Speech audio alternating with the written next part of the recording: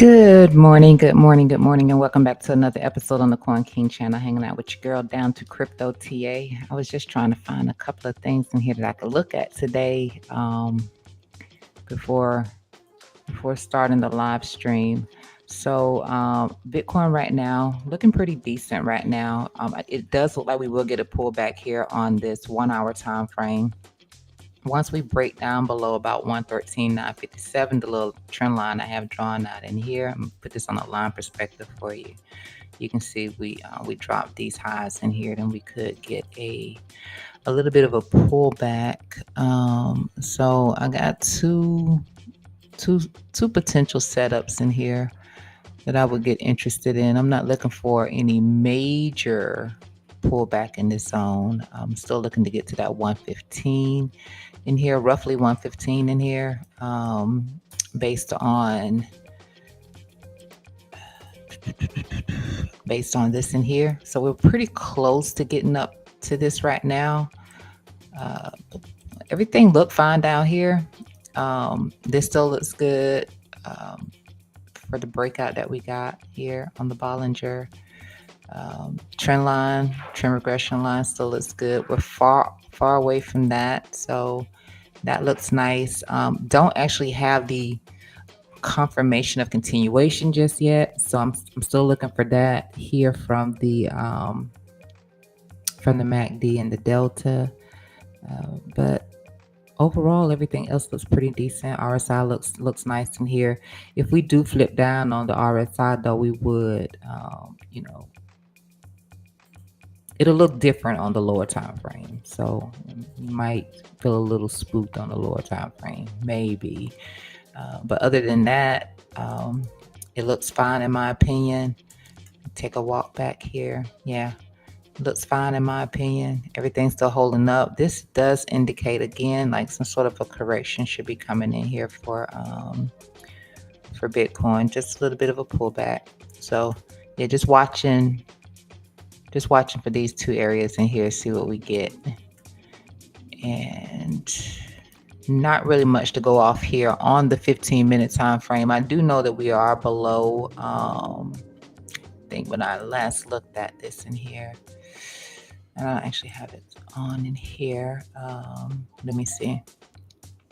Yeah, so we are below the 20 SMA here on the 15-minute time frame. May start to put in a little bit of a squeeze in here. Got a nice little trend regression line in here, so this is not bad at all. This is not shabby. That's not shabby. We'll be looking for a break of that.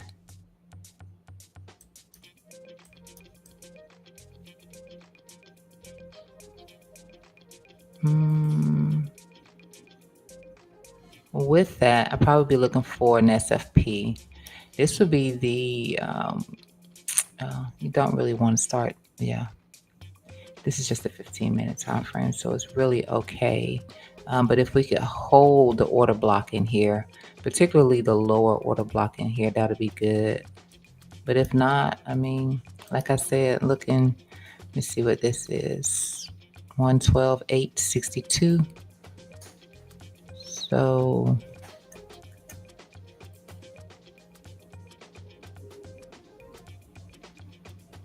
yeah, that would be taking the liquidity from this one right here.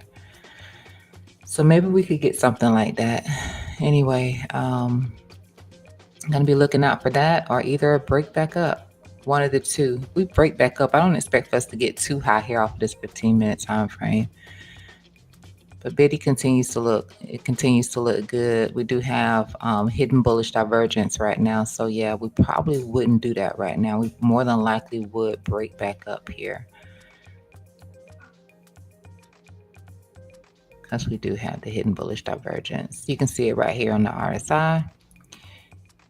In here, you can see we have the lower low on the oscillator, high low on price action. So that's your hidden bullish divergence right now. So if anything, maybe there's a small scalp position in here, like taking out the liquidity right here. Be looking to hold a low here, and then I'm just going to set it to this high in here, but there is potential for that.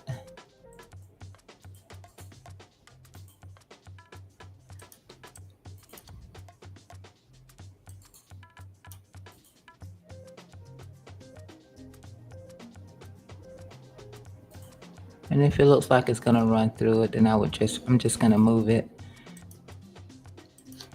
All right, let's see here. Ethereum. Ethereum is front running the high again. So back to that little bit of frustration in here with Ethereum. I did post yesterday that there were three opportunities in the market. It was Solana, it was Ethereum, and it was Chainlink, and I did all three of those. I actually didn't get around to taking any profit out of the Solana one, but I mean, I'm still in my Ethereum, so I didn't have to open up a new Ethereum position, but I did share that, and what I stated in that case, because I couldn't tell you exactly where you were going to get the breakup from, but I could see the bullish divergence. So my thing was just play the trend line break, which would have been here. So your trend line break here based on the bullish divergence, the sweep of liquidity in here, but it could have swept any one of these, and bearish divergence can continue for a while. So the easiest thing for me to say to you was to just take the trend line break. It was an easy confirmation on that, but we're front running the high in here again right now on Ethereum. So I am looking at two additional setups in here for Ethereum in the event, however this news goes today, whatever they want to do in the market, be looking out for that. Possible SFP down through here. And if not, just back here into our lows. That's something that I'll be watching in here for Ethereum, should that occur. But right now, yeah, so you can see in here on the 15-minute, a bit of a squeeze in here. Again, putting in the bullish divergence. So we probably can still take out this high in here. I'm just making reference to it that we're front running it right now. It would have been so easy for Ethereum to just continue up and push and take out this high in here. MACD delta, this looks okay, even though I can see the delta is pushing in and the MACD has a negative posture right now. It's still above the zero line at the moment, as it is indicating this correction. But again, this will be met with some hidden bullish divergence. Give me met with some hidden bullish divergence, but we'll watch anyway in case it gets invalidated. But that's fine. This was the trend regression line in here too. It was a really clean trend regression line in here from last night as well. You can barely see this in here, but the bullish divvies are in here on your Bollinger, on your BB percent. So yeah, that was what was giving me some confirmation here, along with the squeeze. So yeah, breaking that trend line. That was everything last night. That was everything. This is, if you were here yesterday, this is what prevented me from really wanting to take the long setup on ADA yesterday, right before the data dropped.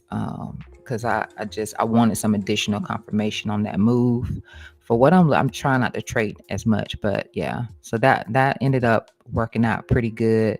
But if you were waiting on the high, then you still be sitting here in the trade, and this can easily be modified. But so that was that. Solana was the one that I did enter in on Solana, and I was actually still holding this Solana. I was in the water just then, right before we got this breakup of this trend line right here. So I was looking for this because I know we had the squeeze here on this time frame, but Solana's kind of stalling out a little bit for me right now. So I am looking down here, a little bit lower down here. We were showing the squeeze in here, but we had some bear divs on it as well. We probably putting in more bearish divergence on this push to the upside. So that's a little bit of a pause for me. But like I said, I did take the Solana setup from over here, actually from over here. So Solana was the other one that I mentioned. And you can see the really nice bullish divergence in here for Solana. So that was another one where, I said, take the trend line break on this, has the bullish divergence on it. The MACD and Delta was looking really, really good on that. You had a positive cross in here. You can see how your MACD had crossed up your Delta. I've been sharing, how to use Bollingers differently than, I don't know, maybe some of you have been taught to use them. But that was also a great signal in here. So the bullish divergence, the push up of the MACD crossing above the delta and the zero line. So that was positive for this push in here. But Solana was another one that front ran the high in here. So I did not get, like I said, I did not get out of this position. I'm still in this, and I was a little bit in the water in here, and I actually tried to I captured. That was it right here last night. I entered earlier because I could see the chart. I actually entered off the first drive of bullish divergence that I saw, and then I left it alone after that. I didn't add on to it or anything. I just entered on the first drive of bullish divergence that I spotted on the chart because I could tell it was more than likely going to push back up. So that was that, and I'm still holding. Chainlink, that was the other one, but let me just transparently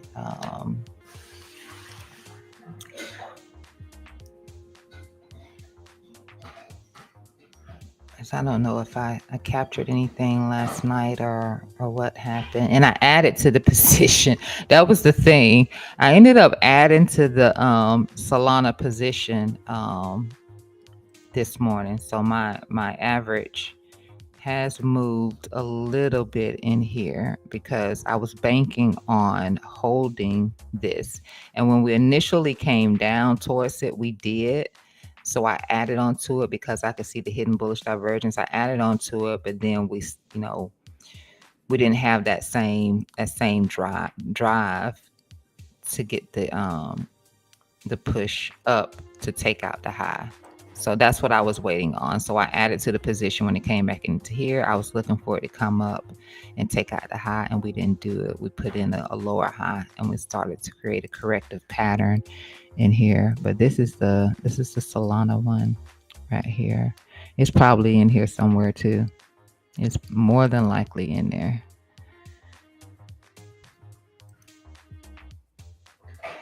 I can't recall which one of those it is because I was snapping. So yeah, that's the Solana one currently.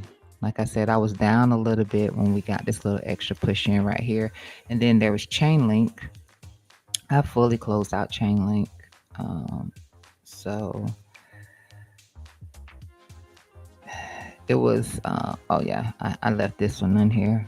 I made sure I had this one ready in here. So I fully closed out the Chainlink one. Chainlink put in one drive of bullish divergence, and then that was it. But Chainlink was a lot cleaner, in my opinion, with the golden pocket and the SFP in here.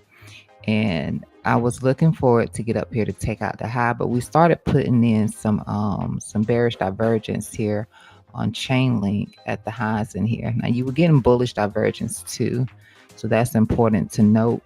But we're squeezing across the top side in here, which a squeeze, like I said, can go on for a while. So that's why you're going to be looking for it to actually break your trend line. And we haven't done that yet. So there's a chance it can still come up here, but I'm completely out of it now. And I'm looking for a new setup on it. If that ever presents itself, this is something that I would be looking for. It doesn't mean that this is going to happen, but I'm just saying I'm looking down right now. If it gives something sooner than that, then I will update and be looking to take another position, but not taking out the high in here with the bear divs here. Yeah, I decided to go ahead and close this one out. And then this was the regression line in here on the Bollinger, on the BB with the squeeze again. Love to play these right here.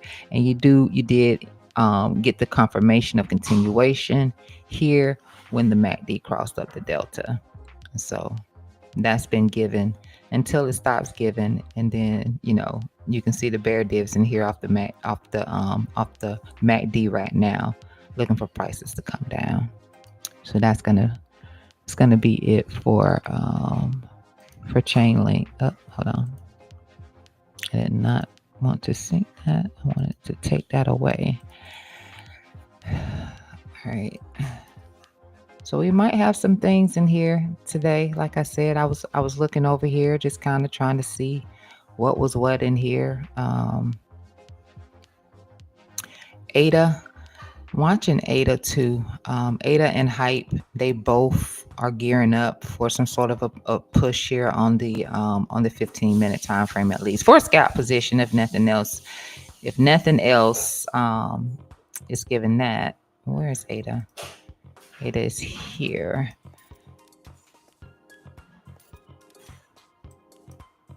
So I'm not just looking all the way down here on ADA, although I am looking down here on ADA. I'm not just looking all the way down here waiting on that. On the 15-minute time frame, it could be something else. It do look like we have like a head and shoulder formation in here. So I have to see if that's going to play out. But you are putting in a bit of a squeeze in here. At the moment, you're negative right now on your MACD and your Delta, so no positive posture change is taking place in that. You do have, or at least off of this initial little bounce in here, it was showing that there was some hidden bullish divergence, but like I said, it looks like maybe a head and shoulder pattern in here. So an SFP in here could also be a thing for price. We'll make sure this isn't complex or anything like that in here too. So this is my preferred entry, this and this over here for ADA, but I will be watching that. And then Hype, I didn't have time to go in and try to figure anything out for Hype because it was time for me to start the stream, and I just got up and started looking at everything. So I don't know. I'll see which one I can catch with you, but you can also watch those on your own. You can watch those on your own, and you can find a great potential. You can just draw a trend line. That's all you got to do is just draw a trend line, and you can watch for the break of the trend line on those. That's it. That's all you really got to do. Because I may not be able to come back and catch the chart, but being that it is putting in a squeeze on the Bollinger, you would just simply need to catch this trend line break. That's it. Just catch your trend line break.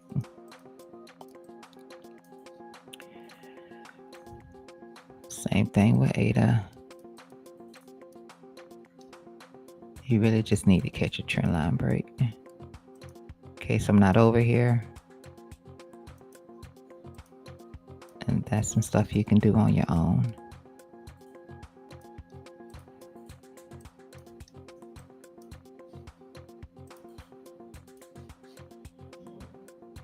Let's see.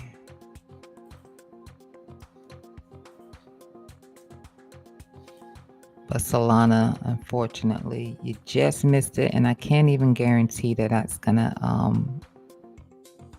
what that's gonna give right now. But you just missed that for Solana. So it was yeah. So watch ADA, watch Hype, watch for the trend line break. You can at least get a scalp out of those, if nothing else. So watch those, because I'm not going to be able to keep going back and forth to those and see what's happening. So you can watch those. Maybe I can put it in on another screen over here or something, and sort of keep up with what's going on there. But this is what my money is right now. So I'm watching Solana. Let's see, Bitcoin.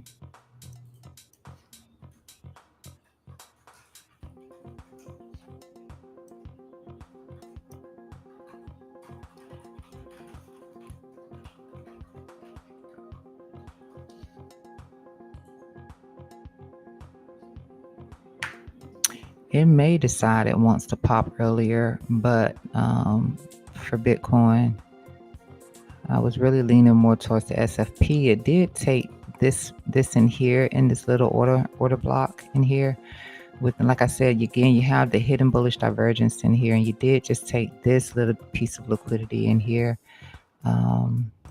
It's just up too high for me. It's up too high for me. I'd rather it pull back further. But I'm already in a Bitcoin position.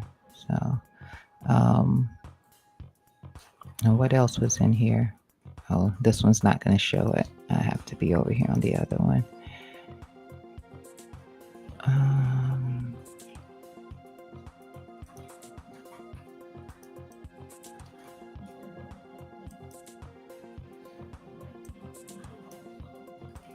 As Ethereum is continuing its little pullback in here.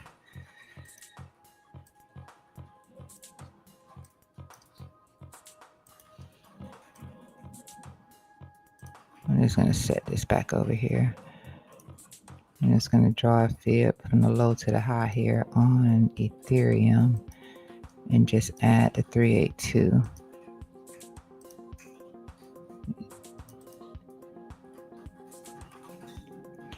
Nothing in here is moving just yet. It could simply be a 382 bounce. It could be just a 382 bounce.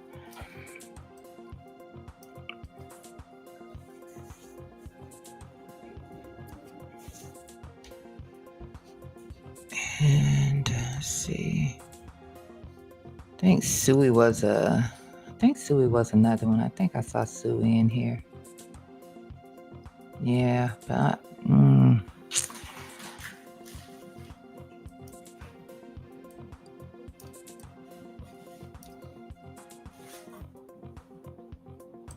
just gonna look down here and see. Nah. And I know Link isn't ready for, again, you just keep getting the hidden bullish divergence here on Link. This one I needed to buy spot. So yeah, this I needed to buy spot. I was waiting on the pullback on this. I don't know if you've seen look at Solana. I hope you do good.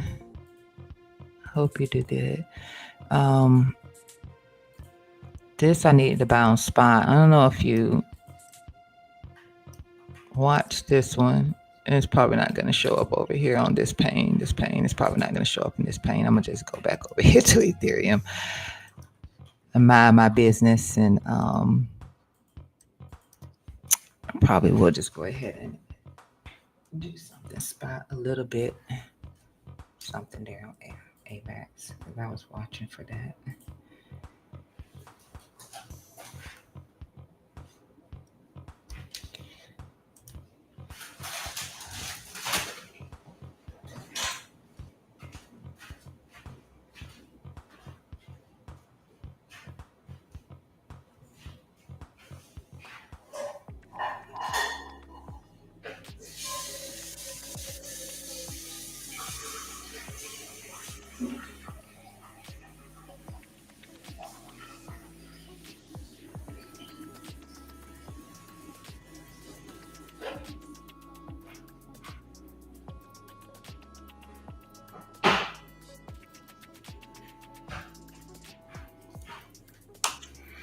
And really pull back too much anyway. All right, let me see if I can set something up in here where I can watch those charts.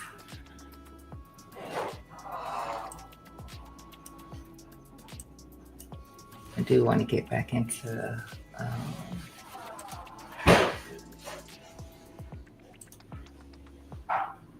chain link. I really do. Let me do ADA. I do hype and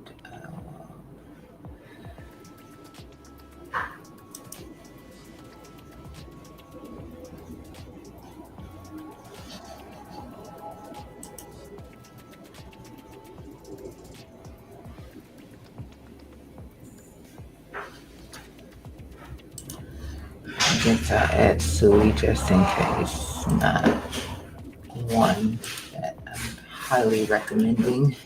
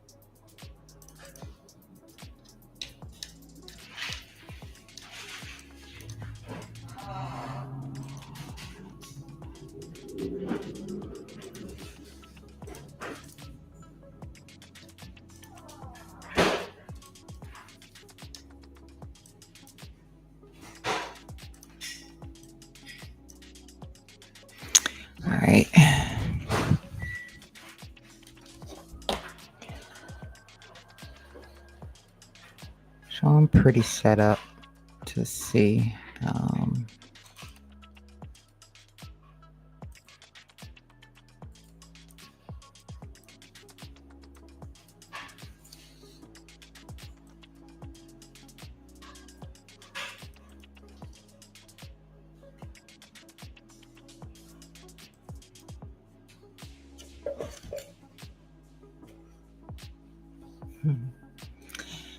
Hope everybody had a nice day yesterday in the market. It gave some really nice returns yesterday. So that's good.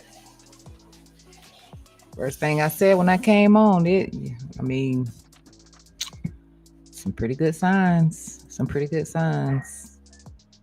And we're still fighting resistance on Bitcoin, so that is what it is. I did see Coinbase get that pullback yesterday. Also, I was actually just looking at the comparison, and like I said, coin can be a leading indicator for Bitcoin.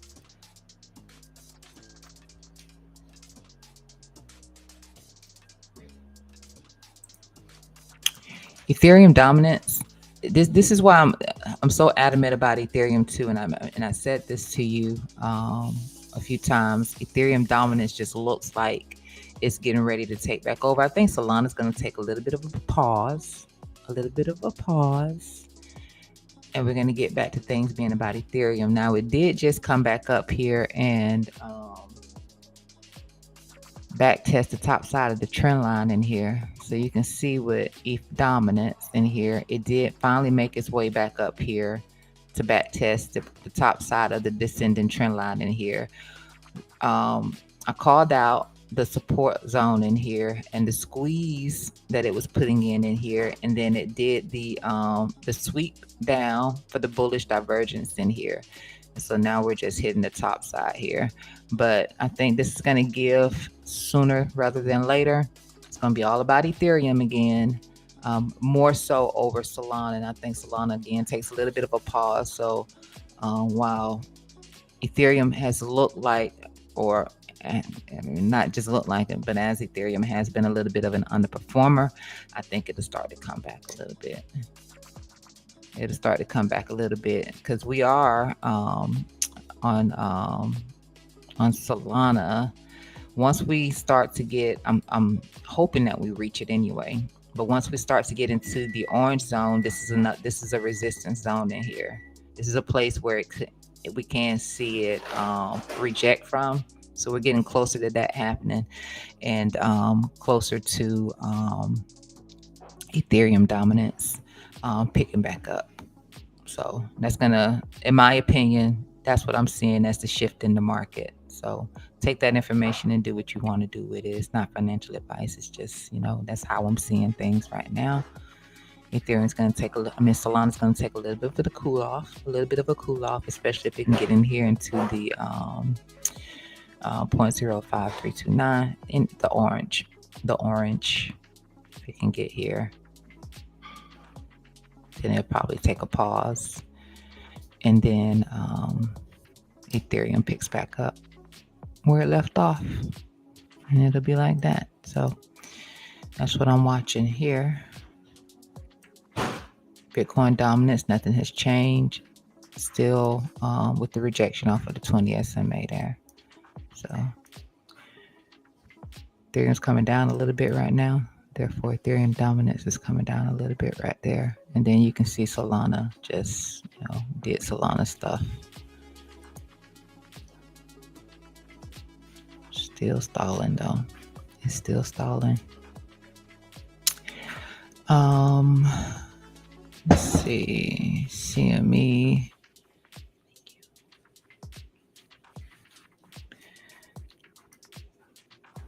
So CME, we are inside of the gap here for Bitcoin.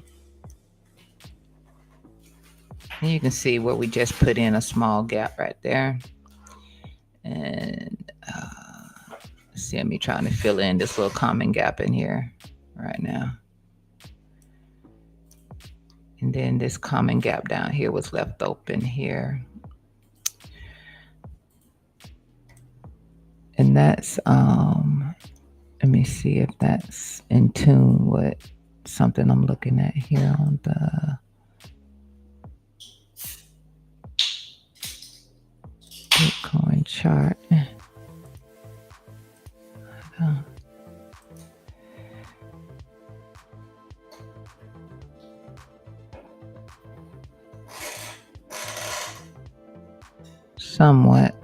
Somewhat in tune with what I'm looking at.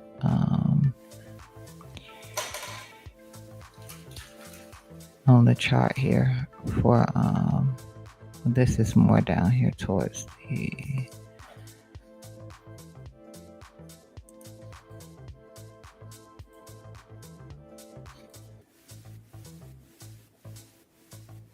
probably that second setup that I was looking at. That would probably make more sense with that.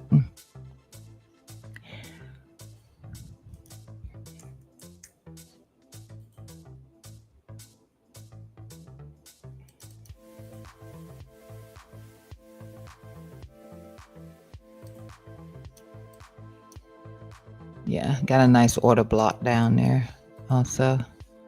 So that could be a place of interest for Bitcoin. And I'm petty like that. I am so petty like that. Like that. Yep, I'm so petty like that. So yeah, just trying to fill this one in right now. Let me just turn that on.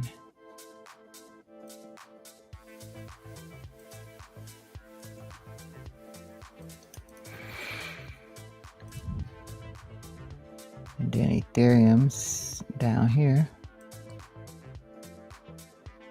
You got the one right here too. So you got two. In fact, I'm just gonna do it like that.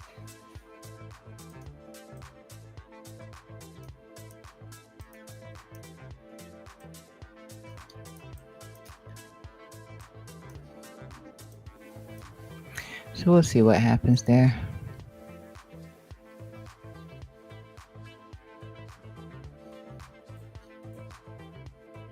I'm about to get you off of that chart. I'm sorry, give me just a minute.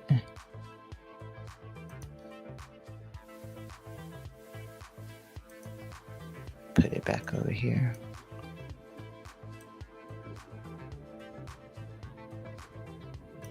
For CME, that's taking this liquidity in here.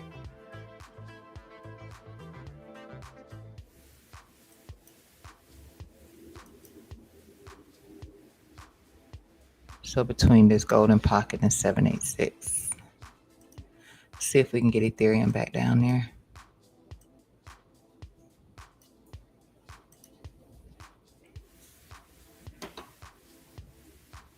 Or if we just do this, we'll see. I don't think that we started moving just yet in here. No, we had not. We're starting to move a little bit down there now. I'm back to drinking coffee. I've taken a pause. And it's so good. It is so delicious. I'm not seeing any change yet, any shift yet on that Hyperliquid or ADA or SUI at the moment. So, and if you're watching it again on your own, you can just wait for a trend line break.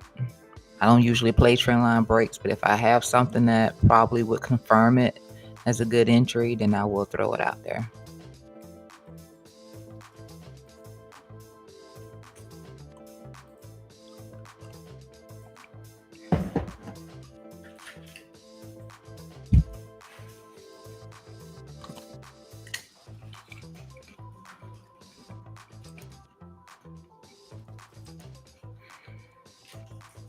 It's a little bit of a bummer day. I don't want to affect anybody by talking about the events from yesterday, but it's a little bit of a bummer.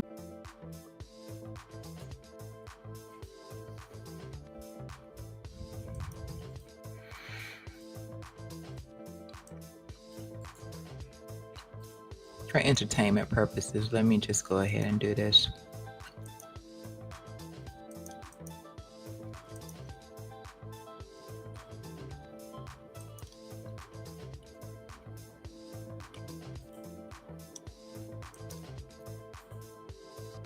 Hold on, that looks crooked.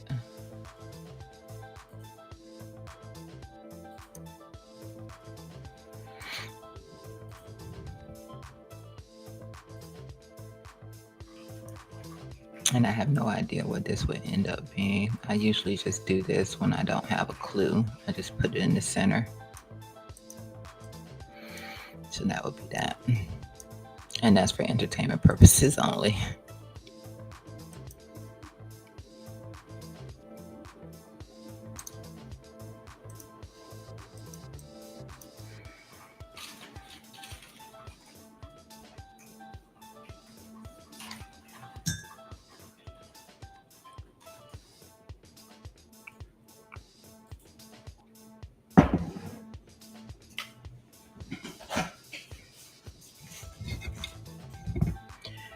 All right.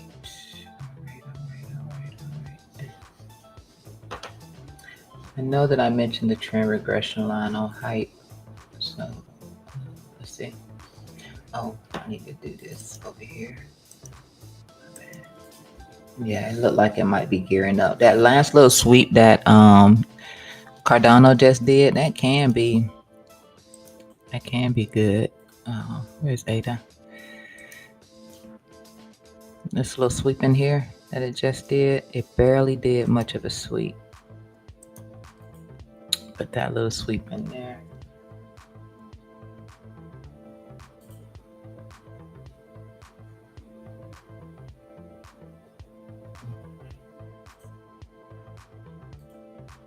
I still don't like these highs because it doesn't tell me much. It doesn't look like it gets into here, but like I said, it could be a scalp. And let me go ahead and do this too for entertainment purposes.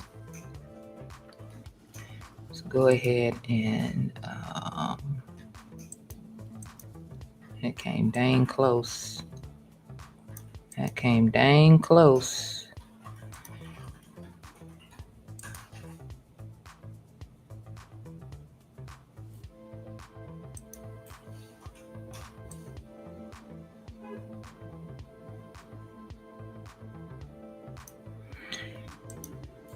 It's a rough estimate of taking the liquidity down here. It's a rough estimate.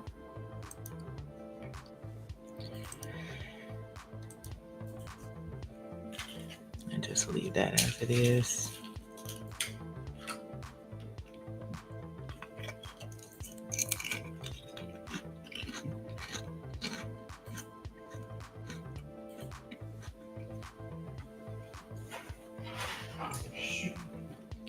This could be good, especially if we get what we're looking for today on the market. That can be a good thing.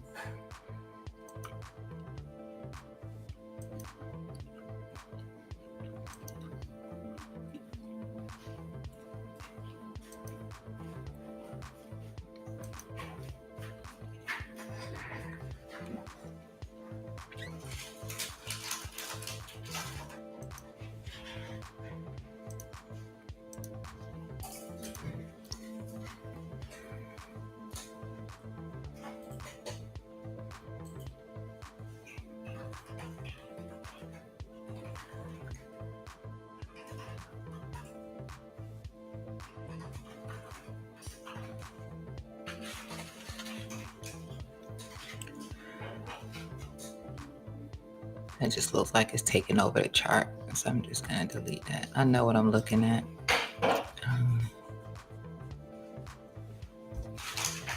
The two possibilities. It's either head and shoulder, we come down, we take the liquidity from here, we'll be looking to get long somewhere down in here. At least off of this time frame in here. And if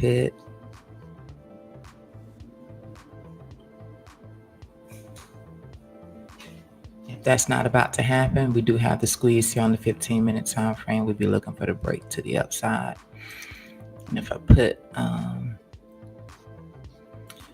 let me close that out and give it more room over here to see what's happening.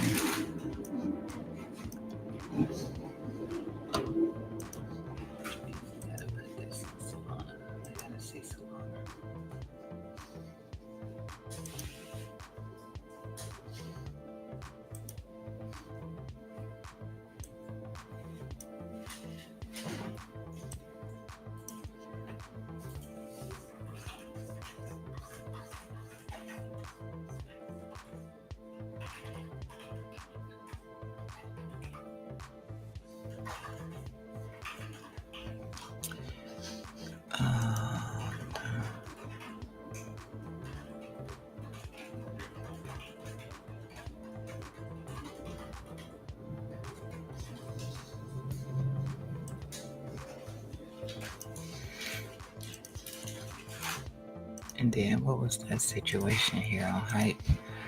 No, I'm fascinated.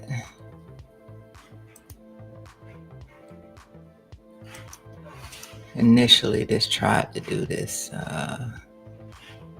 Tried to pause out at this 382. Now it's in the golden pocket if you want to be risk on there. Yeah, it looks like you probably can. I would let it slip in a little bit more.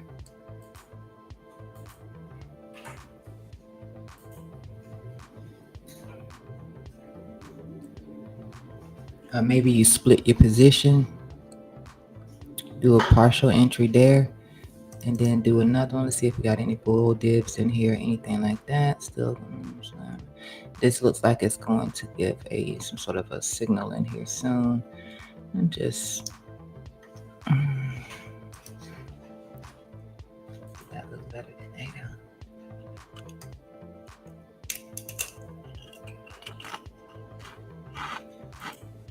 Yeah.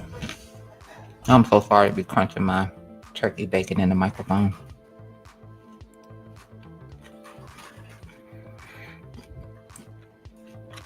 I would rather just come in a little bit more, feel more secure.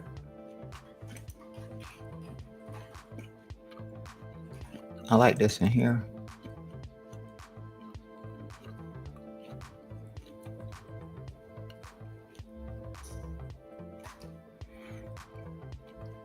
But then what can you get to?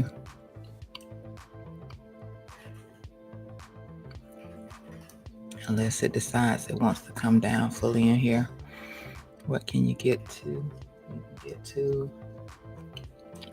probably just back in here.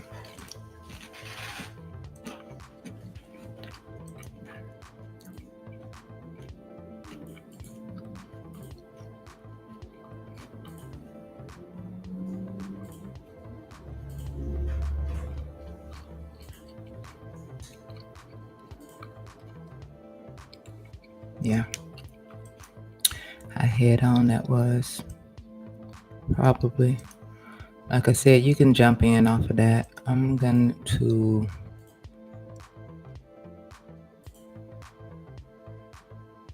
yeah, I like it. I'm gonna take a little bit of risk in here.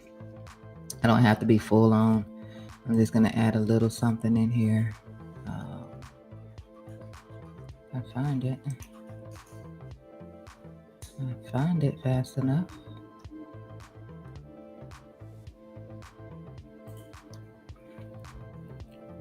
Heck, where is it? That's weird. Alright, no, I didn't have it actually saved. That's preference, and now it's moving. It's moving too much for me now. Hold on. Switch account.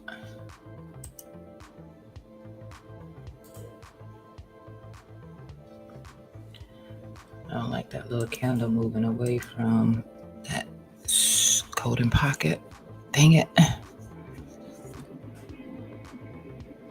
I'm probably gonna jump ship and go ADA.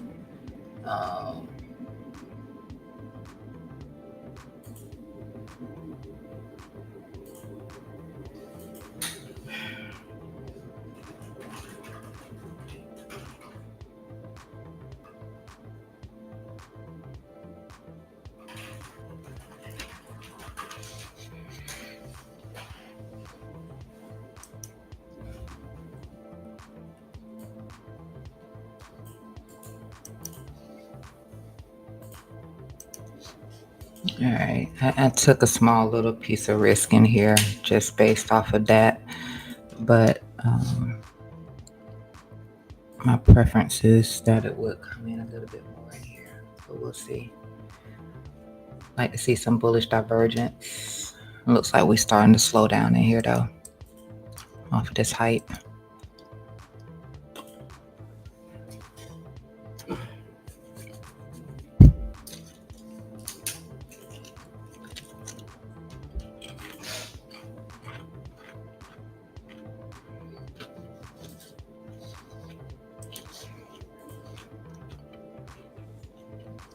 Up 1%. I entered a little bit late though. Should have just did it as soon as it popped into it.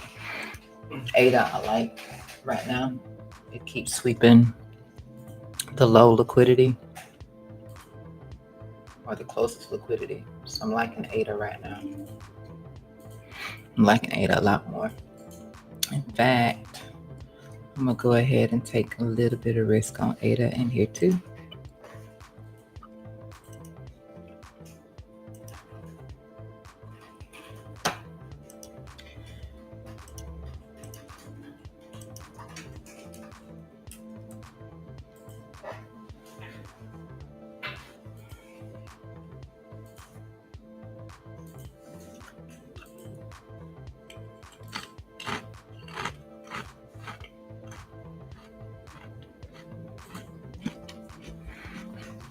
Give it a minute.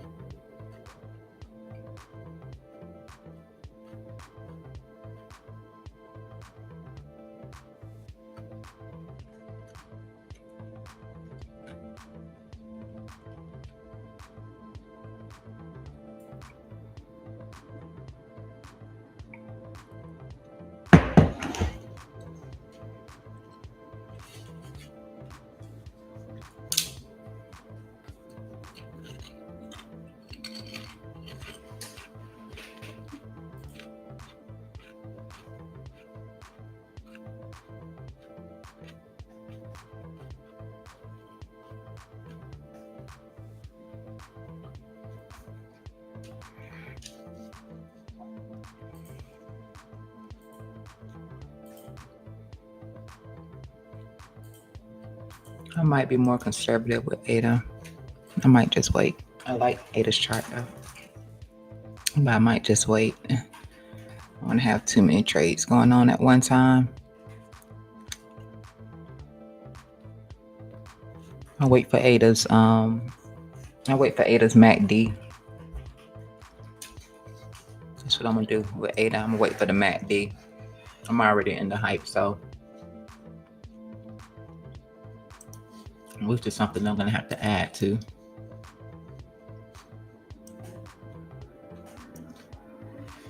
I may. The second condition would have to be met for me to add on to it now, since the first one was just based on the golden pocket.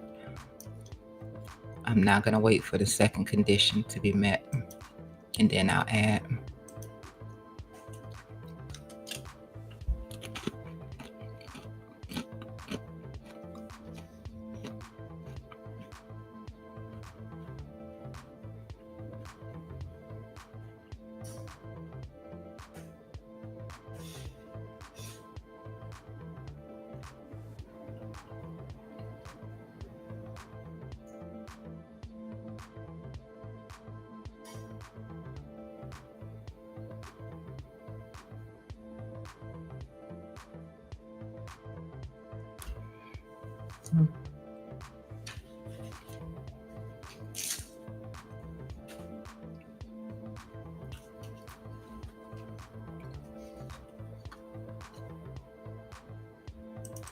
Let me just see where your 20 is sitting at. I want to make sure it's with that trend line too.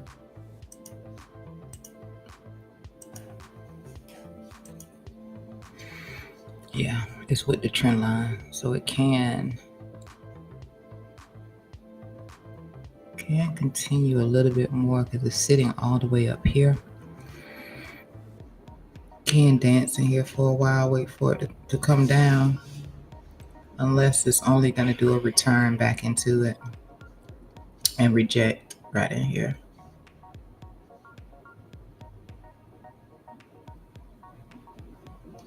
That could also be a thing.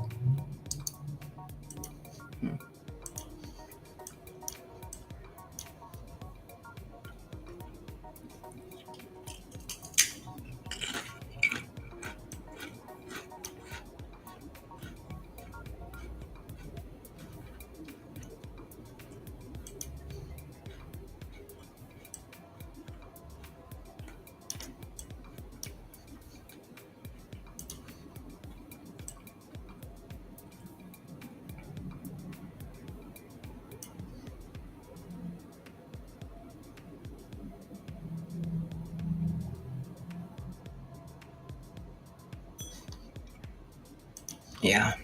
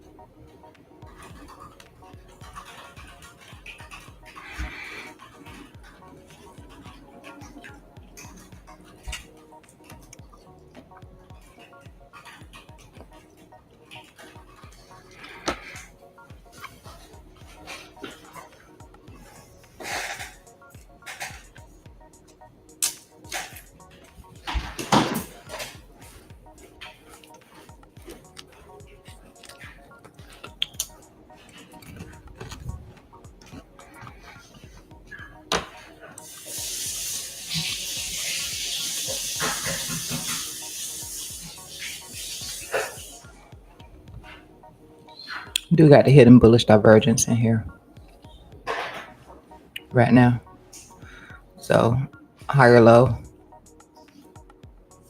here, lower low here, lower low here, higher low here. So you do have hidden bullish divergence into this golden pocket here.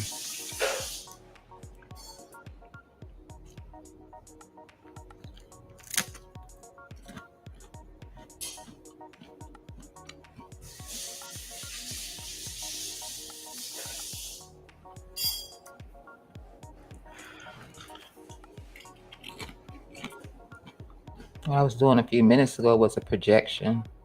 Projection would say it can come down here.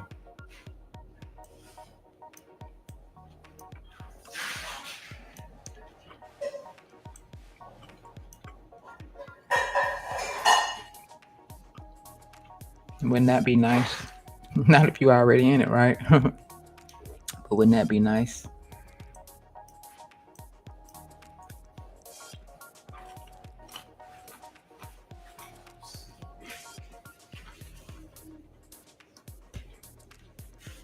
Thank you. I'm hoping this is about to be the continuation signal over here for Solana and it's not about to roll over again.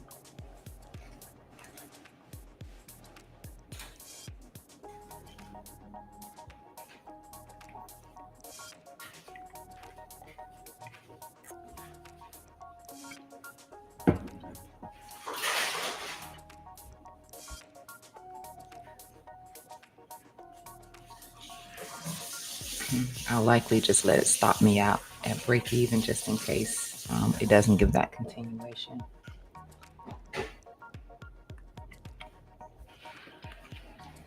All right, 2 minutes.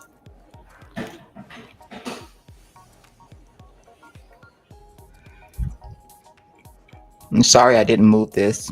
I just wanted to leave it right there just in case because I said I was adding.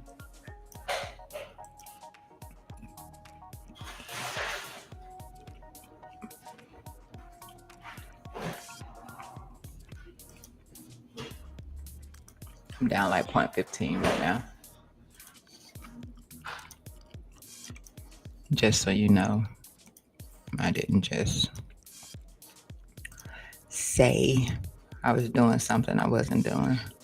So you can see I'm down like 0.15 right now on it. Very minor.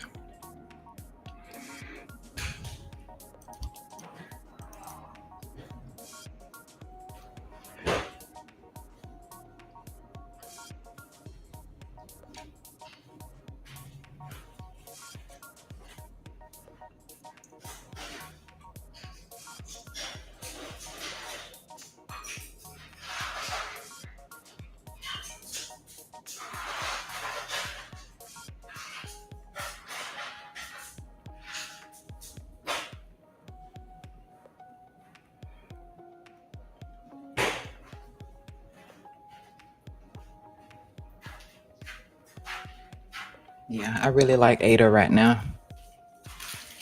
ADA can start to push up a little bit and then get another drop back down, or stall out where it is and then look like it's probably gonna pump and then get another drop back down. It can do that, but I like ADA. I like ADA.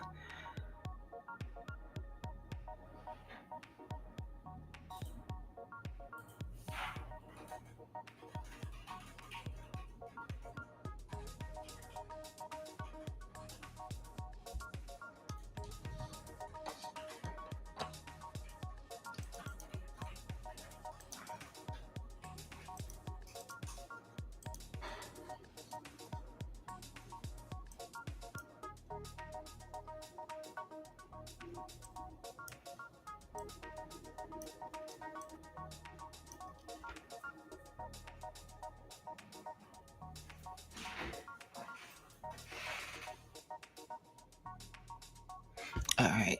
So Solana did just I just need to make sure it follows through. But Solana's MACD just crossed up the delta. I just want to make sure it follows through, because sometimes it'll do that and then it'll just curve right over and drop again and then bounce.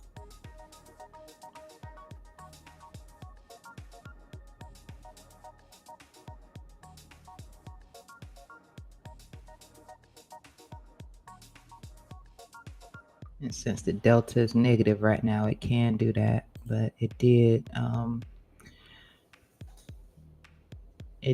just cross up the delta. So the other thing that can happen too there with Solana is it can pivot one more time to the downside and then go.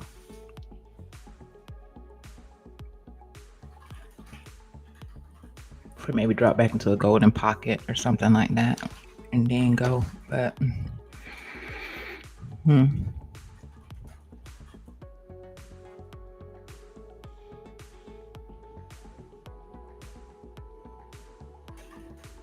but it did just cross up. Let me show you that, because I know I talk about that strategy. I'll put that back, but you can see the MACD just crossed above the delta right here.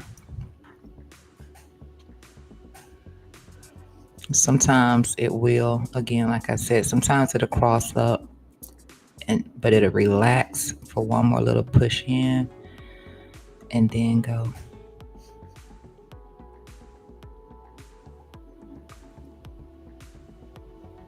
But that's what I use as my continuation signal.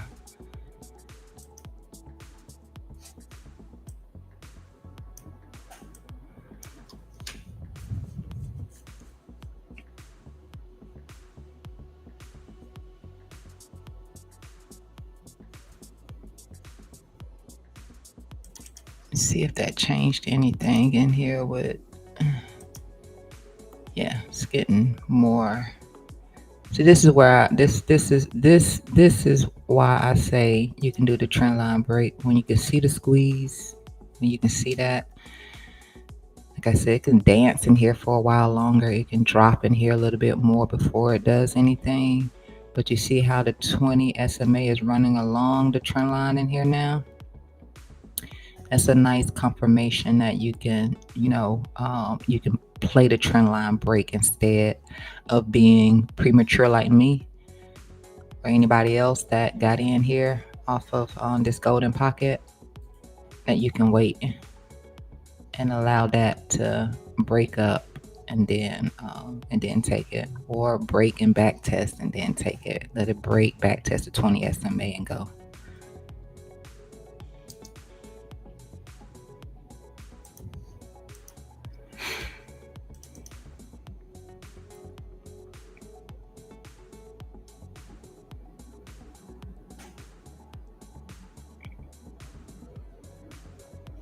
This didn't even hit the 382 just yet. All right, go on, Ethereum. I hope you make it.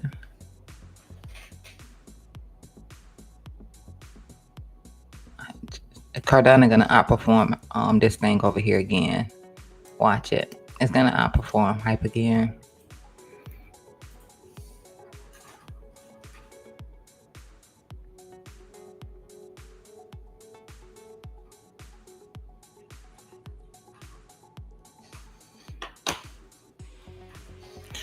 fact, let me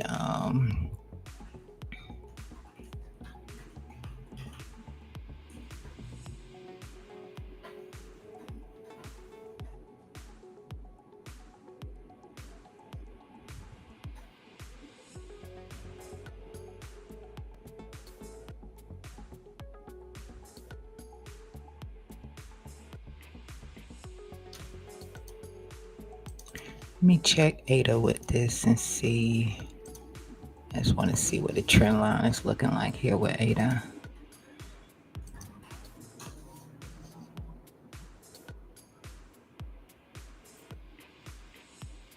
So it's curving a bit in here.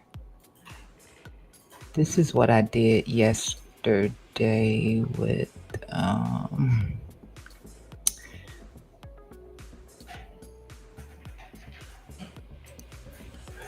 it's what I did yesterday with Solana. I just waited on this.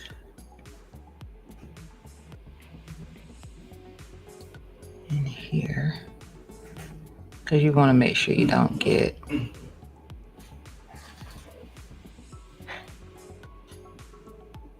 inverted head and shoulder still can be in play.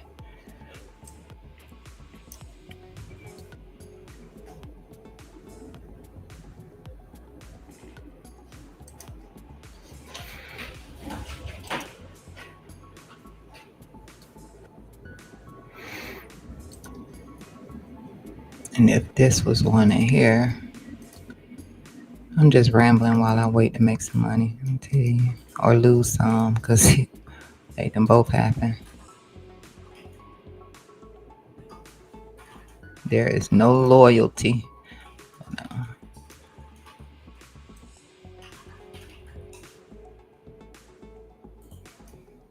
I don't mind this one. That's better. If this was that, then that's done.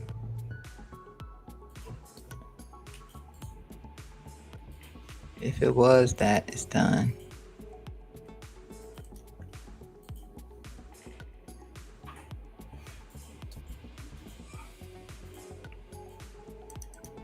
Turn that back on so y'all can see and work on your stuff.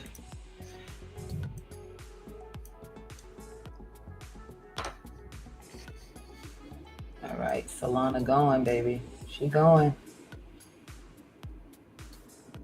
She going.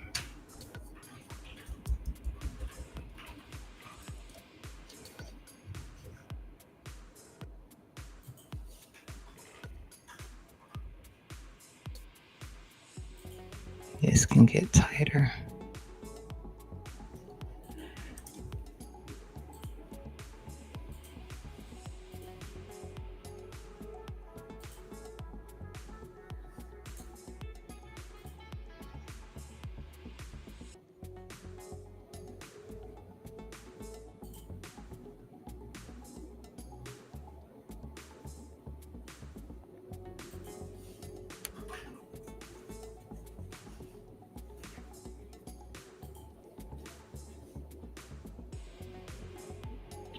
Ada got the squeeze though. I'm just trying to wait though.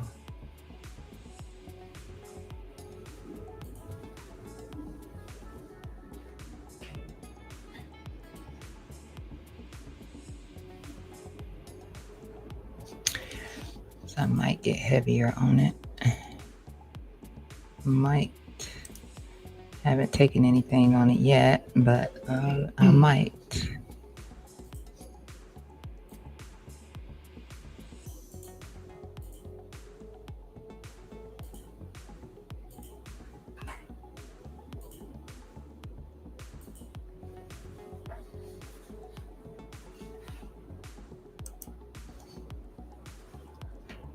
All right.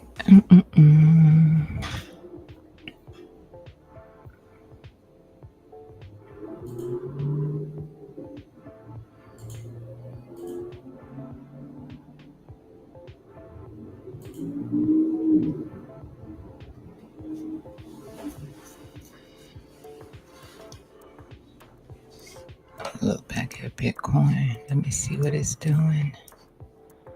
Came into the order block here. Well, no, it's still in the same order block over here for Bitcoin. It tapped into the second one, but got a nice little candle down here at the low. After it did that, didn't actually take any liquidity or anything like that here on. I'm gonna jump us back over here on Bitcoin. So still looking for something like that, and possibly even this one in here, and then expecting that it won't take this one right here. Assuming that it won't take this one down here.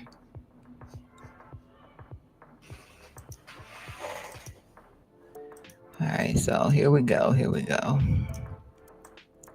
If you waited, you might be better off. Like I said, the projection is that it can come down here, which won't bother me a bit.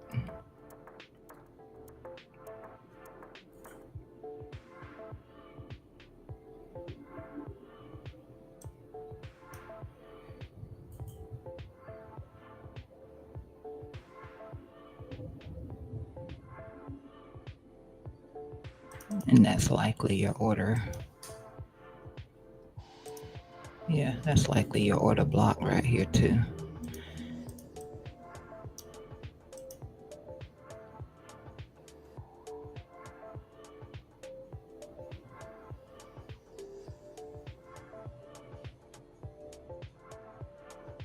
Yeah, because that was the projection.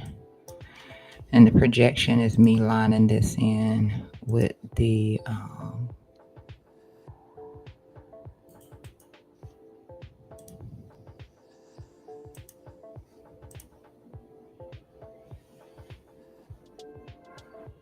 momentum line in here.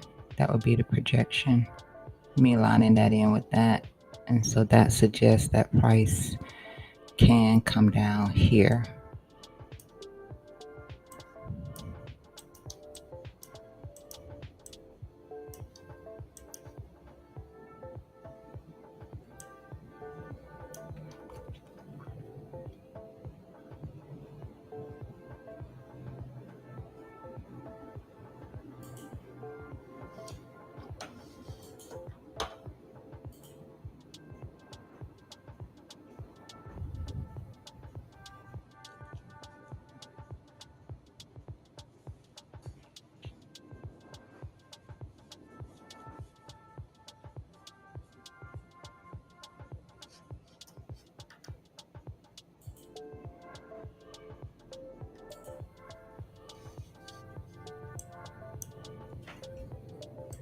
Let's see what Solana just rejected off of.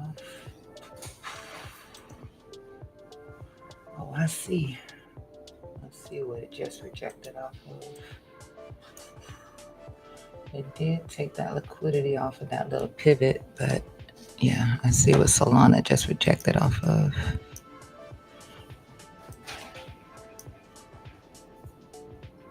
You can pause on this if you use too much capital on it. You can pause on it and you can wait to get into the order block in here or for the SFP of this right here. If it's going to do that, you can do that.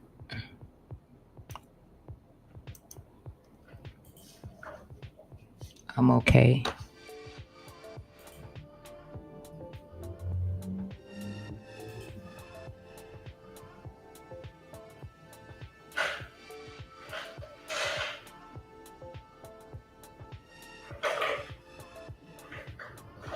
I would probably panic if it wasn't in an uptrend, but it is.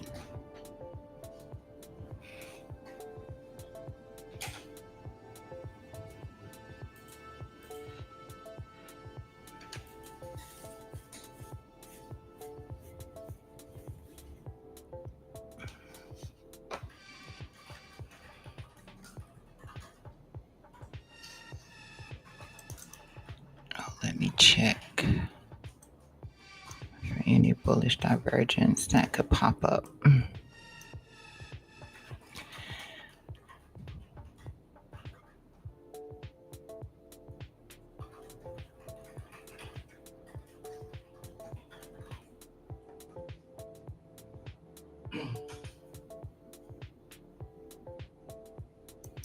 I'll see any changes on this from price action. The colors will flip on it, so I'm gonna drop that one just to get more space here on the chart.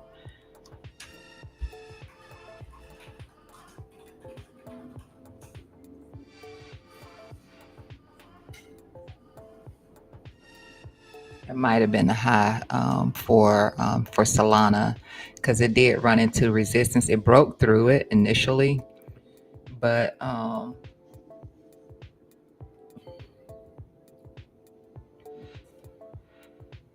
it rejected from there.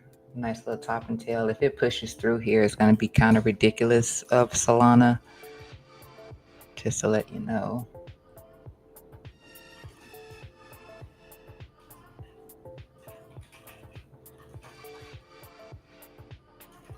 I haven't closed it yet, but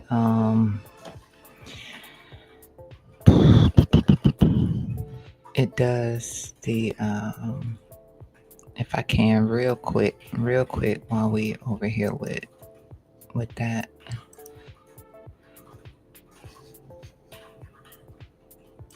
Your resistance in here for Solana.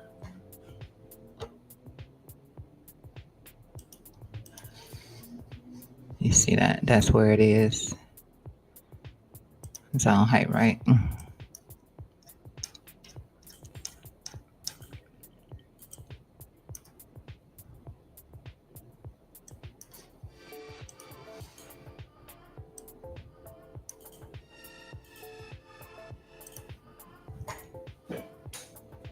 And that was $224.98, $224.98 for Solana.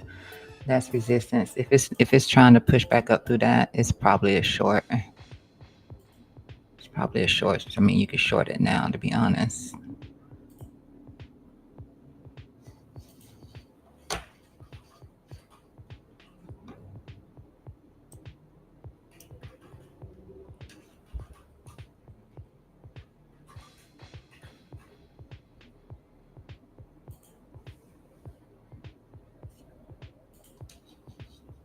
Then I'd probably close it out somewhere around maybe 220.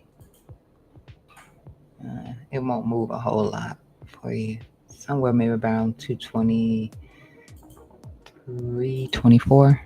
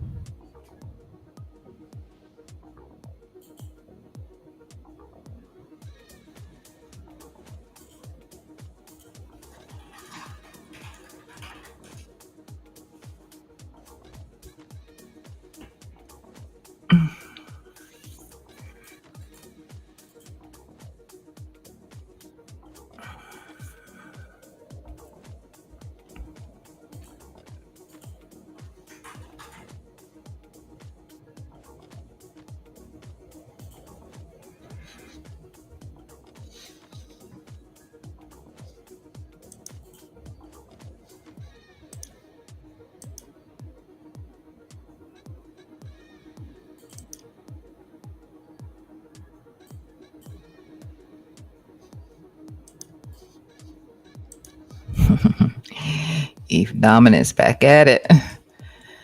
It is back at it. Ada over here trying. That's gonna be the one. Again. It's gonna be Ada.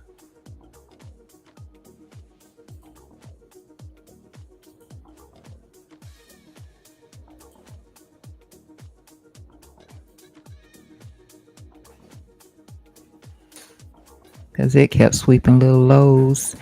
And it's trying to finish out that momentum to the downside where it is after repeatedly putting in the little bottom and tails on ADA. So I like the bottom and tails on ADA. That's a good thing.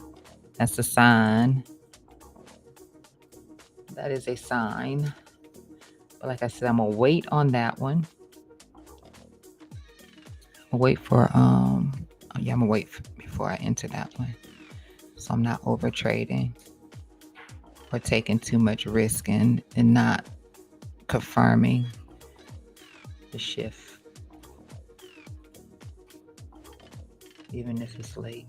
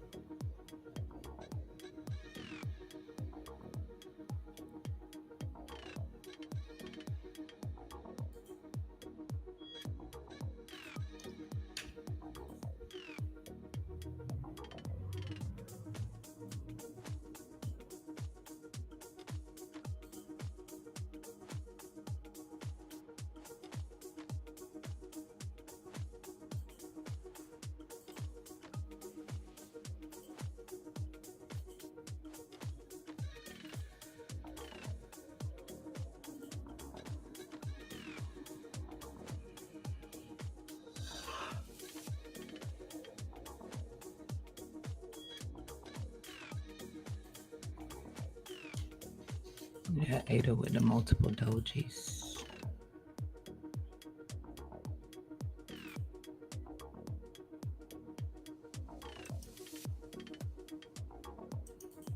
Uh-oh. Sorry, I didn't mean to put that on this one. Leave this one alone.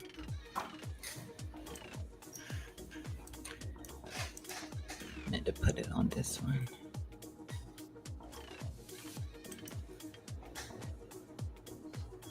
But that I like, and you can see all the activity happening in here on ADA. So this is nice. It has a tighter squeeze in here too. So Bollingers are, let's see, you can't see it there. You can see it. You can see it here. It has a tighter squeeze in here. Still waiting, but nonetheless, it does have a much tighter squeeze. Your low in here is rising, even more so in here than this over here too. You start to shift momentum a lot more as this right here pushes up also. And then you're closer to your signal line here on your RSI also. So this one looks more prime than hype.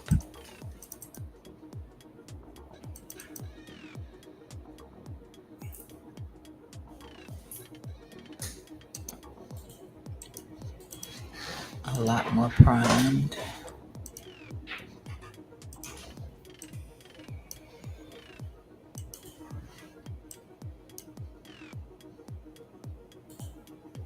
It looks more like it's stalled out.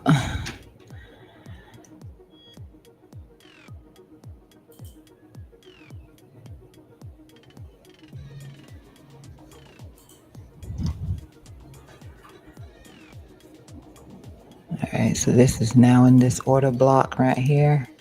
I'm gonna pick up, not yet. I'm gonna wait.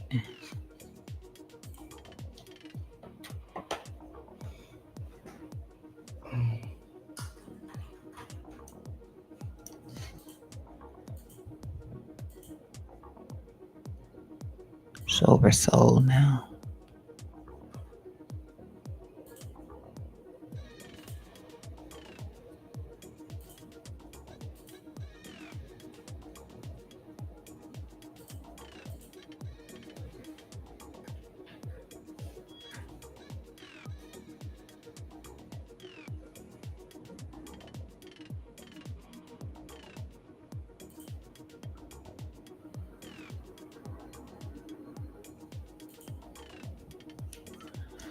This is still dark, dark, dark, dark.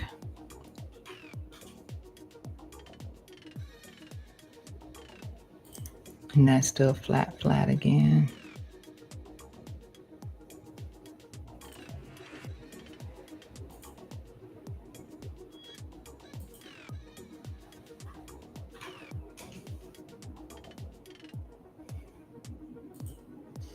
So I'm gonna let that come into there, and then I'm gonna pick up, especially if it's sweet to liquidity. Then I'm gonna add.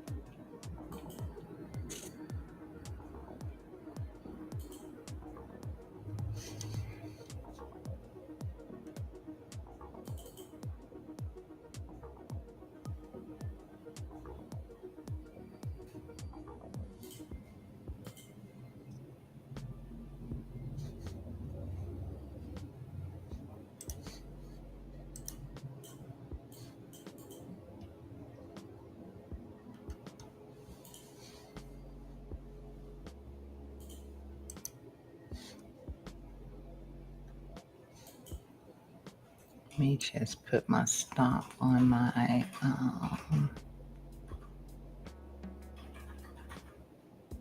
Solana. just in case. Just in case. Then that way I'll get stopped out at break even. I'm in profit right now, of course, but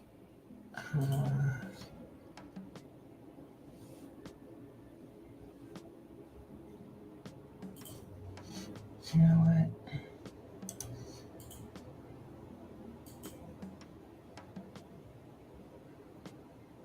You know what?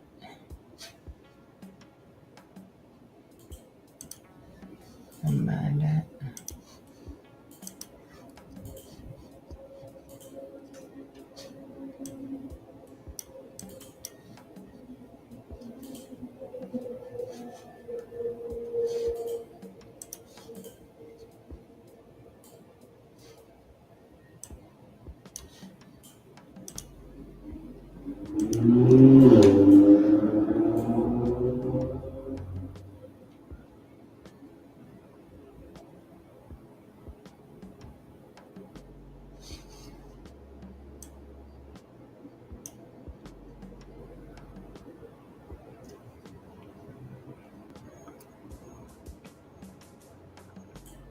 When I pulled that projection, I should have just went with it.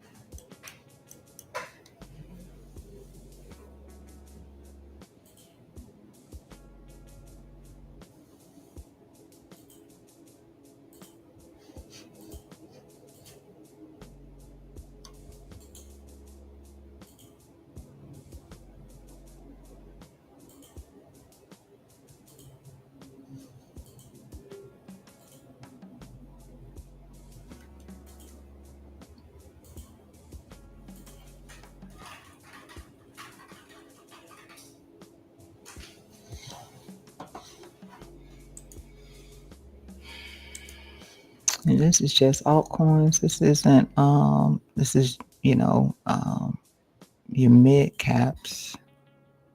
It's not really coming from Ethereum or Bitcoin. Bitcoin's still 113.9.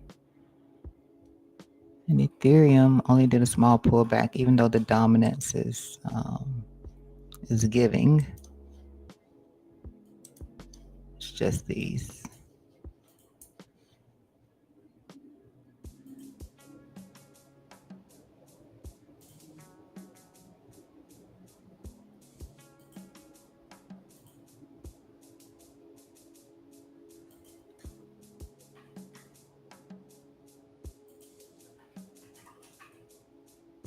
Come on.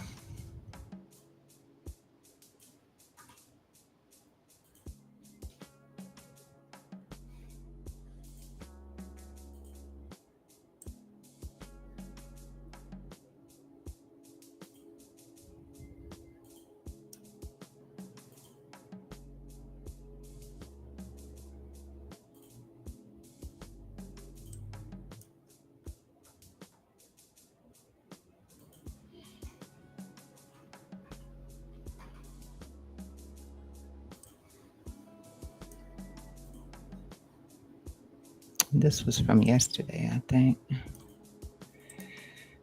We didn't hit it.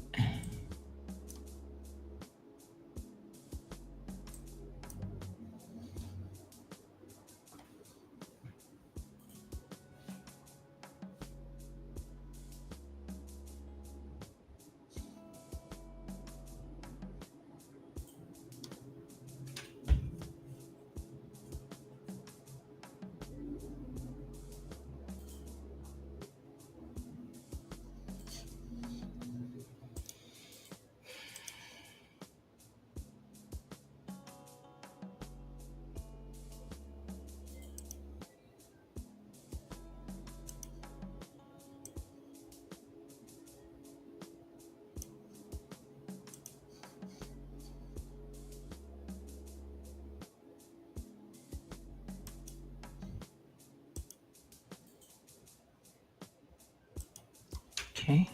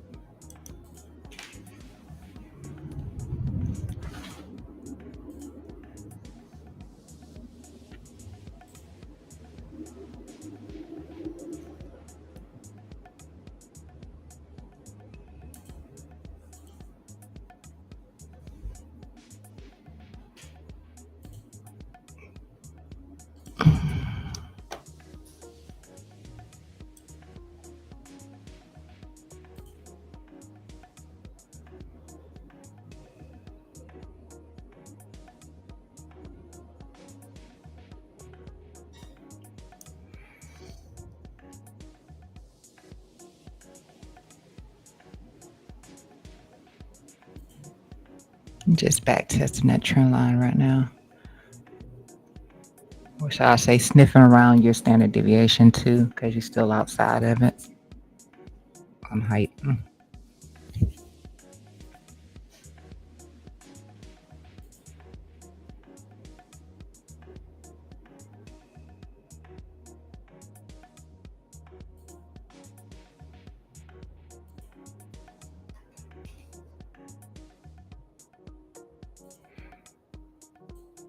And hopefully it doesn't come up with the bear div, which it probably could. Sometimes the bear div will hold it off, hold it down, and then sometimes like what Solana just did, it's only a small little correction when you get a bear div off of it. This would probably come up with some bear divs on it.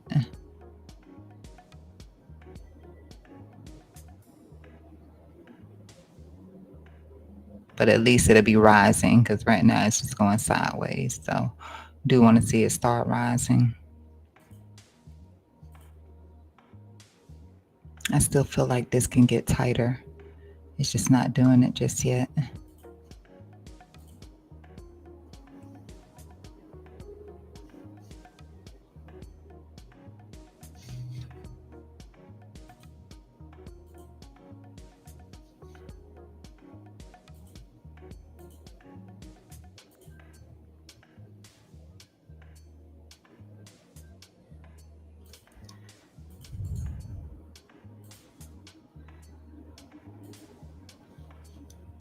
Let me do some math in here right now.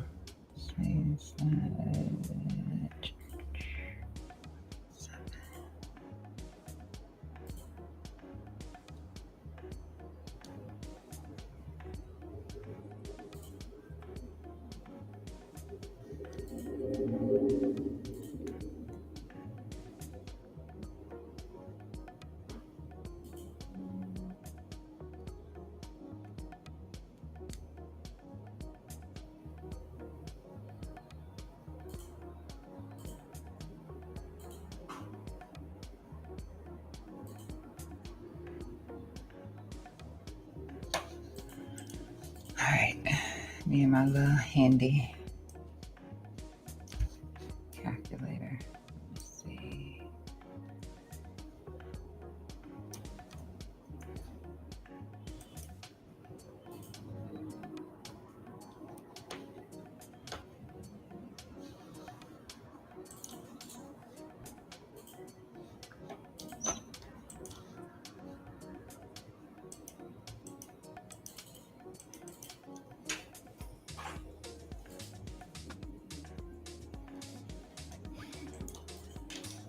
And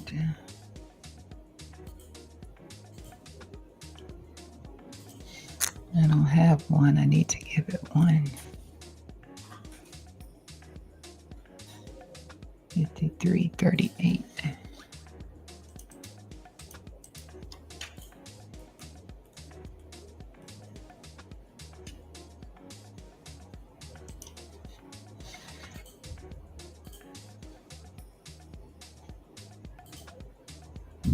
$55,187.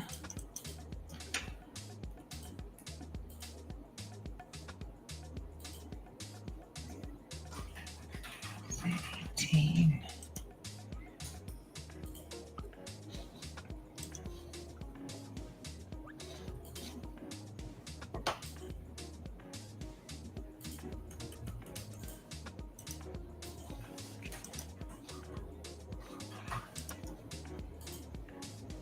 I got it. Okay.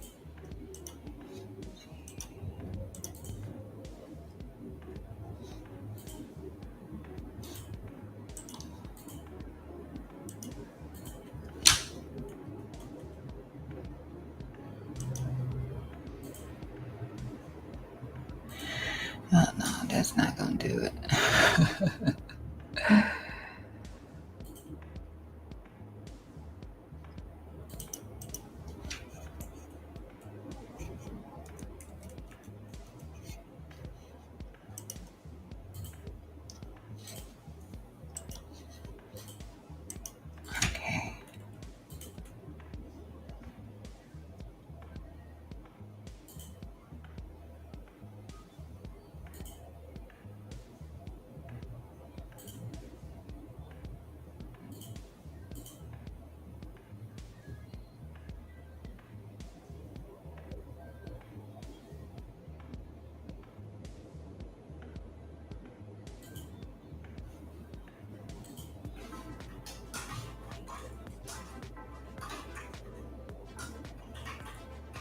This is going to be the best trade ever.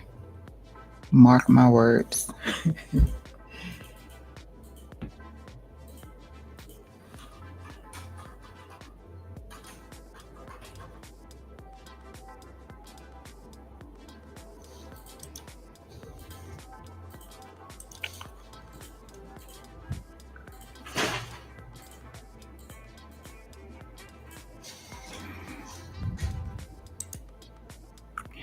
All right, Bitcoin still holding up.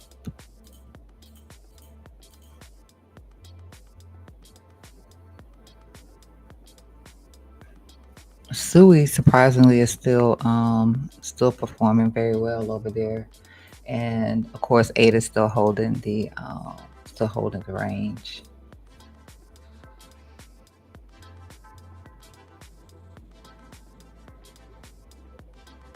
ADA also has bull divs on the lows, so again you can do the trend line break. You can just wait for the trend line break,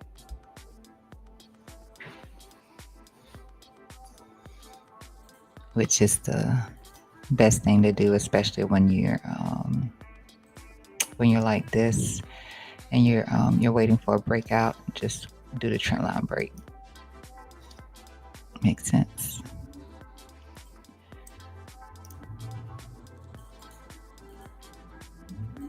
I told myself I was going to start doing this more often. Right here, just doing a projection.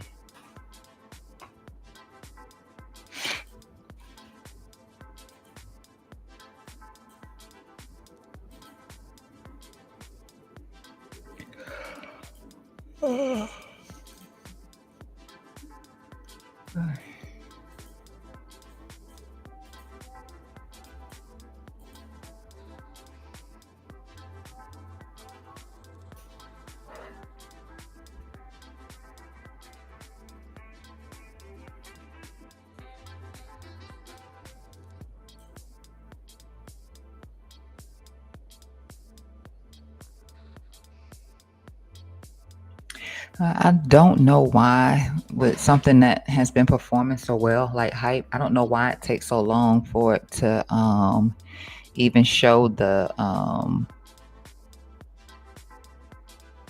interest in the market when it does get the pullbacks. I've just noticed that. Just like the last time when I was on here and I was talking about I wanted to take an entry on it, but it wasn't giving me any signals that I should, take any risk on it. And then I saw Solana, and Solana was giving me, hey, you can take the risk on me. For some reason, hype is different. Like when it gets to drops, it doesn't show you that there is interest. It just it's very late coming for it. And how it's been performing, I would just expect to see that so much sooner. And I'm not, and it just doesn't do it. Just doesn't do it. So I'm baffled by that.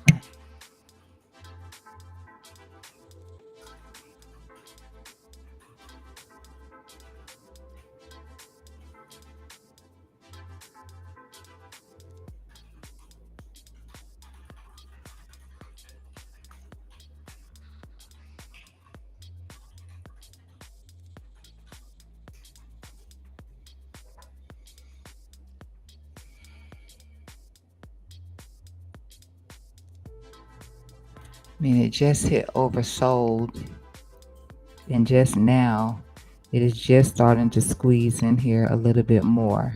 It just turned down a little bit more in here.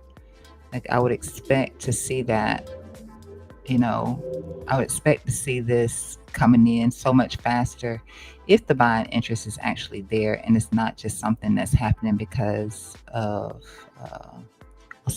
a minor amount of people interested in playing with it or manipulation.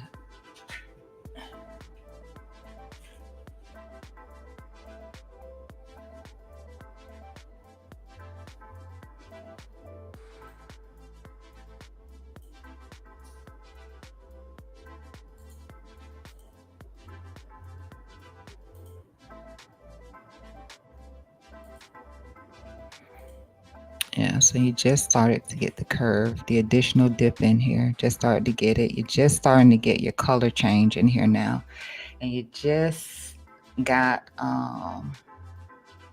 another confirmation in here, and then the fast signal, and then looking at the blue signal line in here. So everything is just starting to line up as we, as we get in here. But I would think that you would start to see something a little bit sooner. Doesn't matter to me, but I would just think that you would. But I guess since we're sitting so close to liquidity, maybe that's it. Maybe that's the thing. But I don't get it. Like Solana would have been down here. You would have been seeing color changes in Solana. You would have been seeing the band start to tighten up around Solana. But even this, when we first looked at the 21 SMA, it was sitting all the way up here. So price actions down here. The 21 SMA is sitting all the way back here. So I knew then that I would have to scale into it because it was all the way over here instead of being running more parallel to it. So now this is shifting. I'm going to shift this down, but I'm going to wait because it's still pretty far out. So this can be shifted.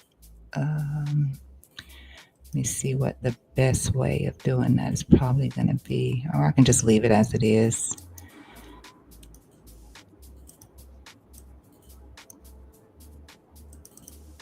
Can just leave it as it is.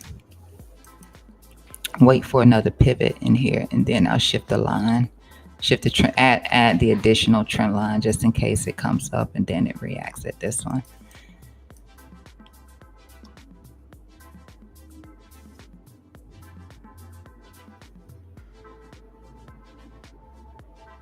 That's the bear div a little bit in here, but nonetheless, the starting to rise now, so that's good.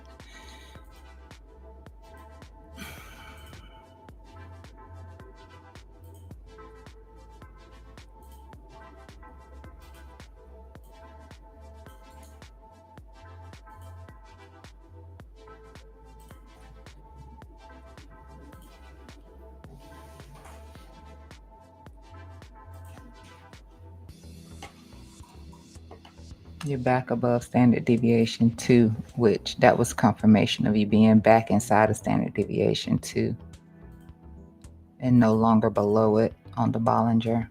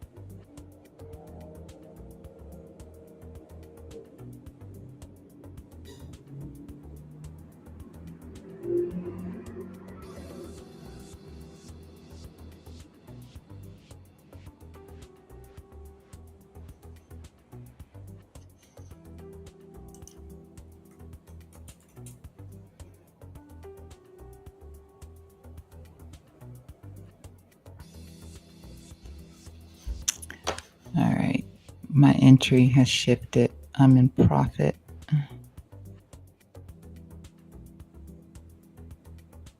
It is here. I do need to mod. Yep, it's here now.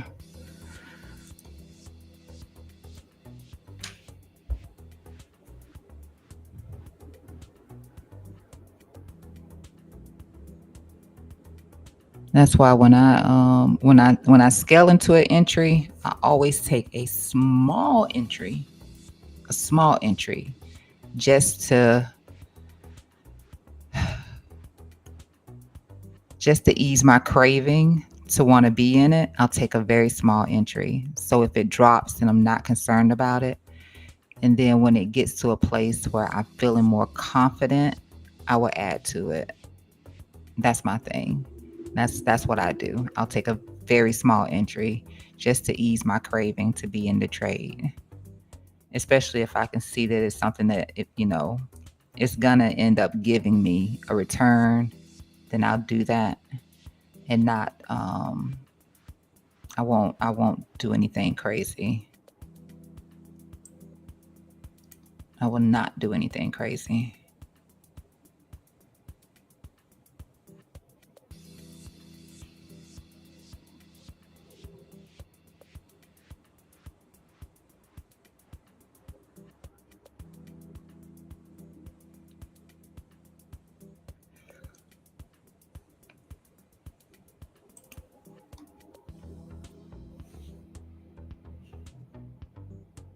Especially when I don't have all the confirmation.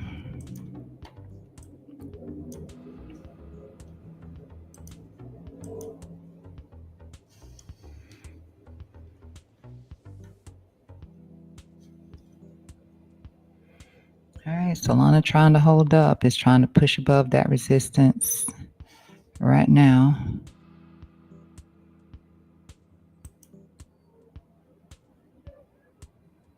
Bitcoin held up off of that bounce from the order block, which is not the one that I thought that it would hold. I thought that it would at least take that liquidity down there, but it's so far it's holding it, and it did break the trend line on the Bollinger. It's coming into some resistance though, so it might come back down. It might, just a little bit.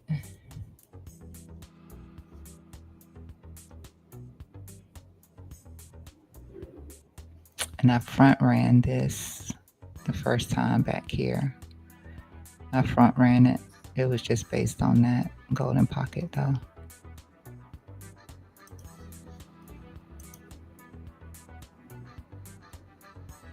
I had an itch there.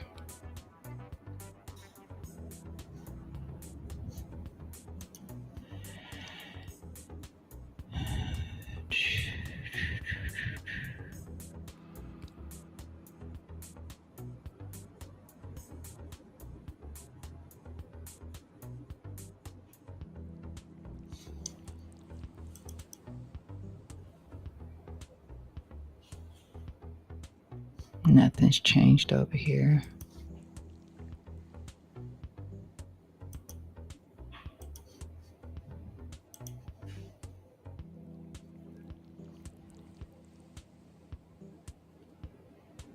You still, even though your MACD over here is, still negative, it's still above the zero line at the moment. Until that changes, then this is a correction. And then once that changes, then, could be a lower high and continuation.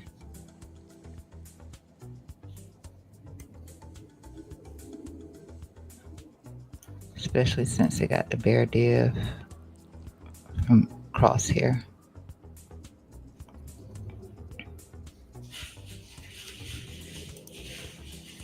Let's see how that goes.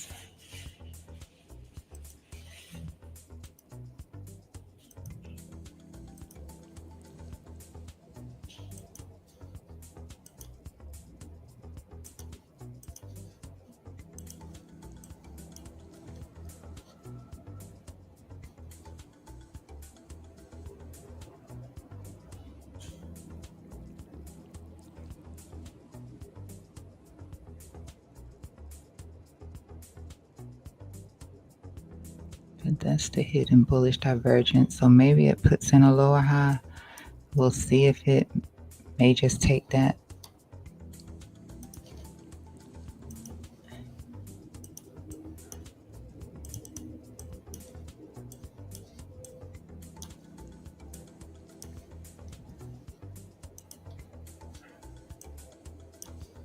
Seven o'clock, so we're getting a little bit closer to getting our information for today.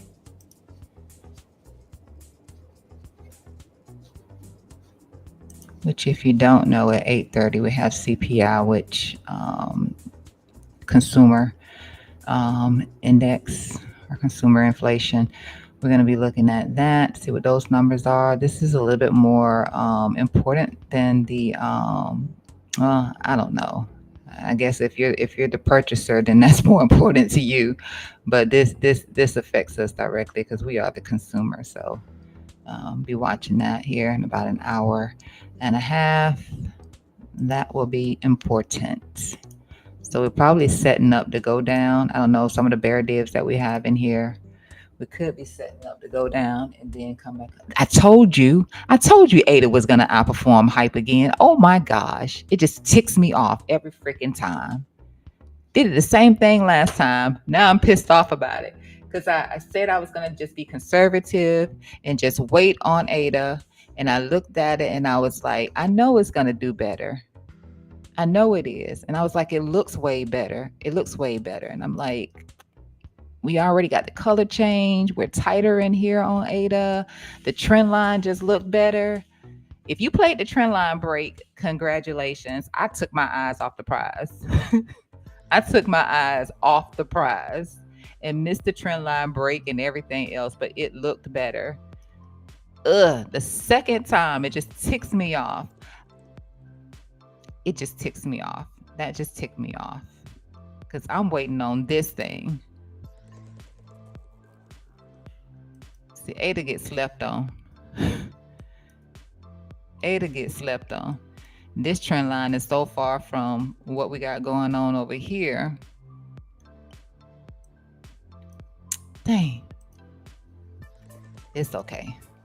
It's okay. It was just a moment I just had. I just had a moment because I knew Ada was going to outperform hype again. Look at that.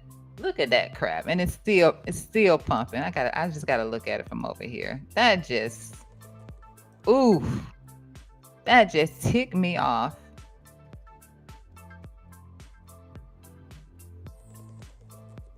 That just ticked me off. It was so clean over here. And it kept holding, it kept sweeping this down here, and that was just a giver. And the band was getting tight in here, and ugh. Ugh. You can't get tight when you're lying all the way this far.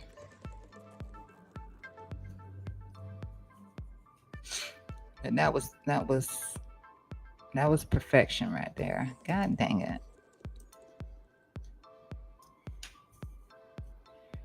That was perfection right there.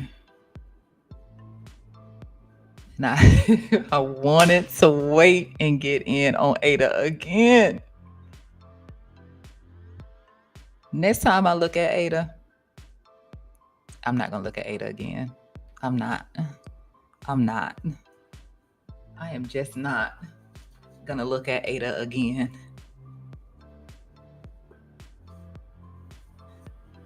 Because I keep snoozing on it.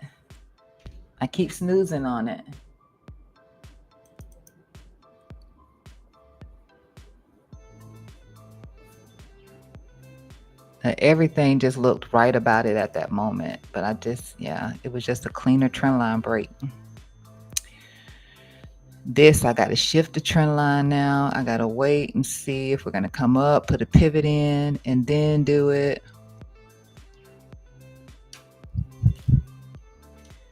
All right. Nice move, Ada. You got me again.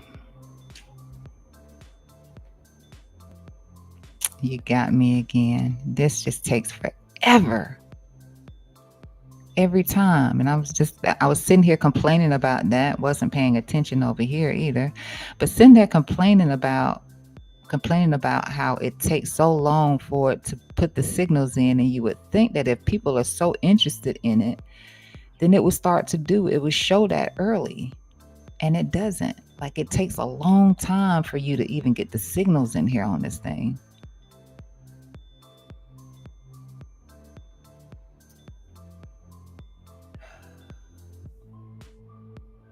Is a manipulation?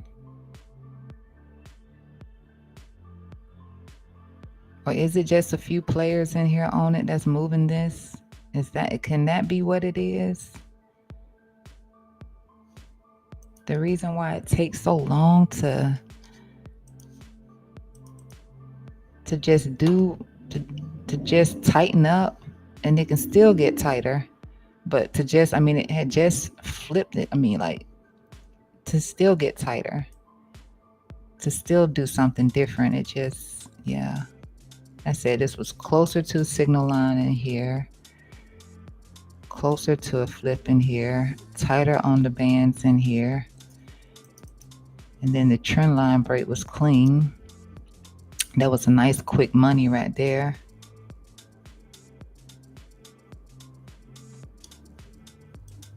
Dang. Oh well.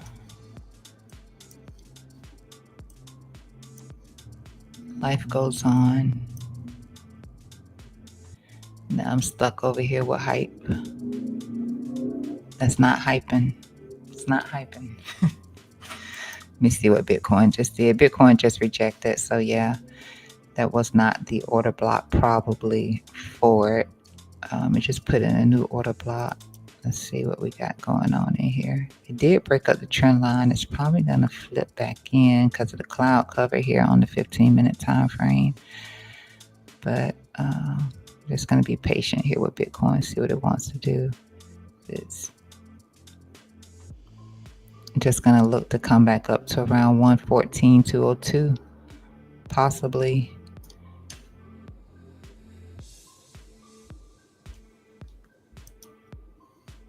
Since it did do that, let's see, it's at the 20 SMA, so maybe it rejects here and come down and then come into the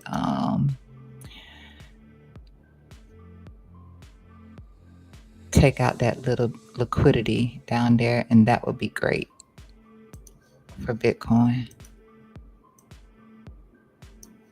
And I know I was talking about it and I wasn't sharing it. So I was just looking in here and I was saying how we got the trend break in here, but it was far away from it. So it really wasn't ideal. You don't really have a squeeze in here or anything like that. So you just got low volatility that you're playing with in here. So it's rejecting off of the 20 SMA right now in here. So this can be your pivot in here. And depending on how things go, you know, this could be your pivot in here, and then it comes down and takes, I don't know why I did grab that one. Maybe it takes the liquidity from here and then it breaks. I didn't mean to do that. I didn't mean to use that one. But maybe that's the rejection point, and then it comes down and takes out the liquidity from here, and then we'll see how it reacts in there, and then it comes up and looks to come back up here into the bearish order block in here. And if it's not that one, then maybe we move around in here a little bit more, and then we're looking to take all of this liquidity through here, potentially SFP here, or come into this order block. This is what that little gap is in here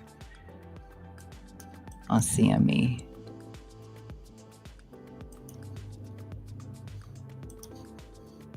So it just depends on how everything holds up in here and how it reacts. It can be that it could be, again, if it's not this right here, if it's not just taking the liquidity through here, which I don't want it to be directly on that because you're looking for it to take the liquidity, right? So let's just say something like that. So you're looking for it to take the liquidity from here, and for this to be your safe haven. But if it doesn't range and break up in here, then we can look down here, see what it does. I wouldn't do anything just yet. I would just wait. And if not that, then it can be right here. But that was your rejection off of the 20 SMA.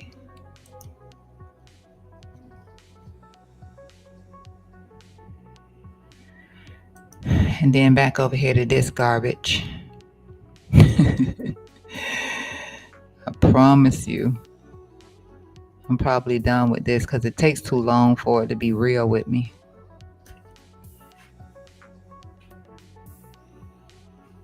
Meanwhile, Solana, I mean, MACD is still above the delta on Solana. So that's still a positive sign there until it starts to flip down and drop below it. It is still above it. The resistance that we broke didn't make sense to me. I can say that much. But we nonetheless we did it, and we're trying to hold above it right now. But it didn't make sense to me. So maybe to pull back to 223.87 for Solana and see if it can hold there. That would probably be the 20 where the 20 SMA would be at.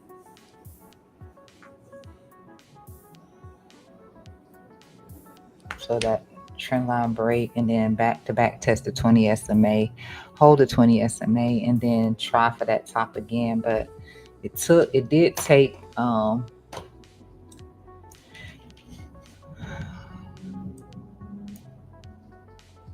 gonna let you be in timeout for a minute. Solana did, like, the resistance in here doesn't make sense. It did take the liquidity from here, and that's good. And it actually even closed above it. Still no claim of this high in here.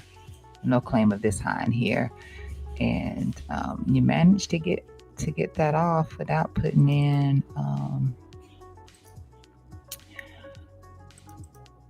stop it. Without putting in a bear dig on that either. So that's good. So I think, like, if it comes back down into here, maybe the 20 SMA is in here. I haven't looked to see it. I just know that there's a momentum line right here, and you want to see that hold. So you want to see Solana, if it's going to come down, you want to see it hold that, and then get that move off of that. But let's just check and see, because it can be running flat. I can see that we're away from it right now, and without front running the signal, it can be given a little bit more downside right here. You got it off the RSI, but let me just see for clarity. So yeah, it is. So it's sitting right there. So your 20 SMA is sitting right here where the momentum would shift right here. So if it came down, you want to see it hold that and then bounce away from it. So in this case, that would be your, where you got your trend line break, your back test, and your continuation is what you would look for that. That's what you want that to look like if that happens. But I don't understand how we got above this with the closure over here, but it happened. And now back to this BS.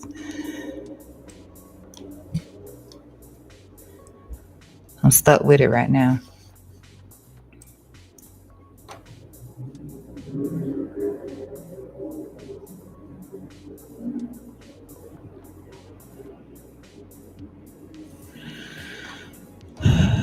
So this maybe, I don't know. I was thinking maybe it would give a pivot in here, and then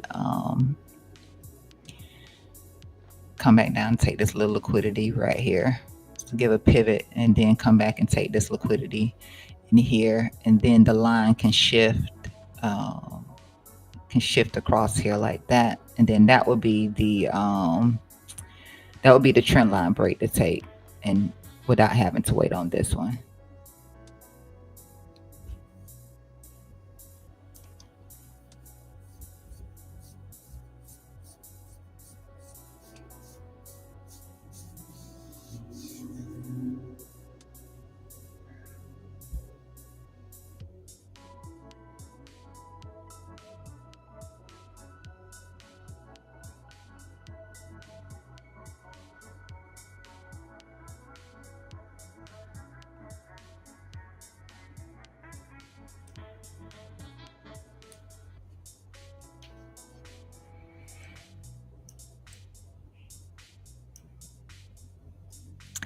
If I wasn't trying to crave my itch, I I would have waited for that trend line break. But that's life. That's life.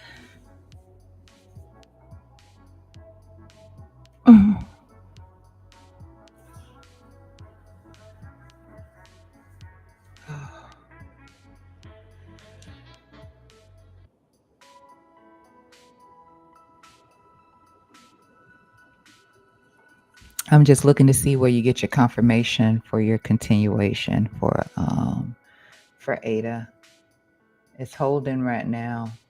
If it did push back in, then you just be looking back at your 20 SMA, wanting it to hold that. Since it was a Bollinger break, you would want to a Bollinger squeeze. You would want to see it hold that 20 SMA at this point. That's it for ADA. And if it can't do that, then you probably got a problem. But yeah.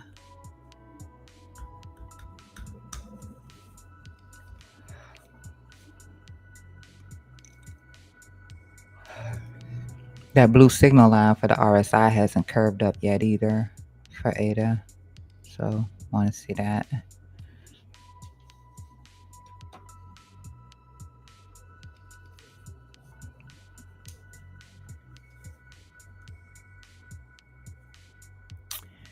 So now you want to flirt with the blue signal.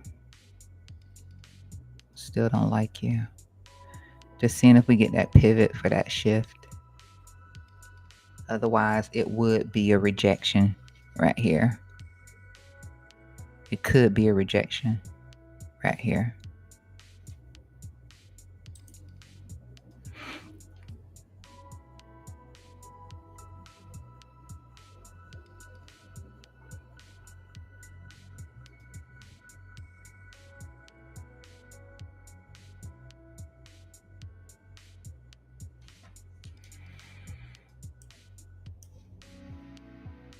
You need to take some liquidity anyway.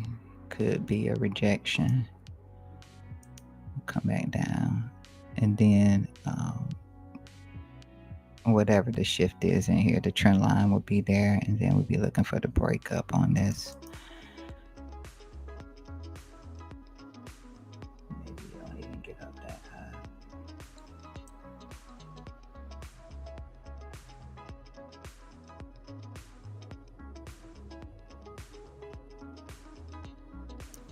Yeah, maybe you do something like that. And then I can shift the...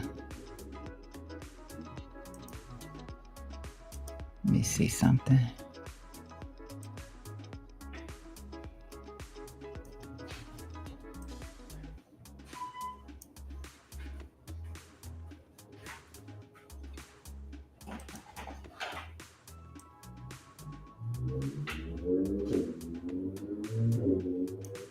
Yeah.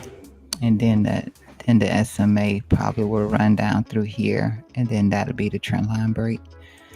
Unless, like I said, it pushes up here and it rejects from there and then drops back in. So now it's rising.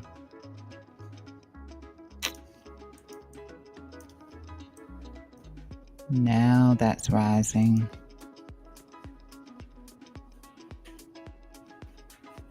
And now the 20 SMA is below this line now. So I know that the line break is going to shift on it. So pivot, drop, take this liquidity. Hi, genius. You did not take NYX. Is that the same one you told me not to take yesterday? Or is that something else? Let me see. Let me see what that is.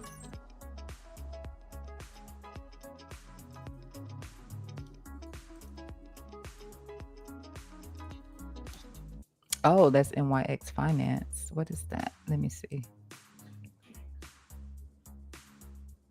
I'm trying to find I know it's number 29.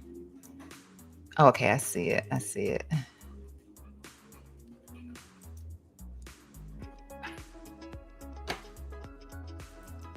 This isn't the same thing. It is the same. I'm gonna get you.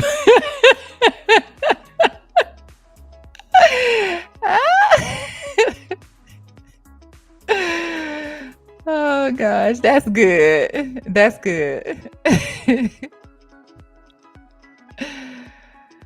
Oh boy. I hope it works out. I'm pretty sure it will. I'm pretty sure it will. You're pretty good. So I'm sure it's going to work out. Me over here trying to mess around with hype. Yeah.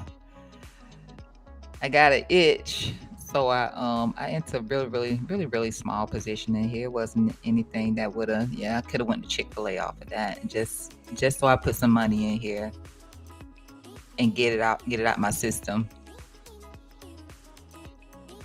But I'm in profit at the moment, barely. So it's whipping my cost right now. So I'm just gonna look and see if we're getting the pivot right here and take the liquidity down here, and then we get to push up. Otherwise, like I was just saying, we probably come in here on it. But Ada did a nice pop. I was talking about how I don't know. Sometimes I think that somebody's moving this and it's not organic.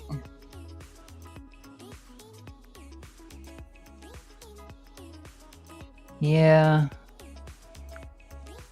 You know what? Me too. But I've been doing really good with the bearishness, and all I wanted to do is go long. I really got started in the bear market. I got started in the bear market, so it made me a bear, made me bearish on price action. But I just wanted to long.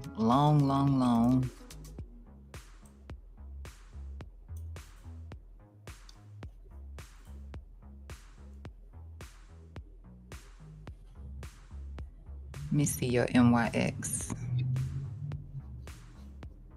I never looked at it on chart before.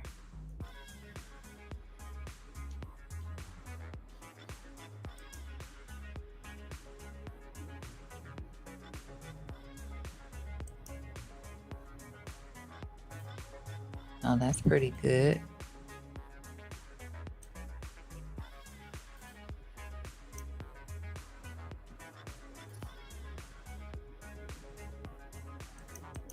It's pretty good.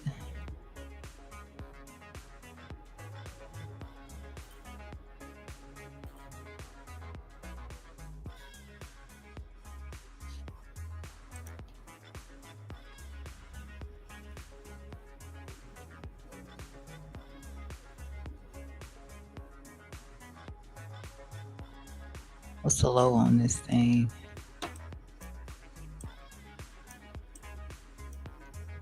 Oh, jeez. This thing is crazy. Genius, you told me to leave this alone yesterday. I did that. Now I hear you in it.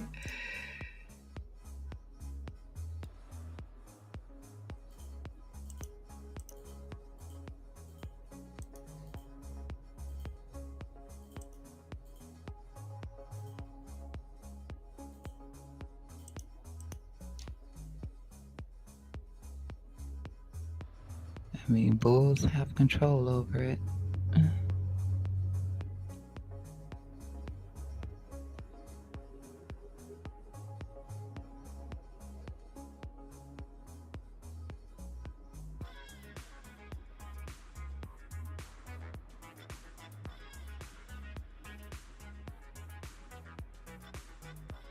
Mm.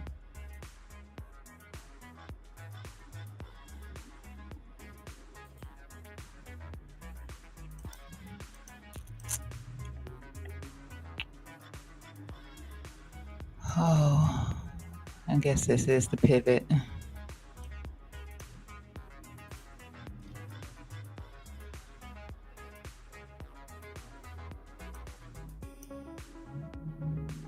So looking for the liquidity sweep in here off of hype, and hopefully it gives some bullish divergence this time with that. You trading lower time frame?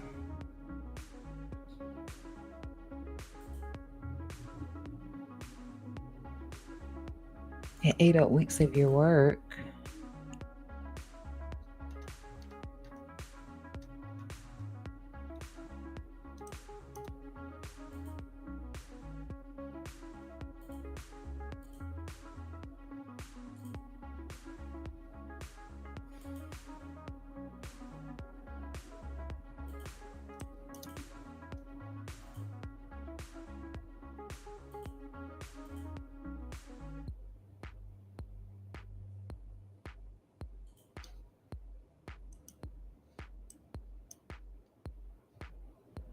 And this thing is just one squeeze after the next.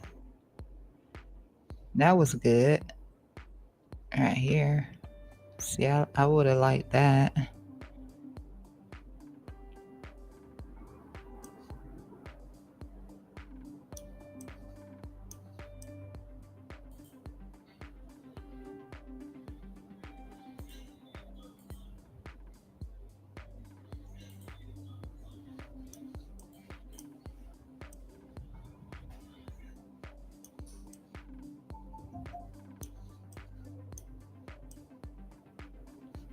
This thing is in beast mode. I'm gonna look back at it though.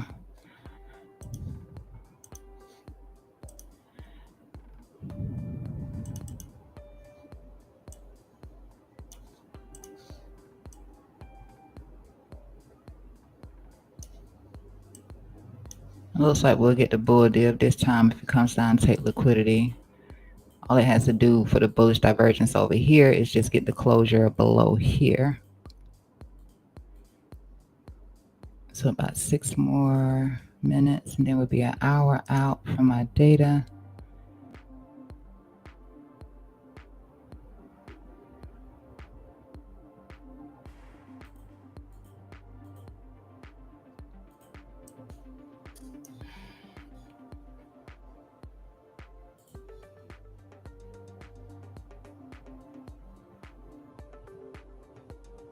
Then ADA's coming back in for that back test to see if it will hold.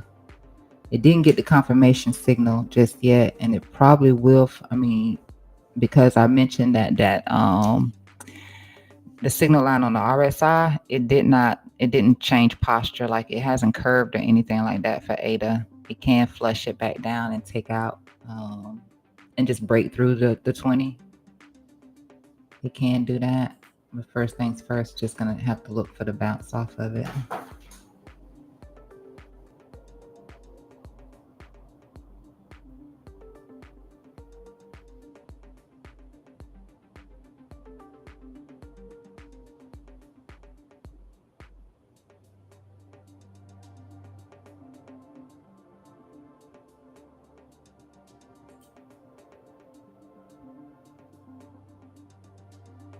I would just move my stop to break even if you're somebody that took the trend line break on ADA.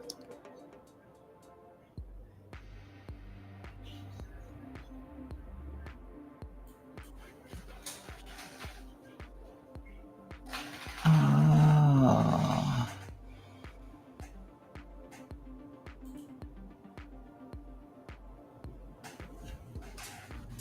Well, I hope MYX works out though. I have a small account too that I'm growing, and it's growing. I have to stop sports trading though. I have to stop taking trades, winning, and then giving it back without taking profit. I have a habit of that here lately. Be like, oh, this fish is too small, and you have to be able to take the small wins.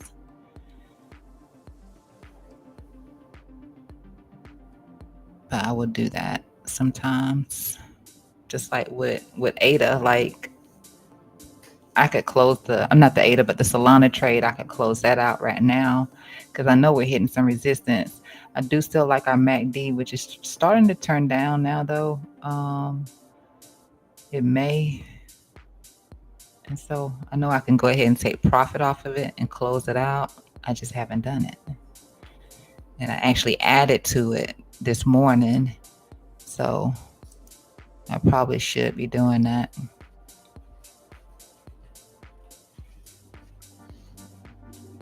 Hold on, let me do this real quick.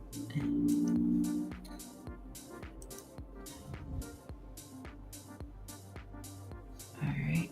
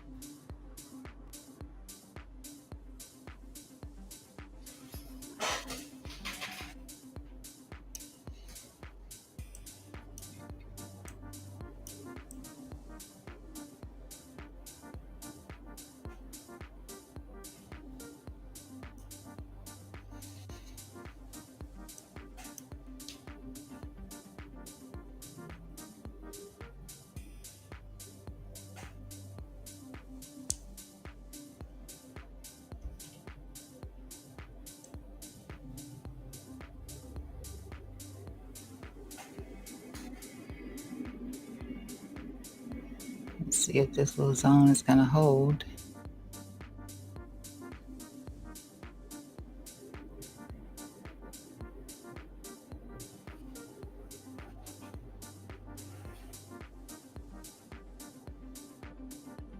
This was the one from yesterday that I was looking at.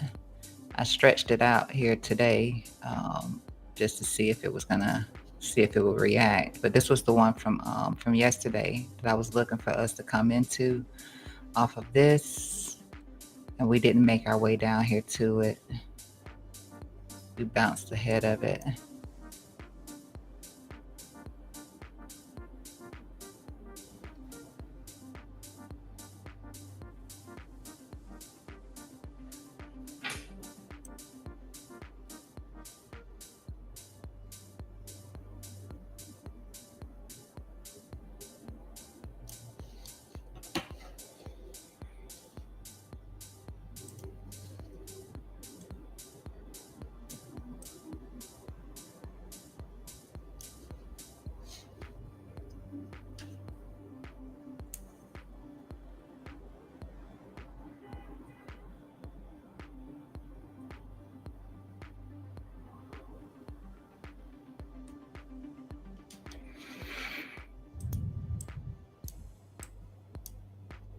Can you be it?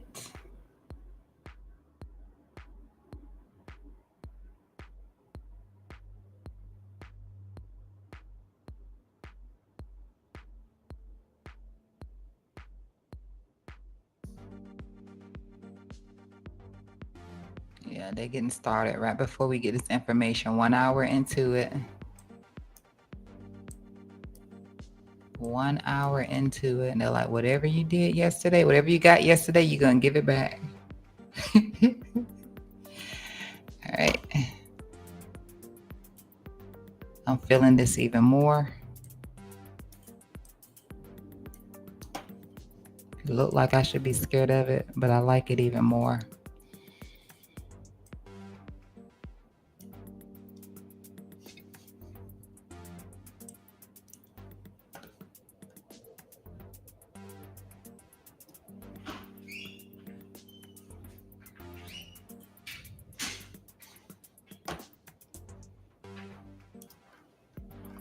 It's this order block.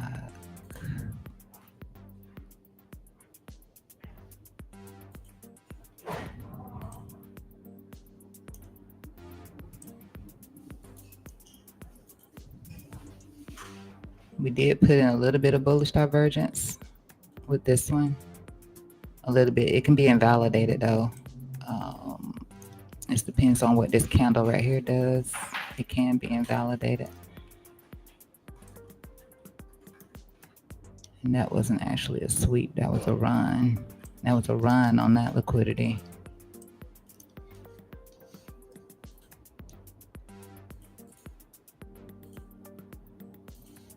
I am going to, before I give everything back, take profit on SOL.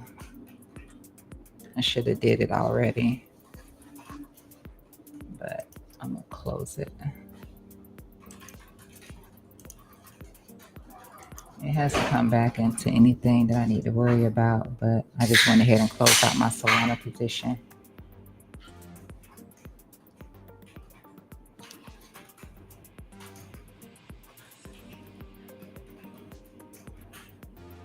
Took a smaller gain.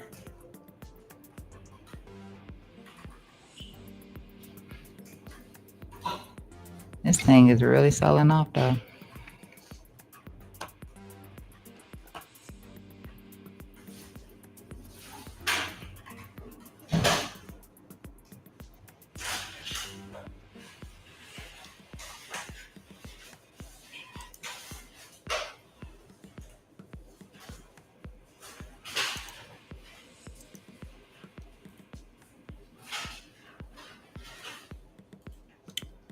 I like it. Got no choice but to like it. I have no choice but to like it. So I like it.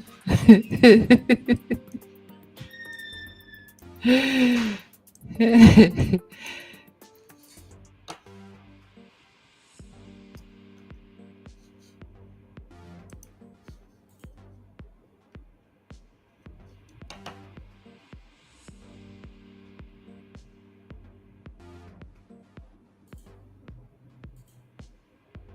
me see. Yeah.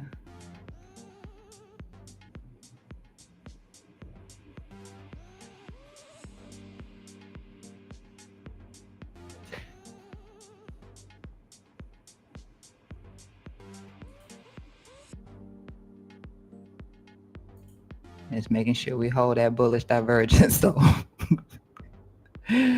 just trying to make sure we hold that. We still nose diving a little bit here on the MACD was still going down. It's still going down. And ADA is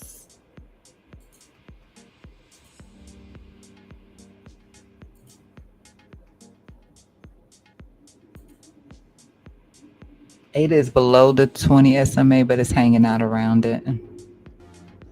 Hanging out close to it.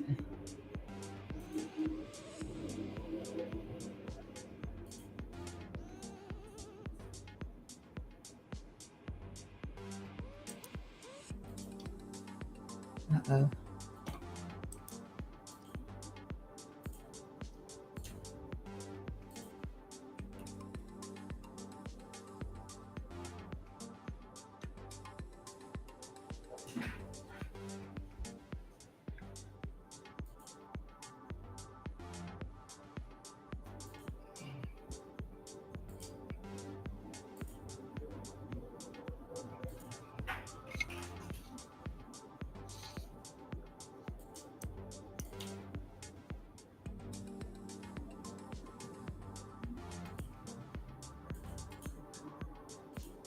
Just so y'all can see where I'm at now.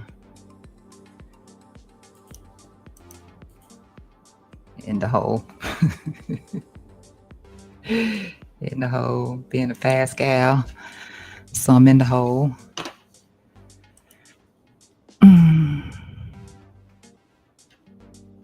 The longest trade I've ever held, it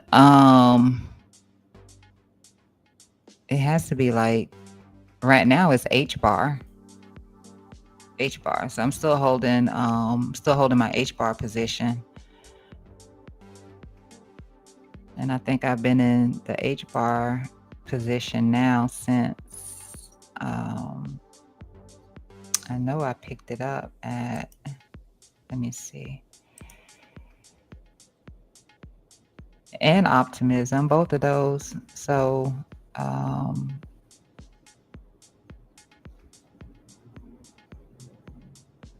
let's see.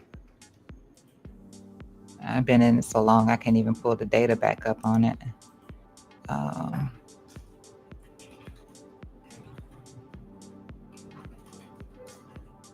But I enter H bar at 14 cents. So I've still been sitting in this one. So wherever it was when it was 14 cents.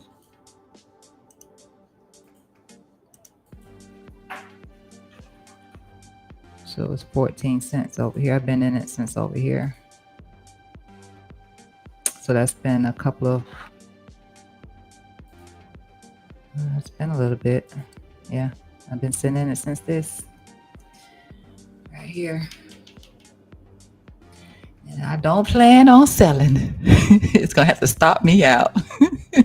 I've taken zero profit from it. And that's what I mean by me sports fishing sometimes. Like I've taken zero profit from it. So it can, I mean, yeah. Yeah. And then OP was still pretty close on OP, I would say. So I got into OP at 57. So I remember I got in over here on OP. I think it was over here. on OP. Yeah, I got in at 57 over here. And then I think, yeah, I got in at 57 over here. And yeah, 57 over here. And then it went against me a little bit, but not enough to affect me.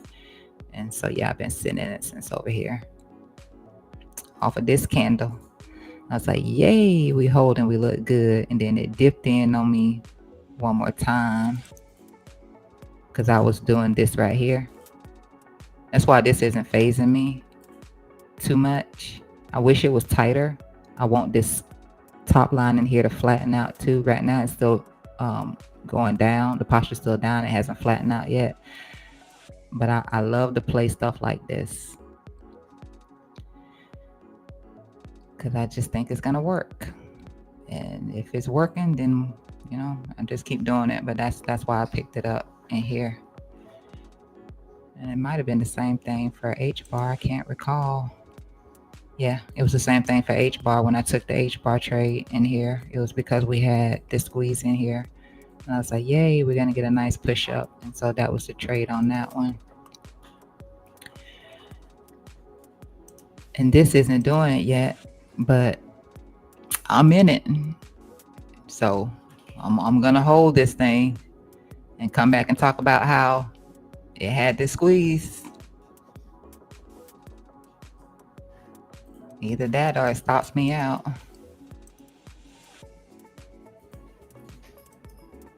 But I'm gonna risk it. But those are my longest trades that I've sat in. BTC too, but here lately I've been selling Bitcoin instead of staying in it. But I'm just looking for something more off of out of OP and H bar. Usually I don't try to hold that long. Yeah. And I just bought some more on spot because I think we got another chance on it. So this time I'm spot on it, hoping to just accumulate a little bit more before whatever it's gonna do. I don't know. I like it though.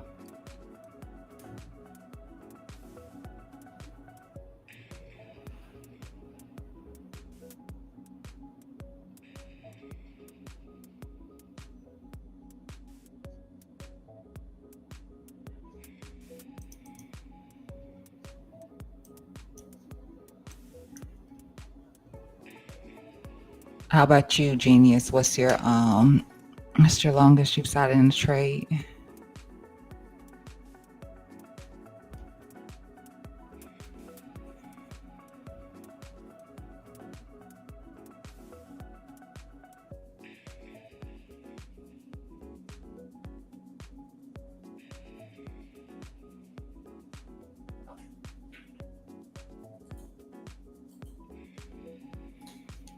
Oh, yeah, and the only reason why I sat in those two is because it came from a weekly time frame. Something like this over here, I know I'm not going to sit in it. I'm going to sell it, and that's going to be the end of it.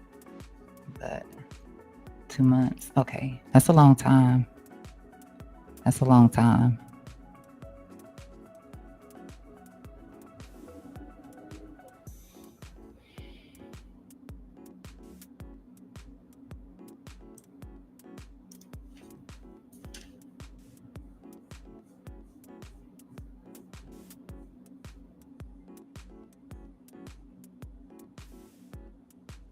Very long time. What asset was it?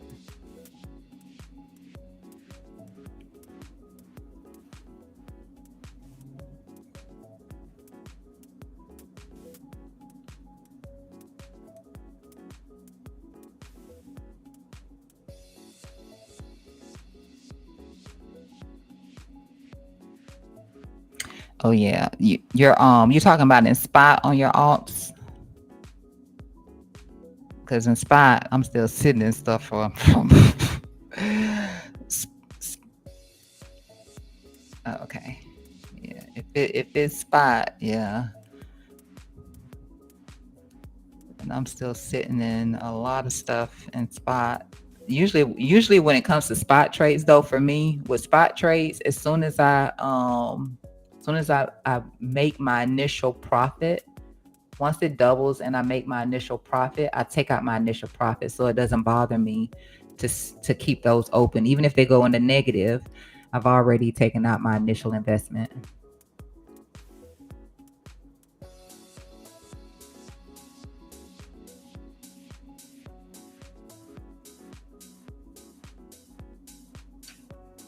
So then I just try to see what they'll give me. So like Solana, Render, Ondo, Jupe, Jito. It's a couple of more that I've had in my portfolio for a while, but I'd already taken out my initial investment on those. So the rest of what's sitting in there is just something that I'm just trying to see what else it'll give me on those. The only other thing that I hold for a long time is going to be my stuff in the stock market. Now I don't take initial profit on those. I just hold those.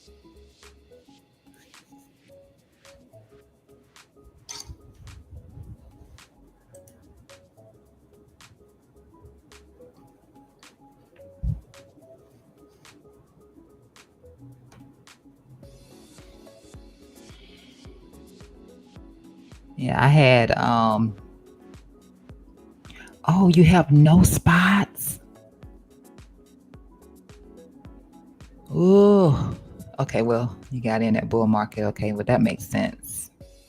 That makes sense. If you got in at bull market, you're smart. You're smart to just go into leverage trading it instead of instead of holding it spot in the bull market. It makes a lot of sense.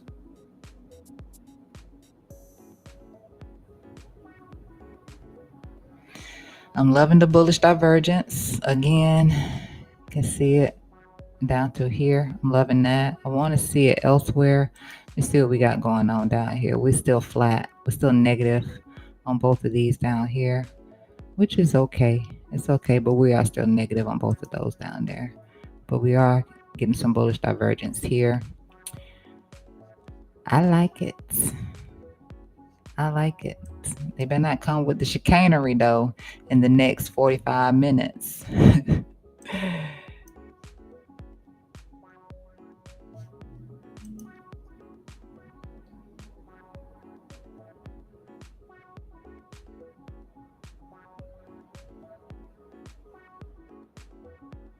Especially since they convinced me to close out Solana. Oh boy, let's see.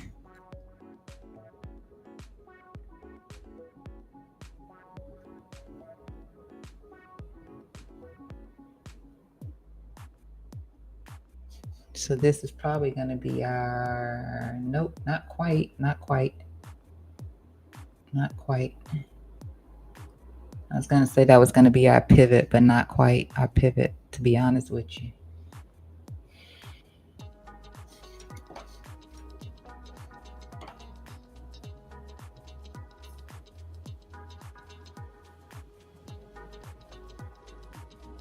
Unless we freeze out in here and range in here for a little bit. So not looking for the V-shaped recovery. Although it's possible, I'm not looking for the V-shaped recovery in here because it's still chillaxing in here right now. So even if I did this right here, it wouldn't it wouldn't be it. That would not be it unless we range.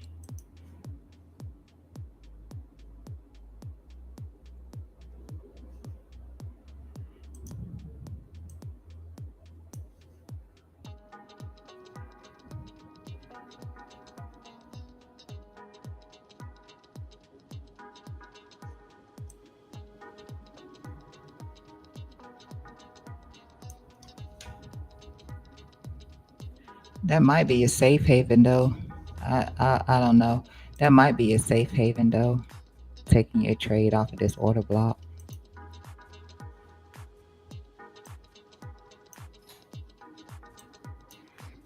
And then the American dream is to come back up there at least. So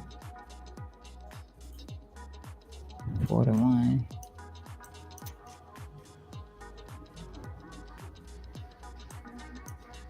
Ahoy. I like you.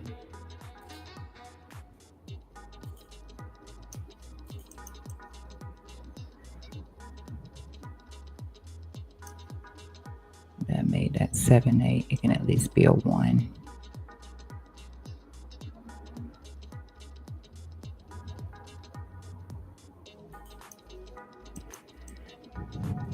We used this before already. Well, actually, the last time I looked at hype, I was looking for it to hold because we did the gap in here, but we broke it. And by the time we did get the bullish divergence right here across this low right here. See how long that bear div took to play out. And then we back tested it and held it. So maybe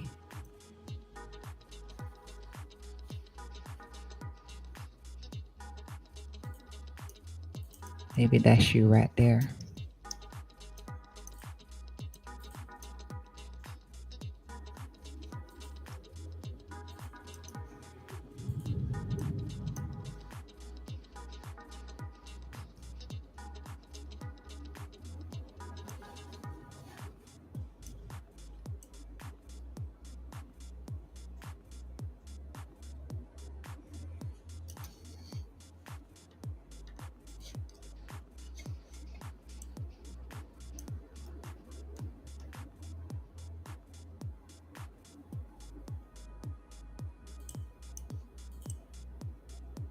At some point, it's going to be the gift that I don't want to keep giving. At some point, I can delete this now. So that projection, yeah, we overshot on that projection anyway. It's looking for the sweep in here and not the closure. And we actually closed below it just to start picking up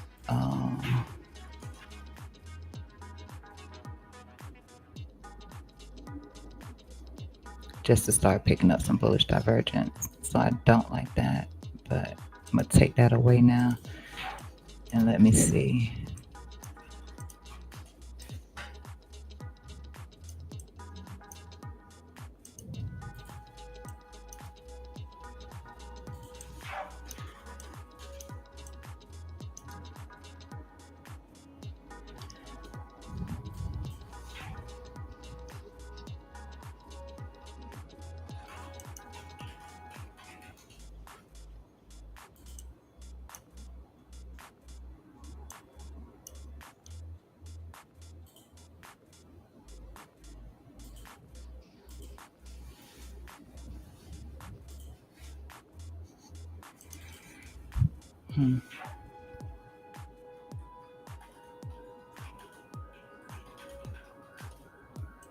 This thing must really suck on the higher time frame right now. I know that we were. Where's my line at? Oh, the line is all the way down here at 47.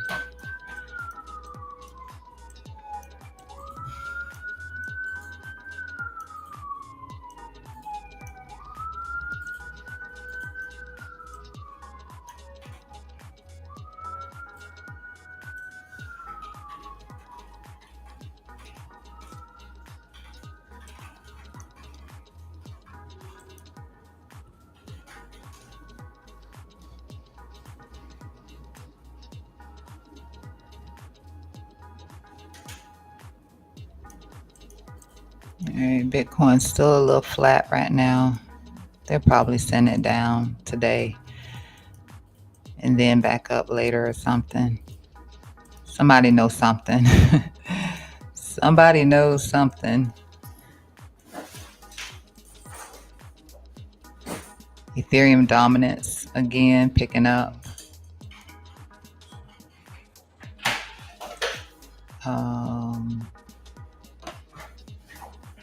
A coin is up pre-market.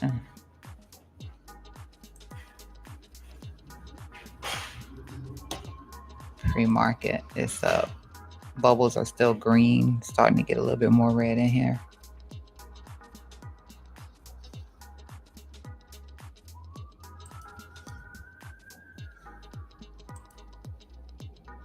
The hype is down 1.6%. So Bitcoin right now,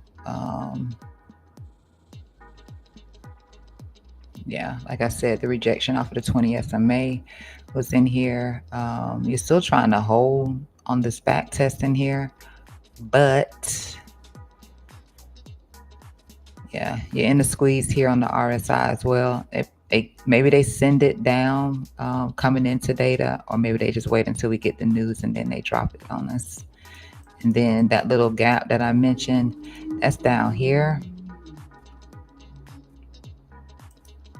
So maybe Bitcoin can do something like that.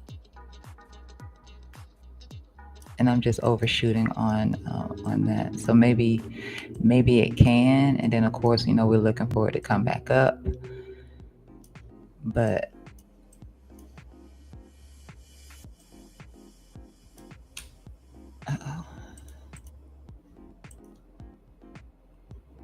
we'll see. That's the I just had to check back in on that crap. That's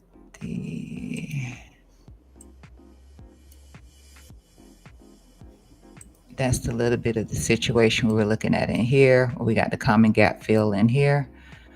So I see that they did go ahead and fill it in. It was in here initially. We hadn't quite touched it when I first drew it out, but I saw it. And then of course the petty weddy, because I told you I'm petty, is down here. And that's why I sent us down there on it's a common gap. I just look for them to get filled. That's it. And I do look for petty stuff like that. So yeah, that would be down in here.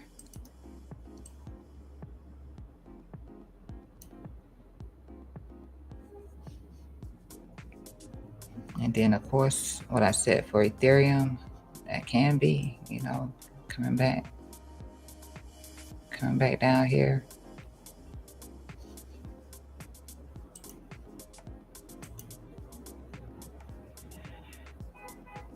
To the golden pocket 786 in here. I don't want that, but I mean, that can be the case.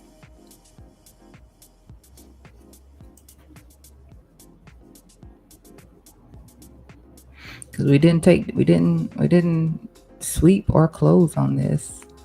So I knew when they got back to this that drama might be happening.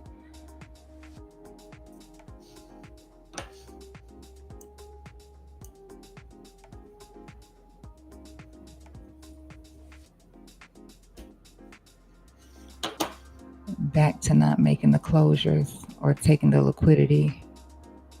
Back to both.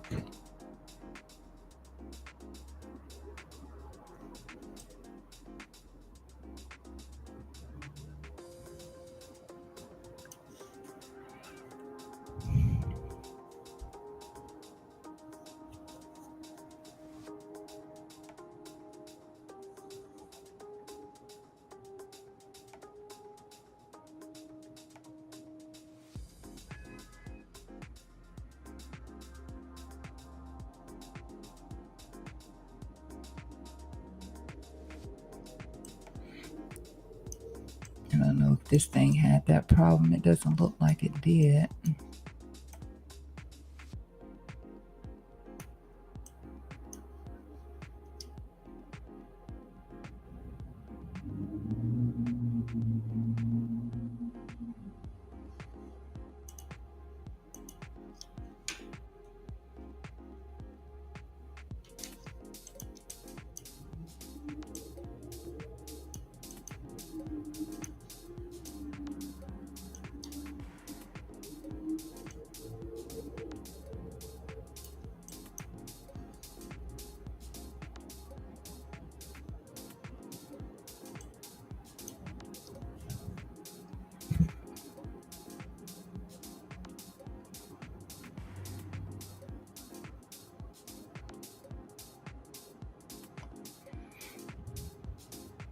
The direction of which one, Genius?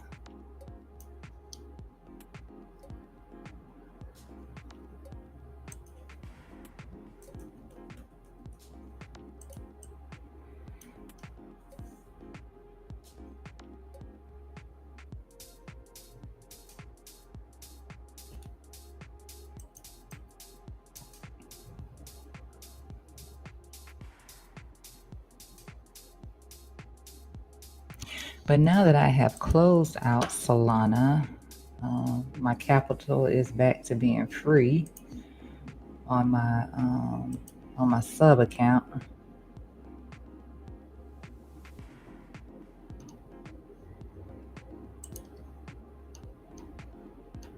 And it has grown. It has grown. It has grown.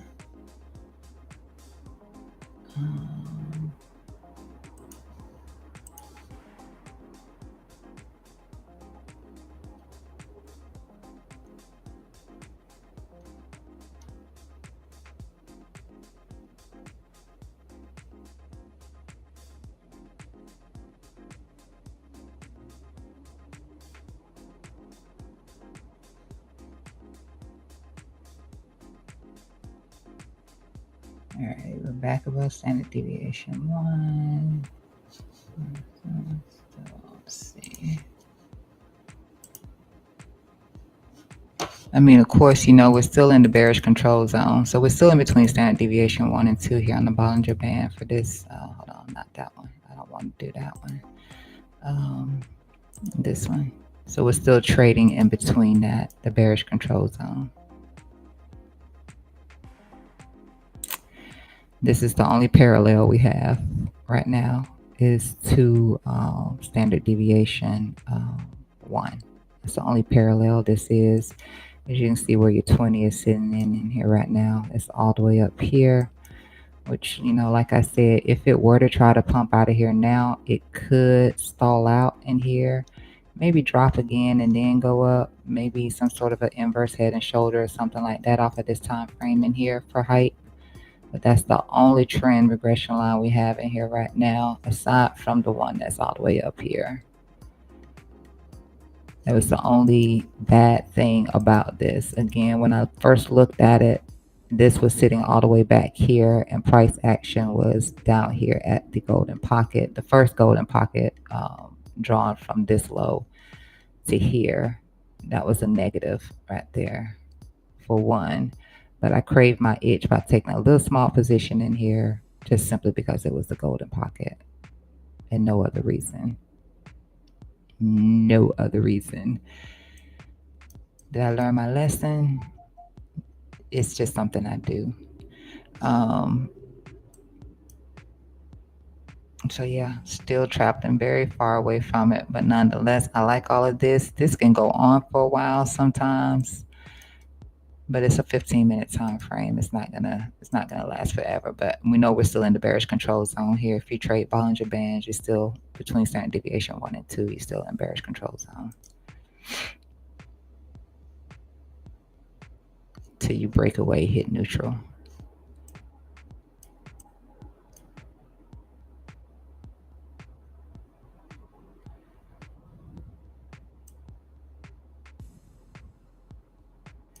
And this is flat, but a great place to return. And I probably should drop it into this one right here for that. And then I'll see about this, because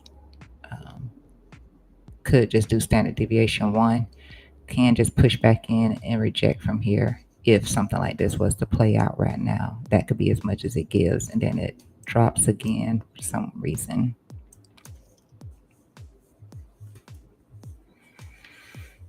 This hasn't even started going sideways just yet. It's not even flattened out yet. That hasn't. It's flattened out here. And like I said, got the little bit of a bullish divergence in here. But this I could tell was going to drop anyway, because remember I said the bear div in here. Like the first rise was coming with the bear div. So that could be our pivot to connect dots, draw a line. And so far, that's what we got, but not with the 20 SMA. There's no connection to the 20 SMA yet.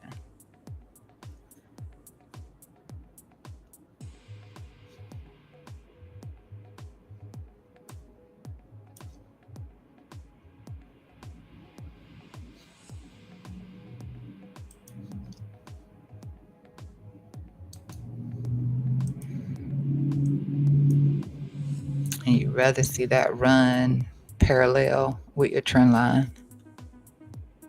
Don't have it.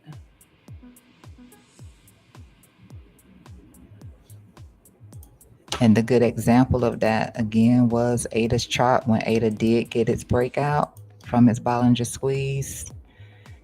ADA's trend line, when we ran it across here, however we had it, you could even have done it like that.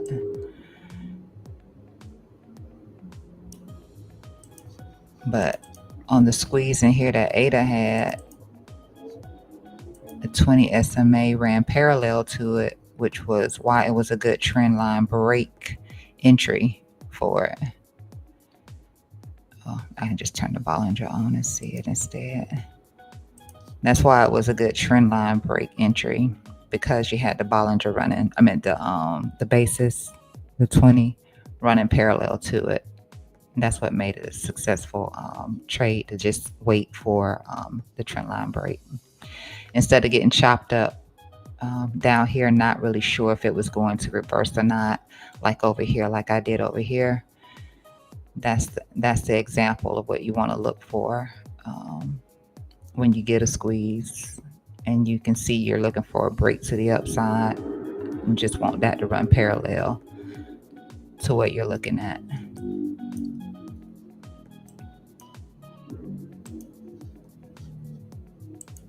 Big difference to this. Big difference.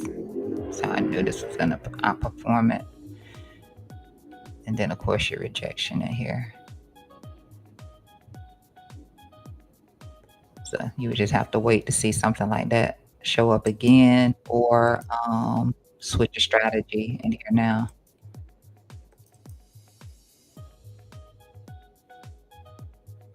There's no continuation. What I mentioned to you was this was flat. This is flat. So you didn't manage to move. Momentum didn't shift. It was a volatility break. But yeah, this just kind of stayed flat instead of curving up. And then this in turn probably would have crossed each other, and they didn't. Just round trip.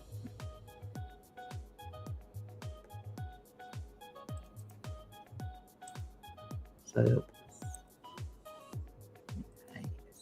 just round trip.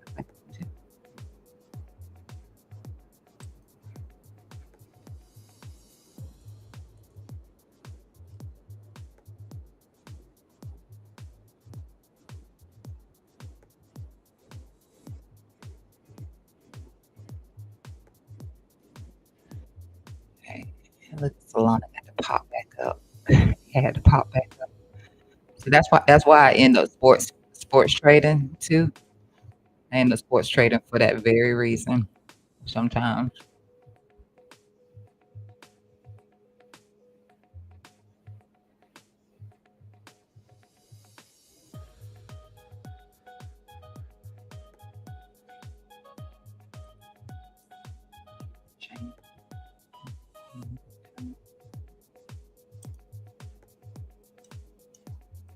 Potential head and shoulder on chain link. The 15-minute time frame.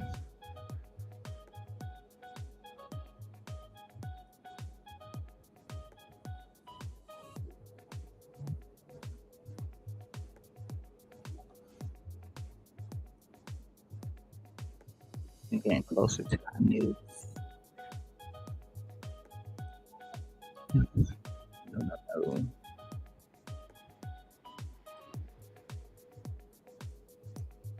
The wrong chain. Put that back on Ethereum.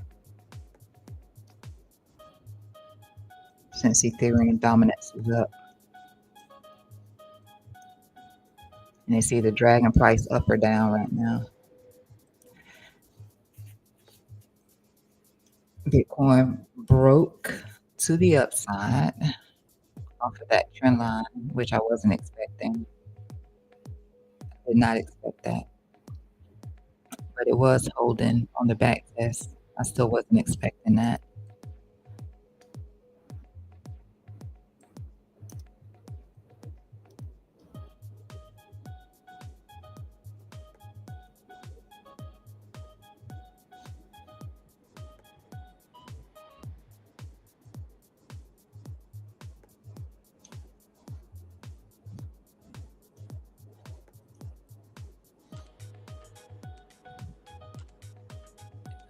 But that's what Bitcoin ended up doing off of the trend line that I just adjusted over here because of that first rejection off of the 20 SMA in here, and then the back test of the trend line that it broke up from.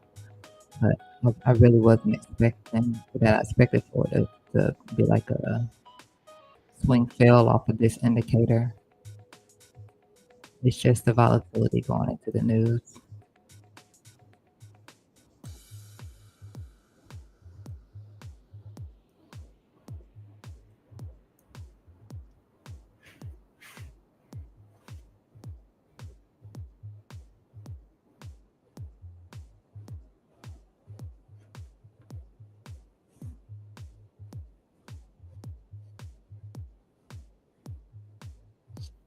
And again, if this breaks through here, it can just stall out at the 20 SMA.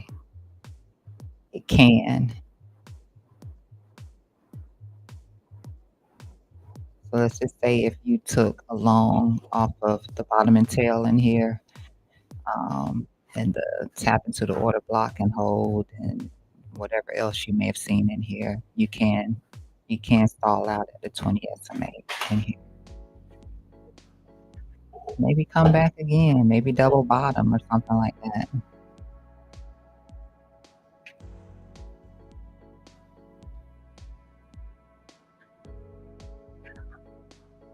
Maybe get as high as this trend line right here,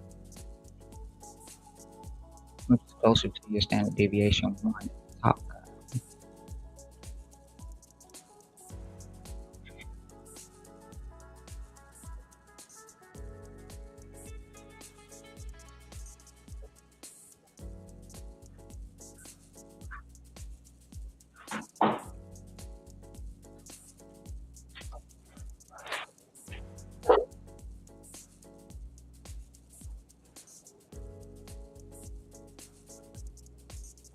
I'm gonna tell y'all something real crazy in just a minute.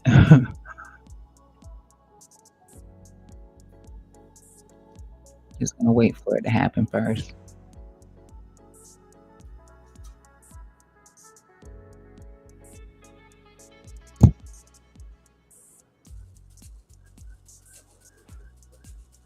We have to overpower this. It's hot and I have the bear deal again. Ooh, Solana. Ooh. Ooh. I'm irritated. I'm irritated. I'm like, let me just take some profit off of Solana. Why they doing this to me? Why me? This is where I talk about how I sports fish all the time, and I could have sports fished again into this pump. I sports traded into this pump, but I decided I'm gonna be a good girl and close it. So I'm gonna be a good girl. Go ahead and take the profit.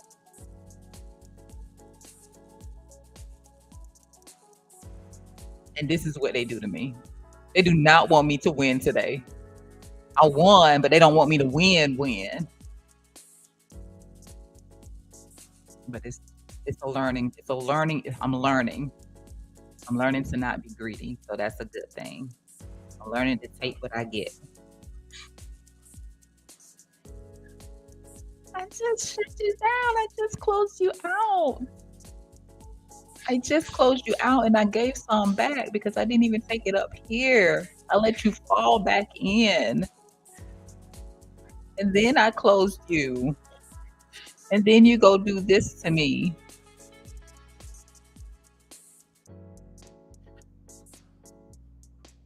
And then look at Chainlink. Not Chainlink. Chainlink 2. Look at Link. Look at Ada. Why are they doing this to me? Why are they doing this to me?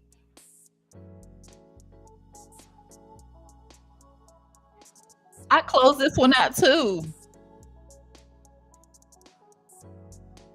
And I showed you where I closed this one out. Why?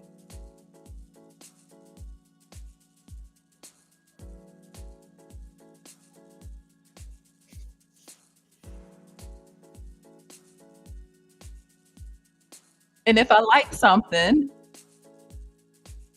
or change, it does this to me.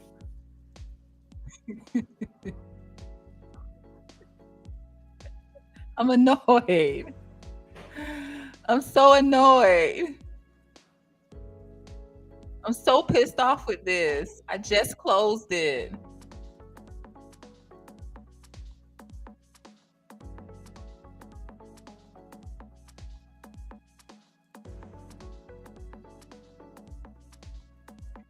The 3 trades I said were good from last night. I just closed. I didn't close out Ethereum, of course. I still have ETH open, but it's not doing what Solana is doing. And I just closed it. I held it all night and I just closed it.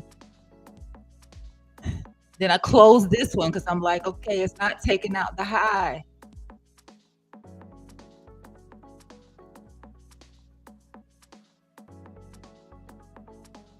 Ethereum, Sol, and Link. Those were my words. If this thing over here does not give me what I'm looking for, I will be ticked. I'll never trade it again. Ever.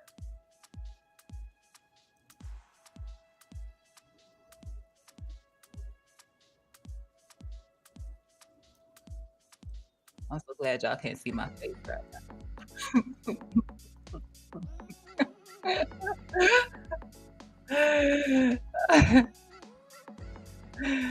I'm laughing, but I want to cry. There's no crying in trading, right? There's no crying in trading.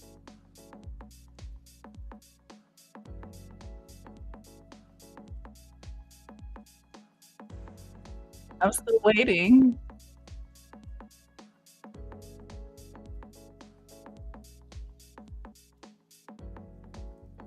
And that's how the market does me. If I don't touch something and I touch it, y'all leave it alone. If I don't touch something and I finally decide I want to touch it and I come on stream and I talk about it, avoid it. Stay away from it.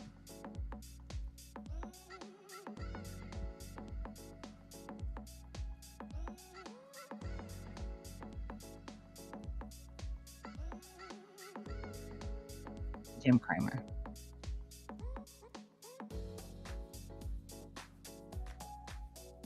Ugh. Dang it.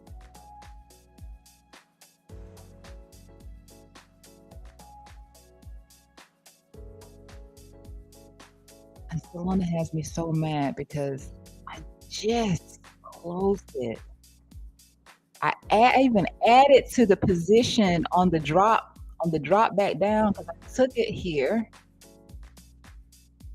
I held through this pump. I held through the pullback. I even added in the pullback. It pumps back up. It takes out this little bit, and then I close it when it drops back down here.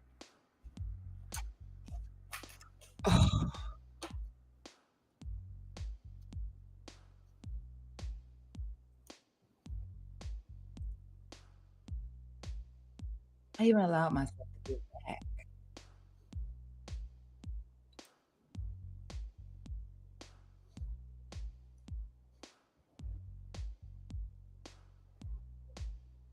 As soon as I closed it out.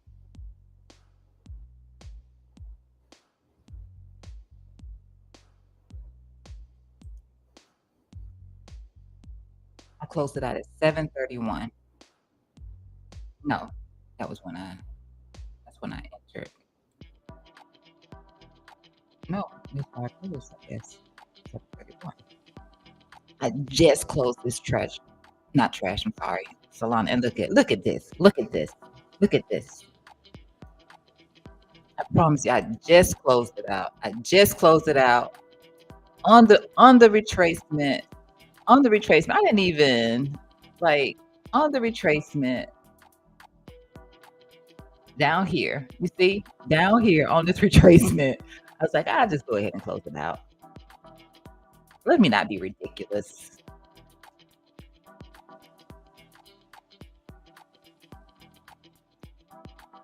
I got in over here yesterday, rolled it up. wrote it down, added to it, and then I sold it before I even got the good juice out of it. Hit our 227.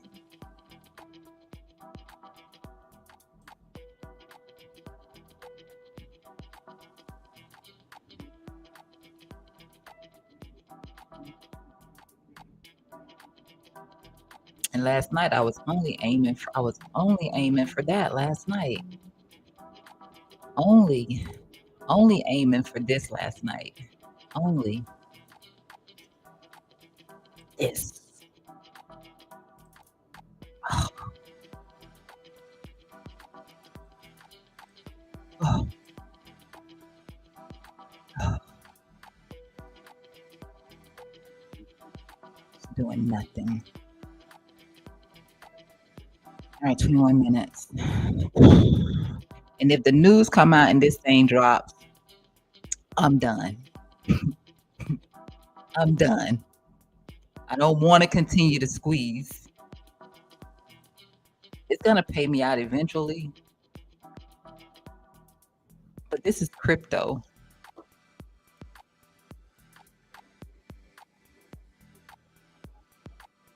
No. You was expecting this pump? I expect for them to send us down, and then we pump. But I guess they're doing it the opposite today.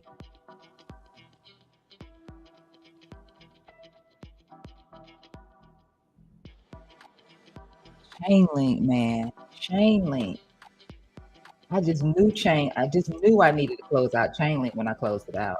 I was like, yeah, I'm not gonna even wait for Chainlink to get there. I'm just gonna go ahead and close Chainlink out. Yeah, Chainlink. 'Cause I didn't even wait for Chainlink to even hit. I didn't even wait for Chainlink to get off that Chainlink.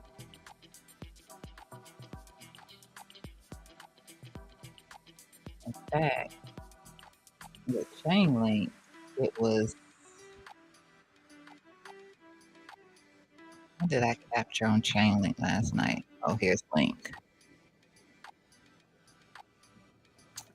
Here's Chainlink. I didn't even wait for it to play out fully. This was Chainlink last night. So the idea was that Chainlink was going to get all the way back up here, and as we started to stall out, I closed out. Link. But this is what last night I was like, yep, play the trend line break on this one. Nice trend line break on this one. I entered down here though, of course, but it was easier for me to just tell you to play the trend line break on it because I wasn't going to be able to tell you what I was doing fast enough for it to. Yeah. So that was Link. That was the trend line break on Ethereum right here, which I did not. I didn't need to do anything with Ethereum. So I left ETH alone. But that was the idea for Ethereum right here. Because you was just doing the trend line break, and I posted on it while it was dropping into here because I said it has the bullish divergence. It has the bullish divergence. All you got to do is just wait for the trend line break on it.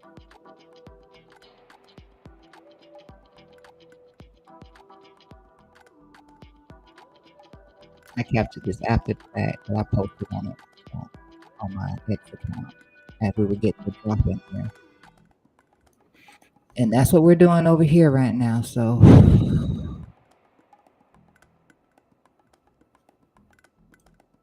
finally putting in the bull div. Finally putting in the bull div.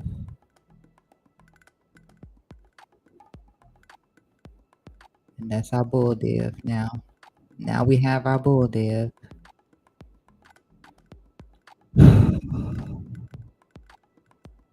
It's not going anywhere yet. I want that. I want Solana price action right now.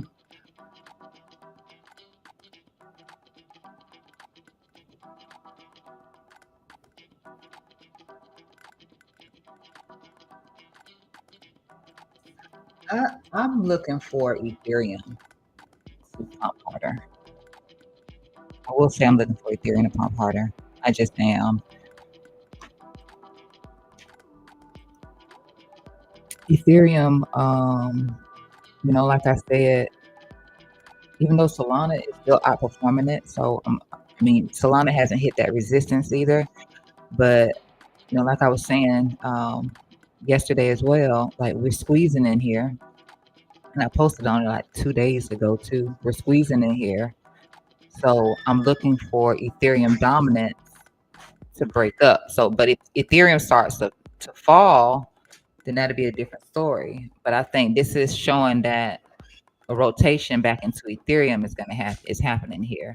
So money is going to be piling back into ETH. So I'm looking for ETH to pump. That's why I'm like, I'm not selling Ethereum. And then we got the bull div in here. We got the bull div in here last night. After we lost the little zone in here, we got the bullish divergent. And now we're trying to break to the upside. Now you can move your trend line up to here. I don't know that makes a difference. I think that sets it in lower.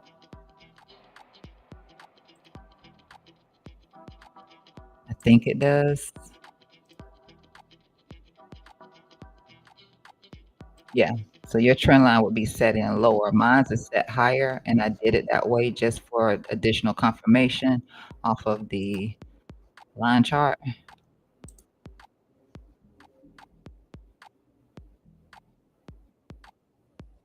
Otherwise, you already started this breakout here on Ethereum dominance.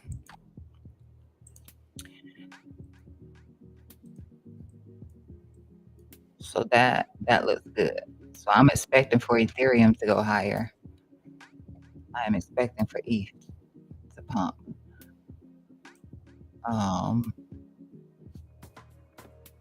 And the other thing is for Solana to run into some resistance within here, within this orange zone in here, either here at the low, or I don't think that there was anything else in here. So either here at the low, and it can still do this high, so it has a lot of room to play. But we'll see once it gets here, it does start to hit these lows in here.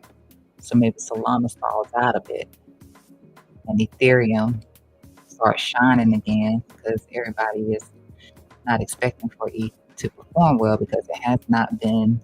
It's not doing the Solana stuff right now. It's not doing that move that Solana just did. But that's what I think. That's what I think. We push up through here. That's what I think.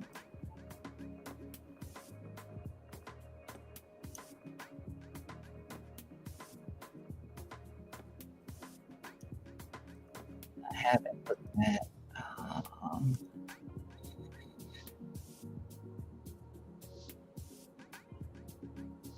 put this on 12 hours. So it looks like, hold on, let me slide this out.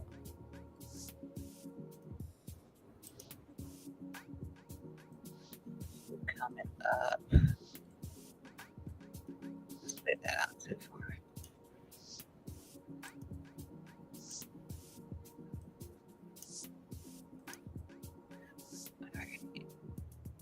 Back to this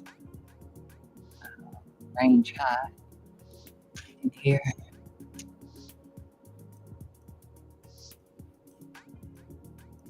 That's that 12 hour. Yeah, we started that yesterday. The 12-hour breakout that I've been harping about over here for Ethereum. We was down here. I said you still got time. I know a lot of people just didn't feel like it was a good performance, but I was like, hey, it hasn't done it yet. You still got time. You still got time. You still got time because it's the only alt so far that I seen that had the 12-hour squeeze that had not got the breakout yet. So I knew to expect for this to push back in. Now it's just all about what we do in here. Because if we play,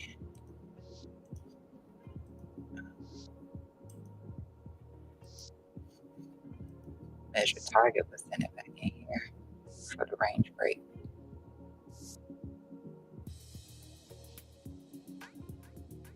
I'm just going to hold it and see if we get it. That's all I can do. Hold it and see if we get it. We don't, we reject. In here, I'm not going to sell this. I'm not selling it.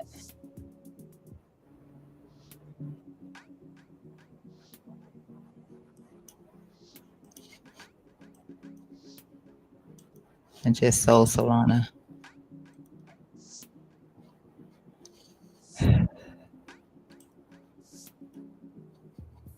For the second time. Look at this. Look at this. Look at this. That was our data. Look at this. I said, Washington, if they do that BS on hype, if they do that BS on hype because it didn't pump like everything else did. Okay, so this is the zone that we're looking at here in case we got something like this, the golden pocket 786, what I said on the CME, where they had that little gap at in here on the CME, somewhere back in here would be a good zone to look back at.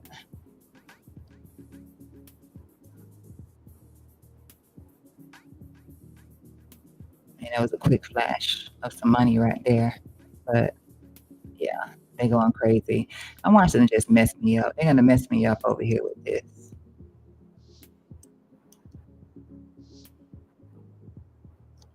I don't trust it anymore. I don't trust hype anymore, so I won't be playing with this one anymore. It says Solana right back down. It totally crashed and burned on ADA. Like, that was a crash out on ADA and a crash out on Chainlink. I can stop crying now. I can stop crying now. They totally crashed that. I'm not selling Ethereum, and I'm not selling ETH. I'm not. But look at what they did with ADA. I can stop crying. That's what they did with ADA. I was just crying about it. Now tell me I waited on you for a good reason. Please. I'm not going to trade you anymore. I don't care how much you pump at this point. If you pump, I don't care. I don't care. I'm not trading you again. But look at what they did to ADA. And then this is what they did to Chainlink.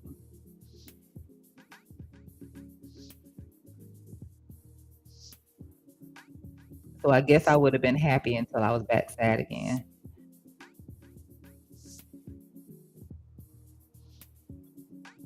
And so, not so bad. I would have still been in profit on Solana.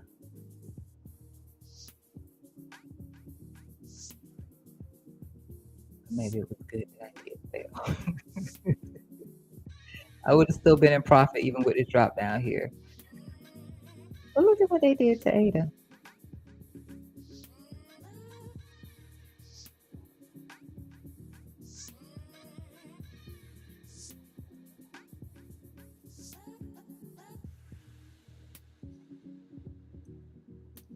I don't even know if we hit the setups for ADA. Let me see real quick. No, we didn't even make it down here to the setup for ADA, which was going to be right here. In case they did some crap like this, it was going to be down here. So didn't make that. And this got invalidated, so that no longer mattered. And then for Chainlink, we're far off from it. And of course, that's why I closed out Chainlink right here, because we weren't doing that. So Chainlink is still what I'd be looking for. And when it gets there, I'll see if it's worth jumping into.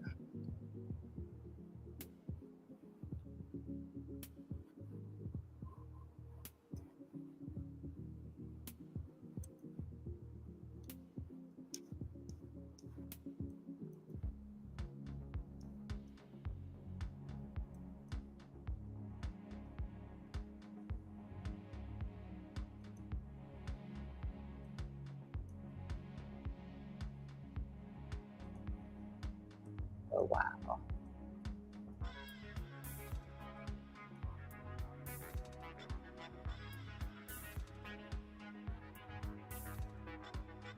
It looks like change Peter will recover once the day does it with this solar coming up. Yeah, it's good. But in terms of the support levels that I think we just got into the support level.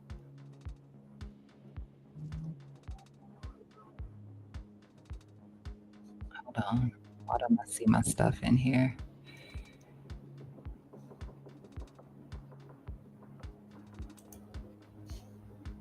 Let me just check and see why it's not showing up. Should have been.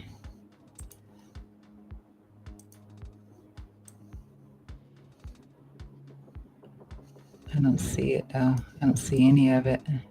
Oh, 4 is up there. Probably because we're too far from it. Yeah, we're too far.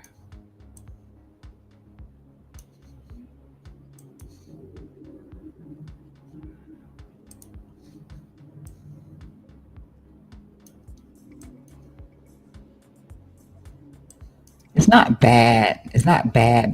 Once you zoom out, it's not terrible.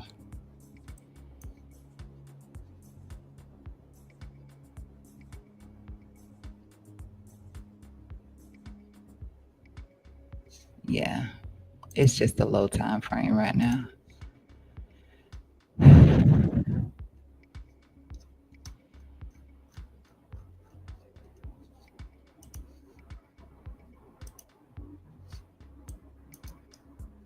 Thank you. I should sell you right now.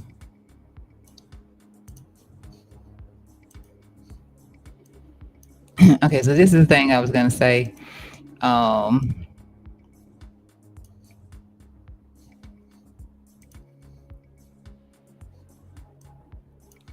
for well, you would have got messed up after that data though. You would have got messed up after that data.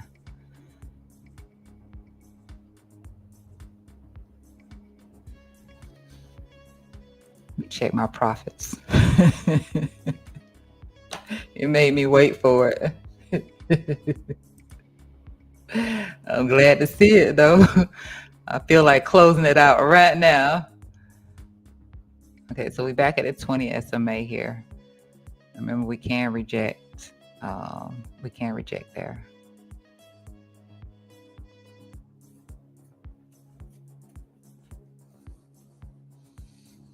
It happens to just be in line with this 382.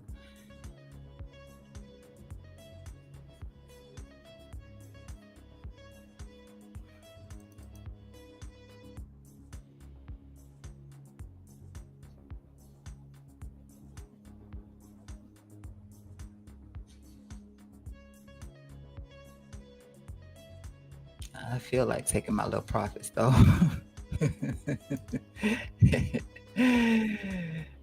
It took me through all that. I don't even want to mess with it no more now. I'm telling you, it's something wrong with this thing. I don't know how people can be that interested in it and then it starts dropping and then you don't see the interest in the indicators. It's not adding up to me. It's not adding up to me.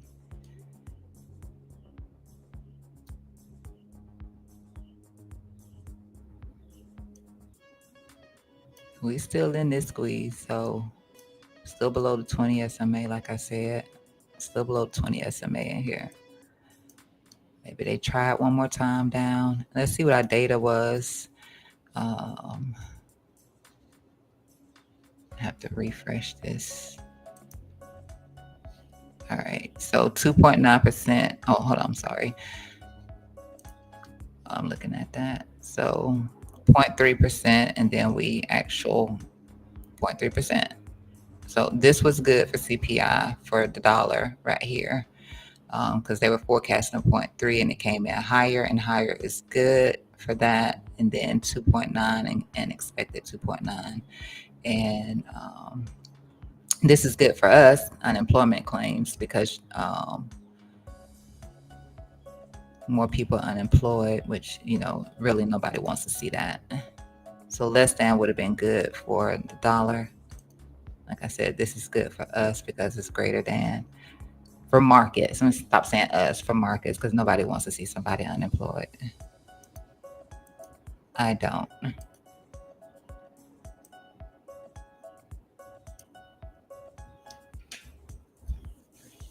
So I guess I'm back to waiting for if we're pumping on anything, it's probably unemployment.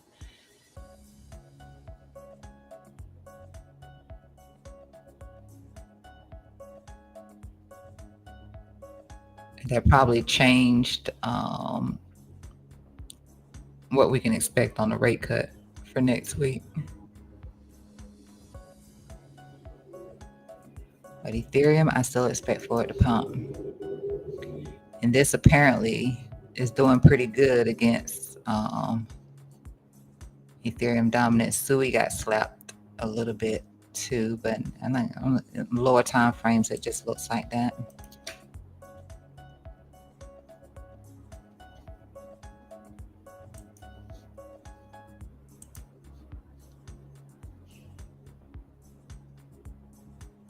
We're still within the CME gap, of course, here for, and we had got another gap when we went up too. So that was another indication of us probably coming back down here on Bitcoin too. We gapped up right here. So could have been looking for that to come back in.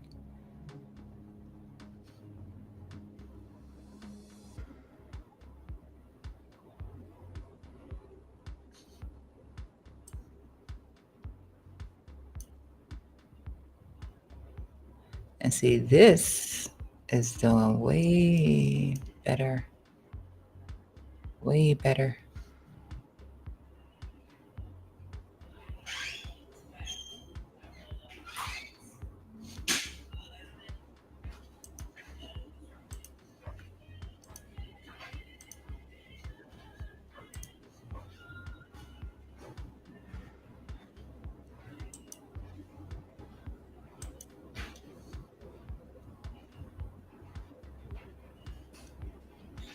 I could have bought, sold,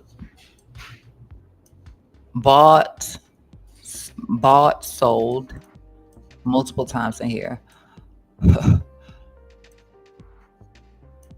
Bought, sold, because that's all we've done is hold this low.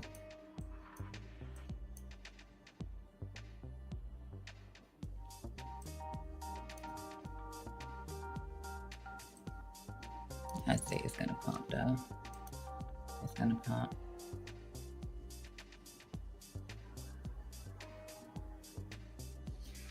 With the whipsaw action, genius, you mean you expect for it to not pump anymore because of that?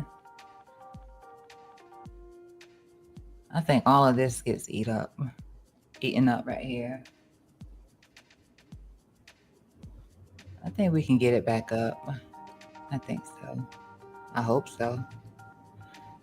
I know I expect for this to continue. I expect for Bitcoin, because that just creates bullish divergence. All of that liquidity grab, all of that.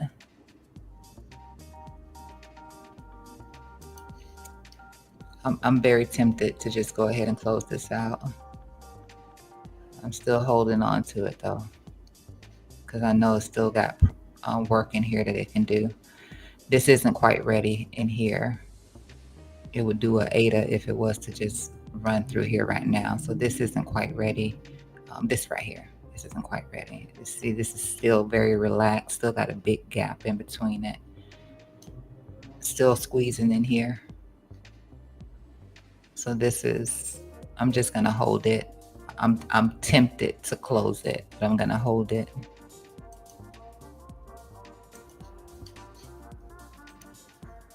And just run with the little profits that I got on it right now. But I'm not gonna trade this again. I'm just not. And it's my fault for how I entered on it. It's not that. It's not that. It's just I don't get how it's been able to pump as hard as it did and not reflecting indicators when it drops. So I'm baffled with that. So I won't mess with that again.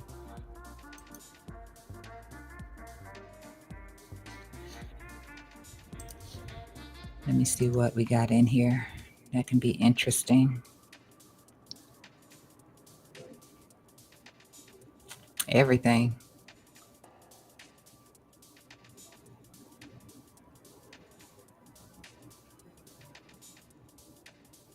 Chainlink is under all of its well,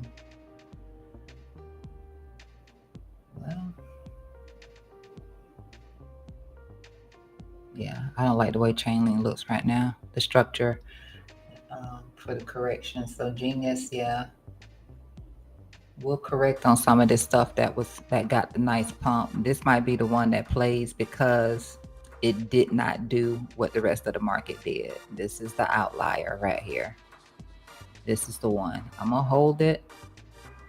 This one will end up pumping before the rest of the market starts back to pump, and then everybody be like, yay, it's performing really good. I'm gonna disagree.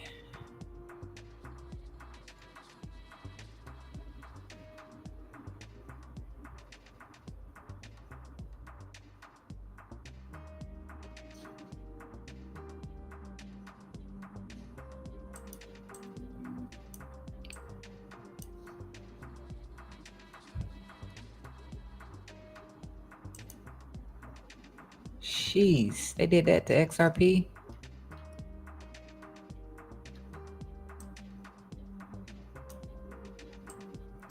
This whole move up.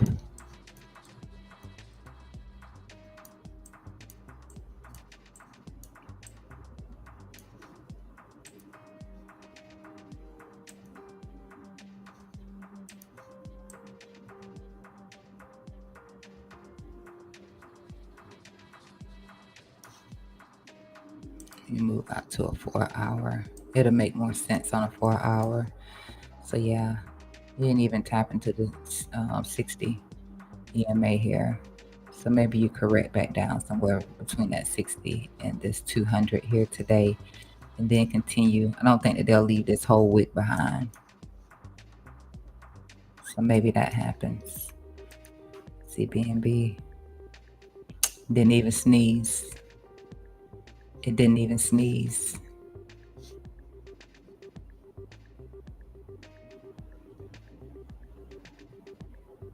They smacked the out of yeah, BNB didn't even bother with it. Like yeah, BNB didn't even bother with it. Isn't Doge supposed to be getting ETF or something? Today, that's not bad. That's pure liquidity. It's not bad. You don't flip anything or anything in here, so this still looks good.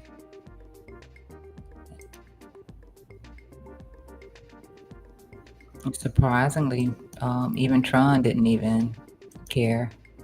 This did. It went slap straight into the. Let me make sure I don't have. See what I got on. Yeah. To 26 EMA. Clean it to the 26 EMA. And let me just see what you look like over here.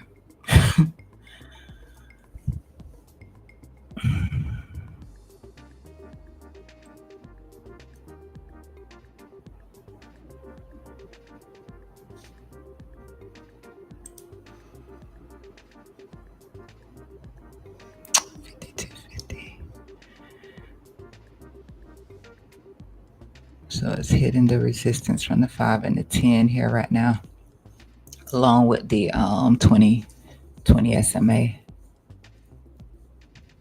5250. Okay, I might watch that number.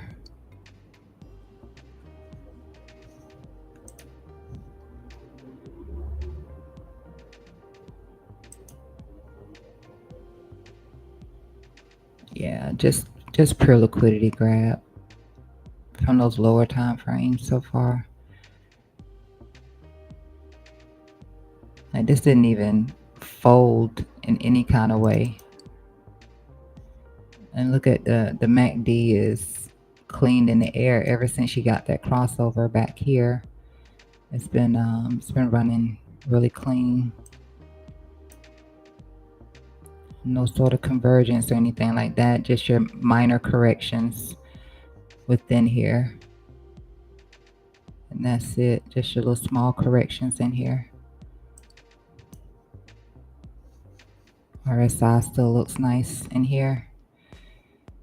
And you're going sideways in here, so you're probably flattening out on your Bollinger in here, so your volatility is shifting.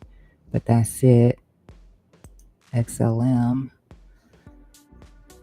that's about the 200 right there. The blue one is the 200 EMA. Those are still postured up. No bend or anything like that, which would happen late anyway. Like you can see the little sell-off right there, but look at your MACD still looks good in here.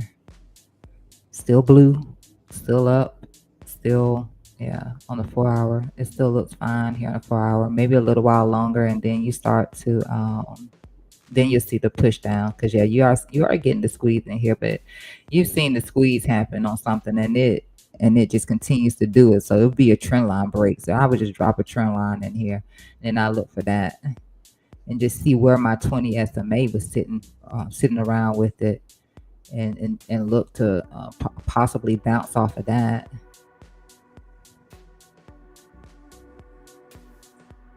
This is something like Litecoin, yeah, back into the 10 EMA. MACD still looks good. Just your little small correction that you've been getting in here, but otherwise this looks like it's going to be corrective and you're going to continue up. I don't know what Leo is. We already know what this is doing. Okay.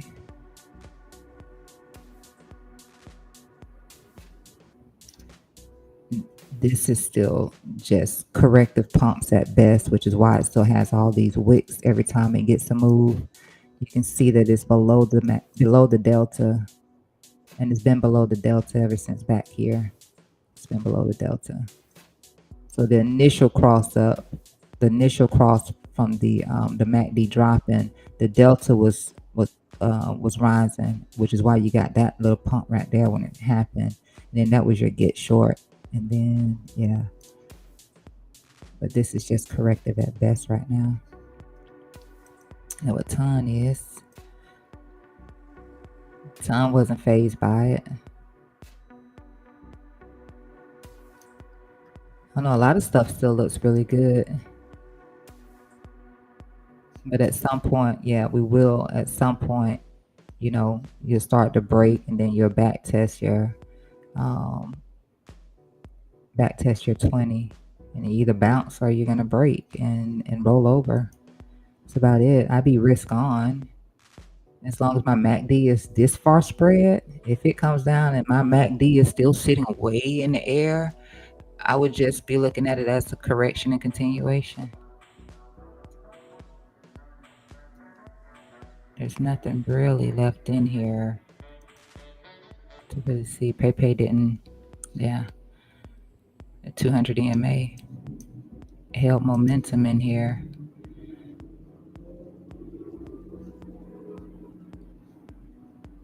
You are getting a bit choppier in here, so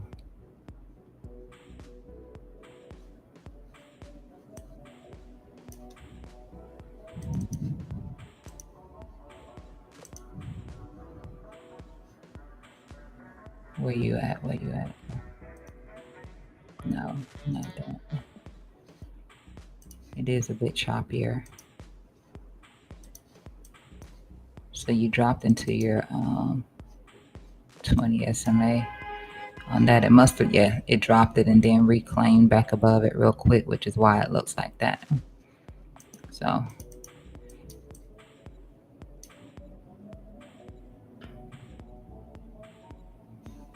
yeah, do that again, then it might be a problem.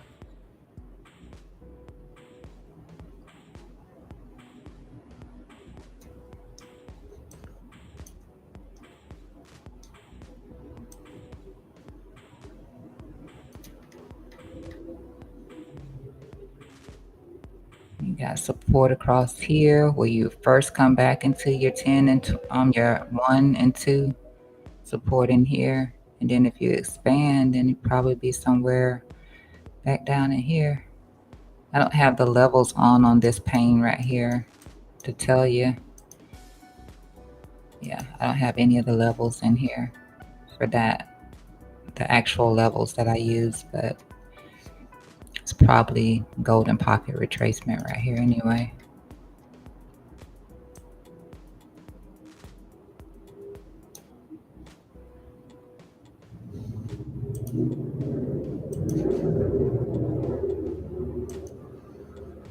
Okay, so it's hitting more right here, unless I put it like this, and that's probably golden pocket. Yeah, so golden pocket retracement.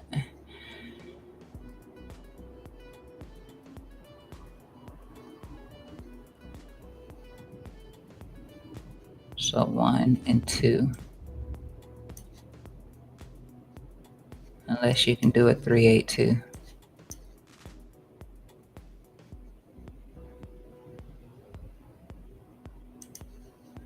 On pay if it comes back and starts to fail in here.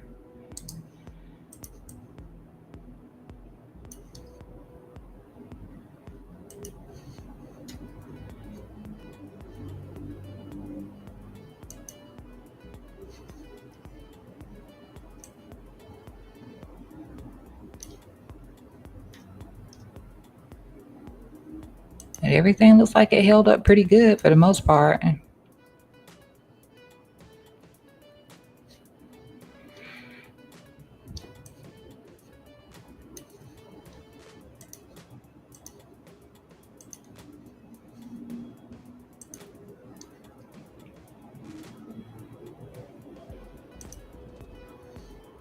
Oh, that slapped right into it.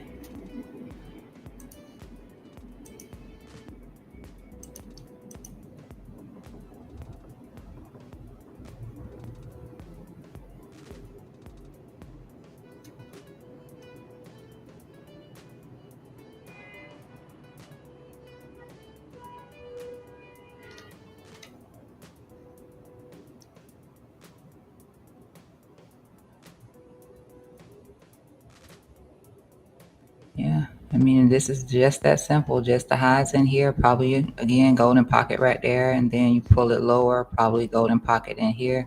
So if you expand it in here, then you want to see momentum hold right in here, but it's probably still looks good right in here. So yeah, whatever correction is coming, it is a correction coming. It's already started here on the 4-hour time frame. Just a sideways walking here on injective, and then just looking right in here. So yeah, that was a telltale that you were close to your 20 SMA anyway. But yeah.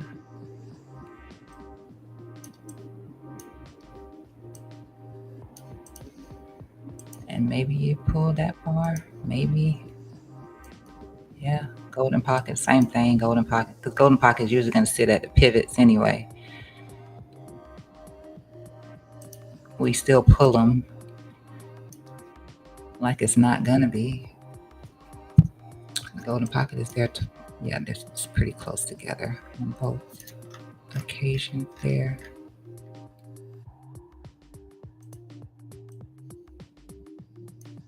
I just wanted to see.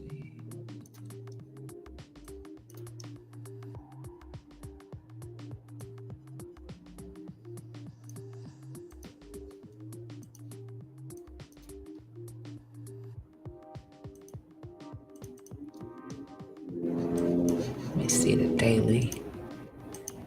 The daily instead.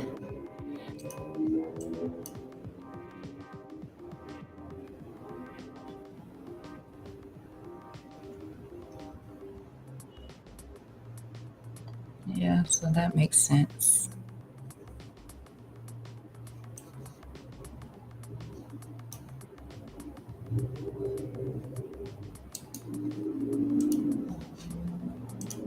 It makes more sense that if this came down, if it wasn't holding, if it didn't hold back in here, that it would take the liquidity from the low and you just come back down here to your 1093 in the event that we do start to roll over here.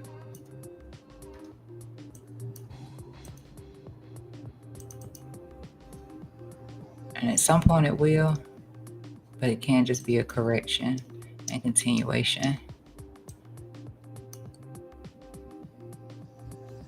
And yeah, do have quite a bit of pressure in here.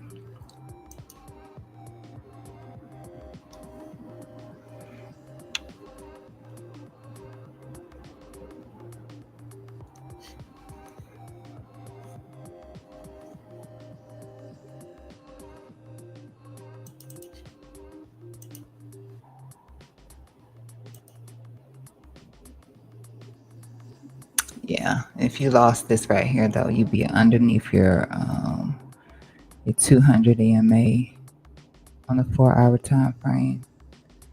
And I guess you would just be looking to roll over, but yeah.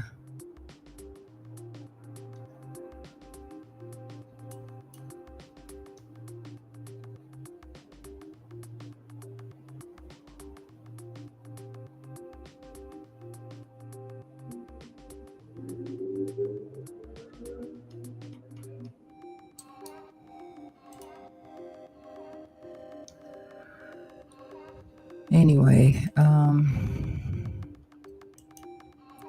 I guess I'm gonna I want to delete that. I want to take this off of here. I guess I'm gonna hold on to hype for a minute just to see what it does, and then I probably should have cut it, but I'm gonna hold on to it for a minute to see what it does. This can be, I mean, if this isn't the low in here, then maybe it comes in here a little bit more into this order block right here, and then I regret not letting go probably in here. But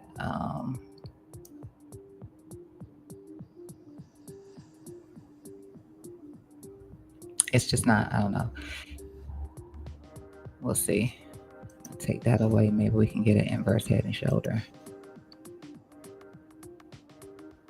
I'm gonna hold it and see. We blasted through this golden pocket, so we can back test it and treat it as support and then get a move up. Sometimes that's the case. You break straight through it, you come back up, you back test it, you bounce. So I'm gonna hold it.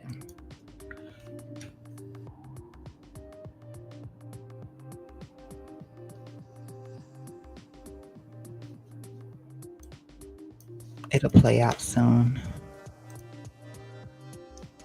Unless it's the gift that keeps on giving. Sometimes they do that. But I'm gonna hold it.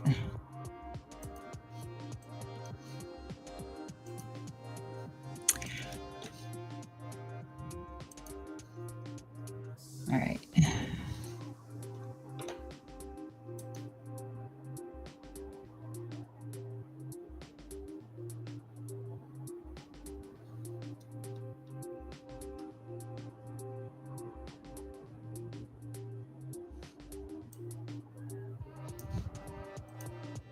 Bitcoin.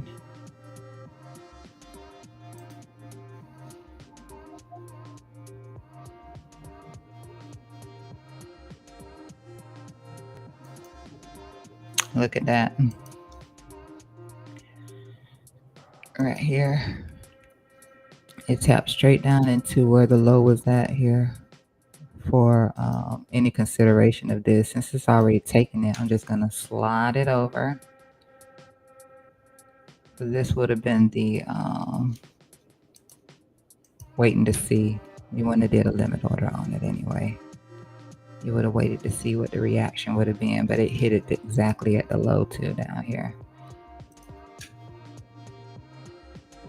I'm gonna see if it comes back, if it will respect it, respect the zone this time. And if it doesn't, like I said, petty me would say that it would come down here. I know we don't want that, but that is what I think. Just a little CME stuff would suggest that.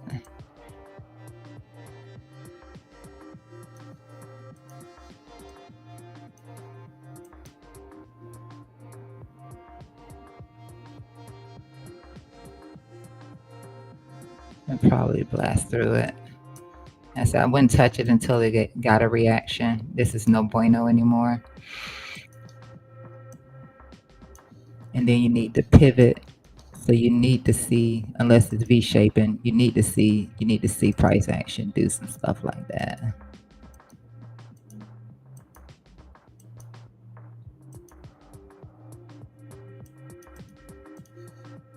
So you want to see some chop. You can't connect anything unless you have it.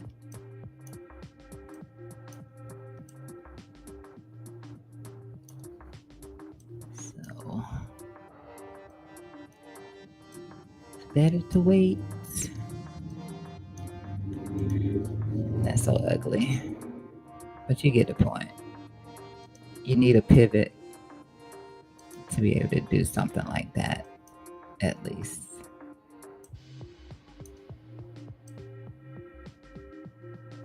And however many it wants to do. You need to see that.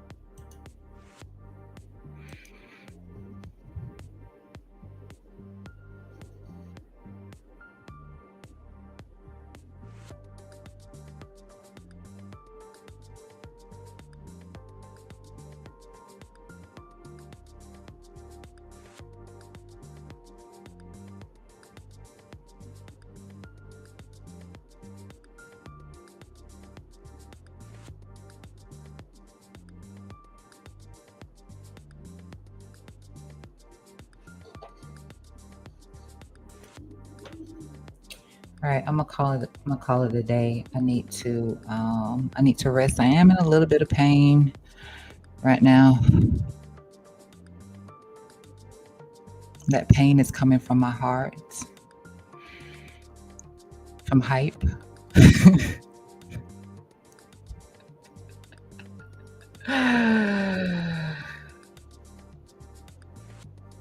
No, it's not coming from hype.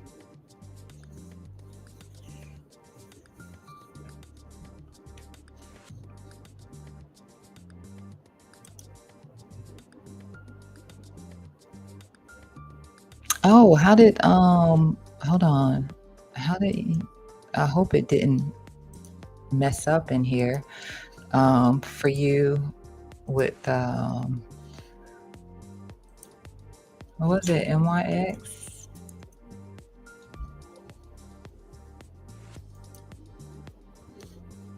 Okay, it did break it.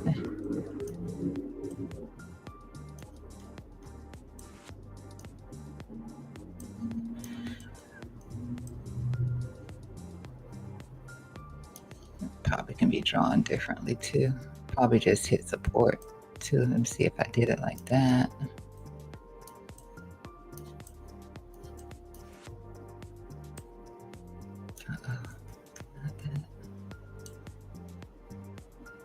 No, I broke it either way it went.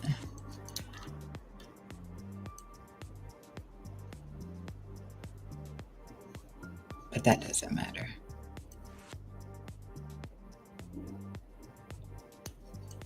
It doesn't matter.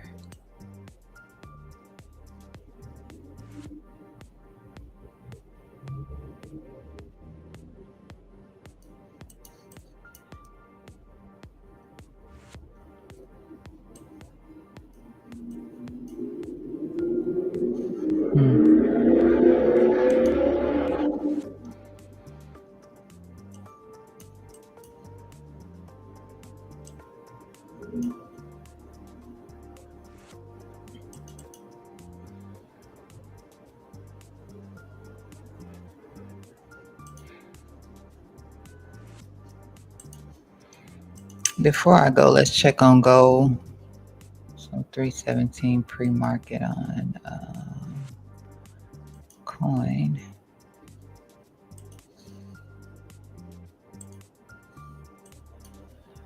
All right. So far,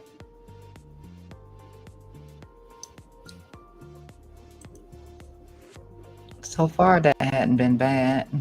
So far, I don't like how it keeps dancing around. It did break.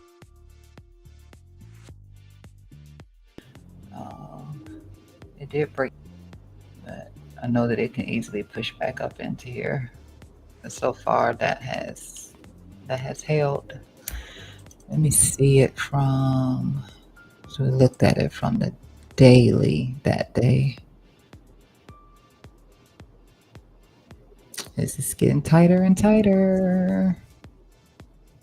Tighter and tighter. It would be nice if gold filled in this gap. I'm not in this. Just so you know, I don't trade gold. Just something that we were looking at on stream a couple of days ago. We're looking at it over here. So on the 3rd, and then we pulled the fib. In case you're interested, the fib extension from here to here to here. It was like, yeah, let's look for this 1-to-1 rejection, because it had already started with a minor move right here, just a little minor one, but this is corrective. This is gonna pop back up. This is a daily, so that can take some time unless it just stops right here. But this is corrective at best. And then it just pops this little head back up there. And boop, and this is over. But just trying to see if it'll fill that gap. And on the weekly, yeah, it's not giving up at all on the weekly. Just slap and bullish. This is what NYX, I mean, you took the liquidity off of, this is, I mean, the structure is different, but it took the liquidity off of this low, but that's, yeah. This is going nowhere fast. Just keep going sideways.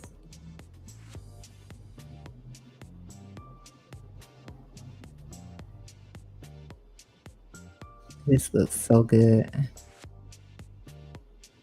Even though this looks so good though.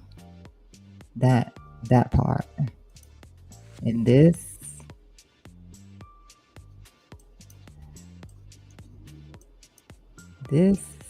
Hold on. Hold up. This.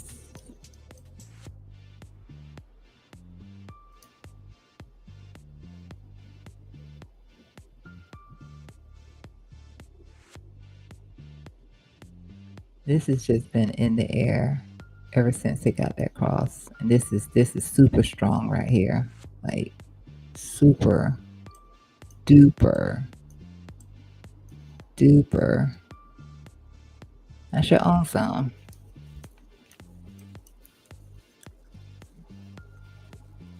Huh.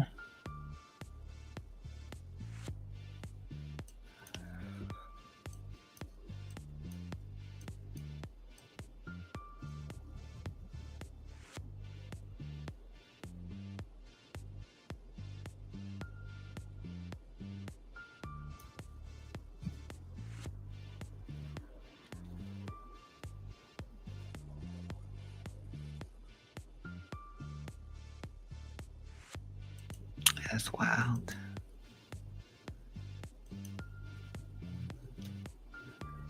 That's wild.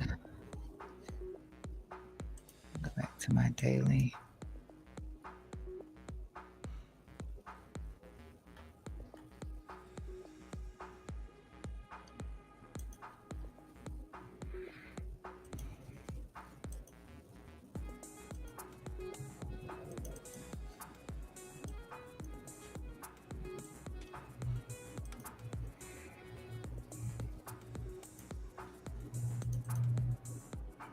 Okay, let me move my little thing over.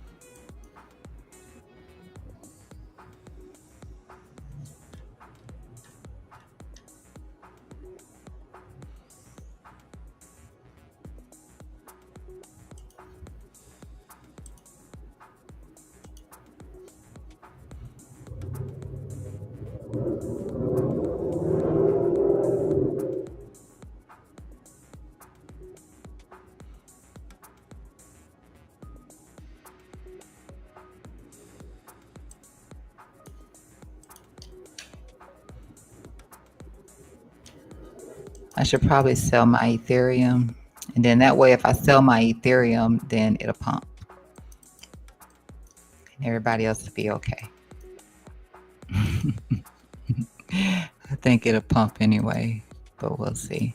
All right. I appreciate anybody who stopped by here today to hang out with me. I really, really, really, really, really, really do appreciate it. I guess I'll just post something later because right now I don't see anything right now other than getting a little bit of a correction in here. Once we get somewhat through the correction, if anything lines up, it just looks like it's worth it. If it looks like it's worth it, then I shout it out. I will shout it out.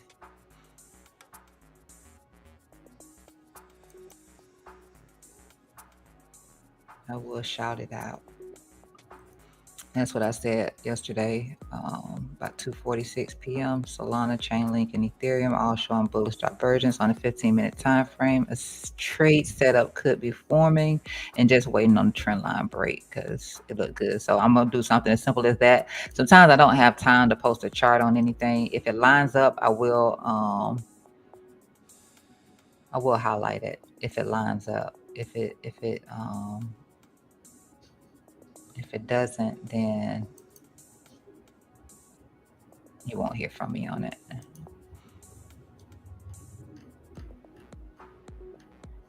CJ Bennett, if you don't know who that is, I know you know who the Coin King is, the Coin King. So you should be following the Coin King if you're subscribed to the channel. Please hit the subscribe button. Please hit the like button. Please like me. Please like me.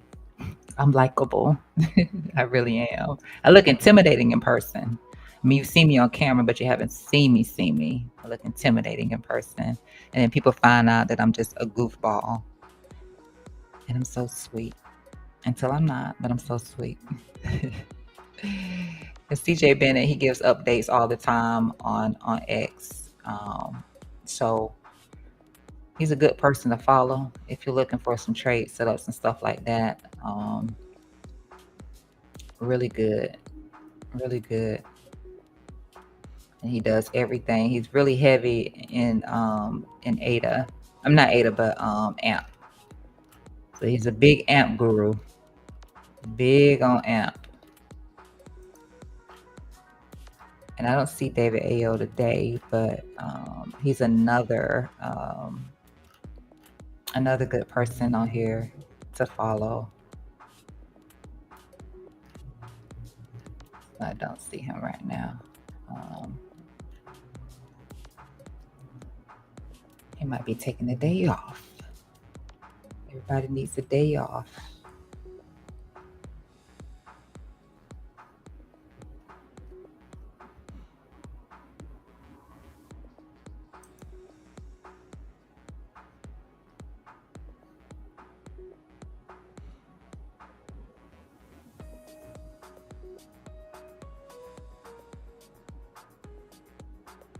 And this was at 8:46. He was mentioning the double shaded squeeze here on Solana on the daily time frame. So I mess around with Solana again if it's trying to hold up. It's still trying to hold up. it just did a reclaim on the 20th of May on that drop, but the I'm gonna look for a correction off of it though. You have to see it do something like it did today for me. For this is gonna pump for me. Give me that Head and Shoulder shampoo. um, I'm not gonna touch it though until it does something like this again. That's the only way I'm gonna touch it, and then I want to see it line up. Like I'm not gonna overtrade. I'm not gonna scratch my itch anymore because I've done so good not scratching my itch until today. I was like, it's bullish anyway. I'll just jump right on it. I'm not gonna scratch my itch anymore. But I mean, I know that typically plays out. I just don't want to sit through any drama. So I won't have you sit through any drama. So when I tell you how to play it, when I give you the name, then you can look at it and you can, or maybe I'll just drop something in, but I can't tell you what to take it or what your risk management is going to be or anything like that. But I'll watch it. But he was saying Solana on the daily. But that one. Hold on, that's Solana again. How did I get back on Solana?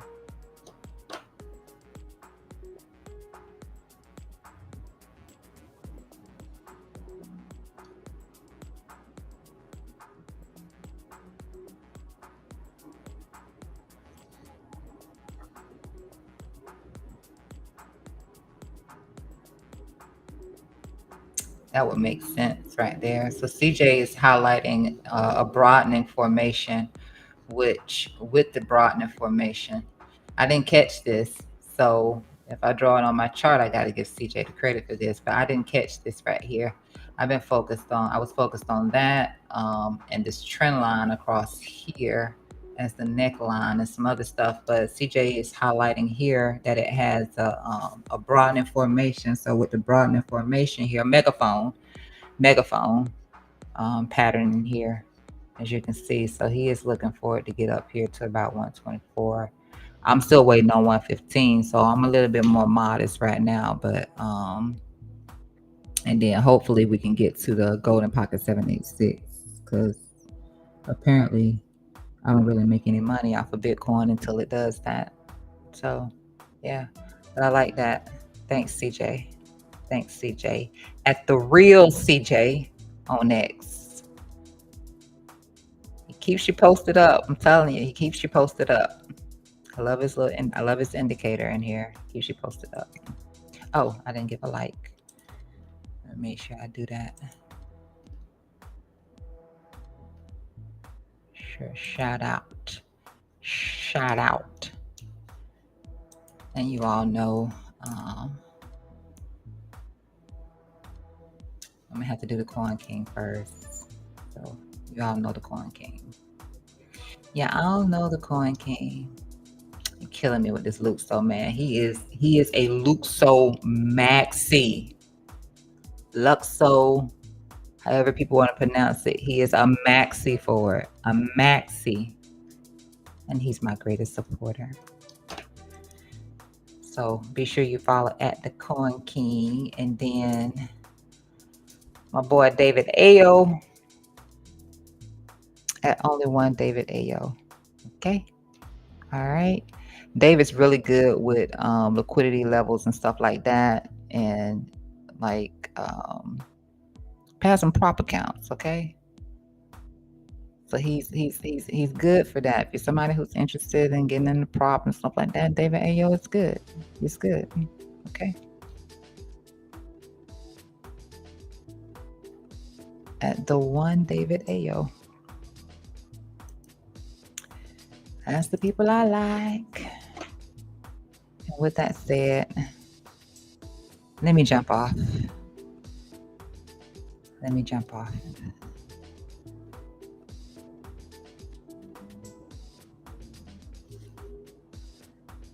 Again, I appreciate you. I appreciate you for hanging out with me. We'll see if anything transpires in here. I'm still, again, I think that Ethereum goes up. I think it runs up. That's all I think about it, is that it's gonna pump. I don't care how many. I don't want it to keep coming down here though, because at some point it will break. It will break through here. I don't know if you remember Bitcoin a while back, how it had a beautiful support zone through here, and you can see like how long it's just been holding this support zone through here. Like if it keeps testing it, like I said, chopping wood, the same thing I said with Bitcoin. I said Bitcoin's chopping wood. I said you don't keep hitting at something then and not break. I don't want to keep seeing Ethereum come down here because I don't want that to break. But I do lean towards the fact that Ethereum dominance is going to come back up. It's going to break to the upside. Ethereum, which is a sleeping giant right now, it is probably not doing so good compared to Soul, because I finally decided I like it. That's what happens when I like something after not liking it. It does stuff like that and like this. So that's real. But I think it will pump. That's what I'm looking for. So we're trying to get some recoveries in here right now. And SUI is still in standard deviation 1 and 2, even though my recommendation is not to take SUI on leverage. It is still trading in between standard deviation 1 and 2, meaning it is still in the bullish control zone right now. It is hitting a little bit of resistance. It's still hitting a little bit of resistance, and it's still kind of sideways and flatline or sideways, or that's as much as your volatility is, just between that block. Let me see. So just between your block, like I said in here, so just between your block, this is about as much. Initially it was this right here, 1, and then this was supposed to be the next target right here that we discussed, and then if it can break through this, then this will be it. But how the Bollingers are sitting on it, maybe we squeeze in here a little bit in here, because the only squeeze that it presented was this one in here, and that wasn't even tight, because you can see it's not even below the mean, so it's not even below the 20 SMA. That's the thing that I like to look at in here. So when you don't see your squeeze in here off of your Bollinger, I like to look for this to be sitting above where the 20 SMA is, to identify that some sort of a change will take place. And then it's just a matter of just waiting for it, to be honest with you. Like, if you get resistance, then you can, of course, jump into something. Or if you start taking out candles, then, of course, you're affecting your lower time frame. You can see that you broken market structure just with a 1 candle shift. Or SFP, whatever. That was a good example right here, because your tweezer topped right here. You got this candle wick right here. You came up, your tweezer topped, whatever. I'm not shorting, so none of that really matters to me. I'm not shorting the market. But that was probably your resistance right there for SUI. It wouldn't make sense if SUI did burst out of here, in my opinion. I don't see a reason why it would just burst out of here and come up and hit this level. But like I said, if it did, I probably would change my mind about shorting.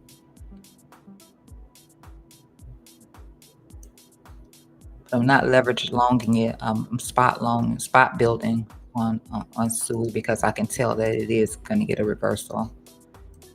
It is going to get something in here. Just trying to give it a minute. It still has, still can do a 50% drop. It's squeezing in here, so it still can do a 50% drop, and I think we can drop back into here. So I'm only spot building on it. But if it pumps, and happy day. I'm happy. How can I not be? I only have a small amount right now, so I'm looking to build on it. And that'll give me time to do it.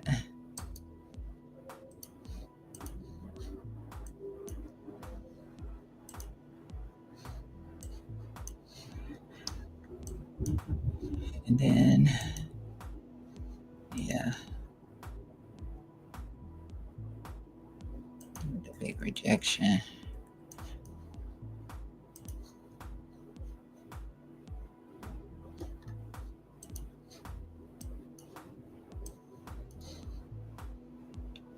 Check the stablecoin thing.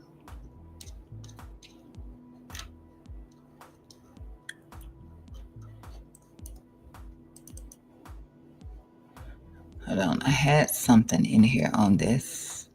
My computer reset last night, but I knew that I'd seen something in here on this. If I can get to it, yeah. So crypto stablecoin dominance is gonna get a pop here. At some coming point, it can go on for a minute before it happens. You see how long it did this over here. Once it pops above, well, let's say is this already below here? I think it's already shaded. I think this is already shaded.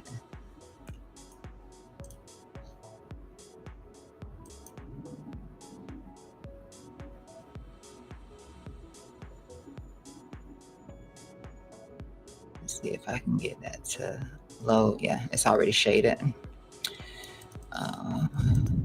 Is there any divergence in here? Yeah, you're starting to get a little bit of bullish divergence in here too, off of your stablecoin dominance. You're starting to get some bullish divergence in here. You got bear deals at the moment trying to come up, and since price is trailing down, your bearish divergence is more important. Let me do this in a way where it's on this line right here instead.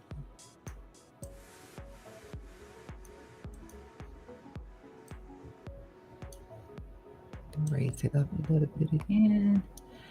Just something like that.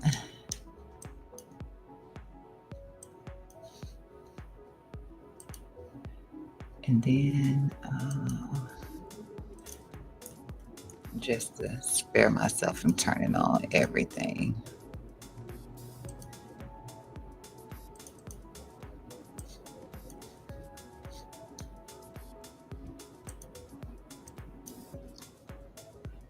Which is way faster than any 20 SMA, but I just want to see where it lies. So it's in tune with this trend line right now, unless you get a flash drop. If you get a flash drop, then it'll throw it off as gain. But as long as it continues to look corrective in here, then this will be your relevant break right here. And so we'll know the rest of the market. The crypto market is not going to be performing very well for a little bit.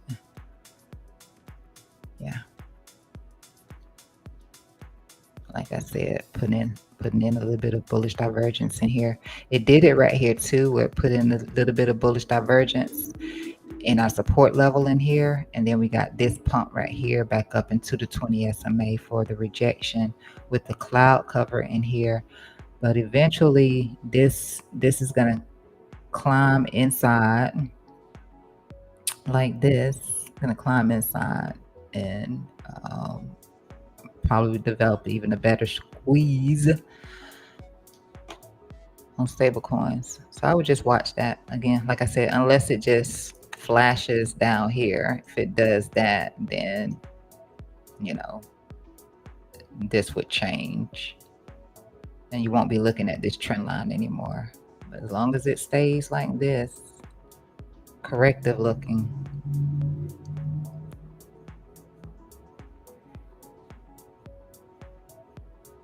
then this is relevant.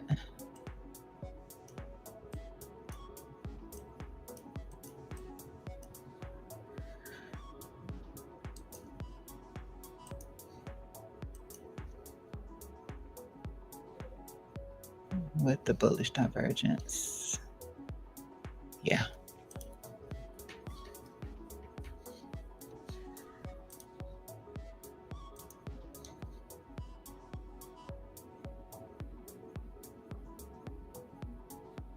Solana is right back up there. Boy, Solana is killing it. I knew I should have just I just should have just left it alone. Just no, I should not have. I should not have just left it alone after that little crash we got. It's okay. That's what the take profit level is there for you to take profit.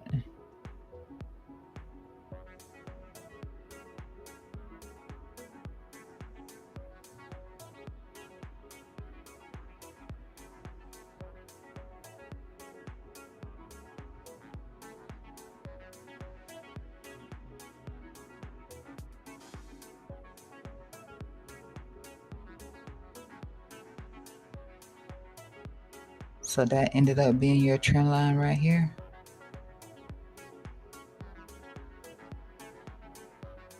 Look at this.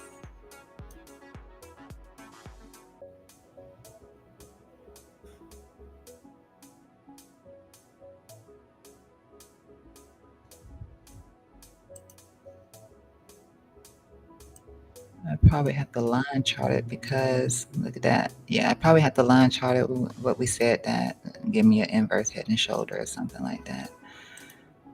I have to line chart it because of all the volatility that we got through there. And that's probably where the where it ended up sitting at. My PC trying to slow down on me now.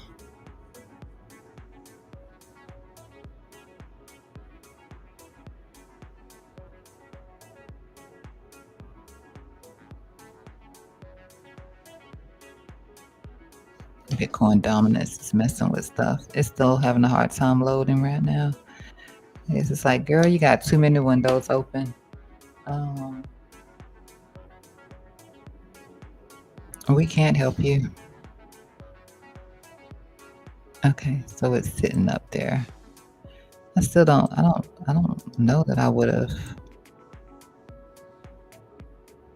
We'll just stick to that. We'll just stick to this. That way it confirms. Otherwise, rejection. I am still looking for it to get here. I'm gonna close it out here. I don't even care about highs or anything like that. I'm just gonna close it out right here. And that's gonna be good enough for me.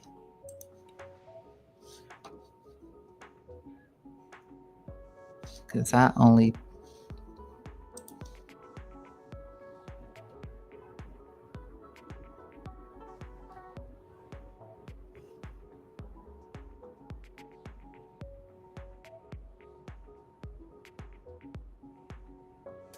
I could have sworn I put more than that into it. I guess I didn't. Could have sworn I did. Felt like I did. Maybe I changed my mind about one order or something.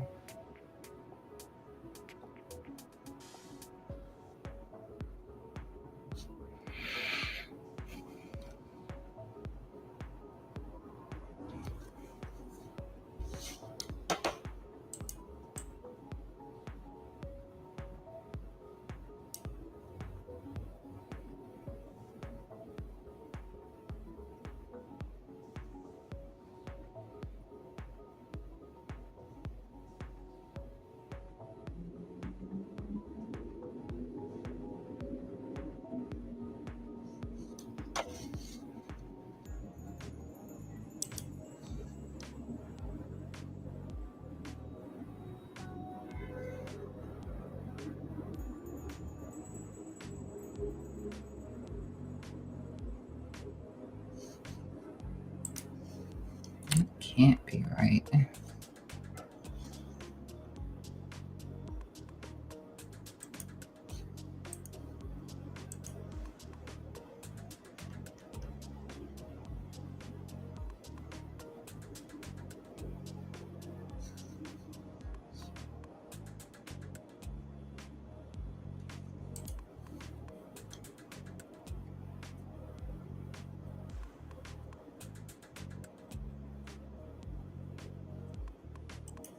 Oh, okay, I see what my error is.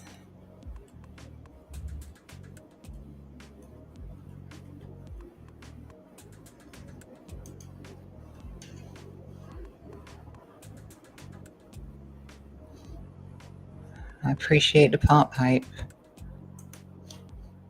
I appreciate the pump.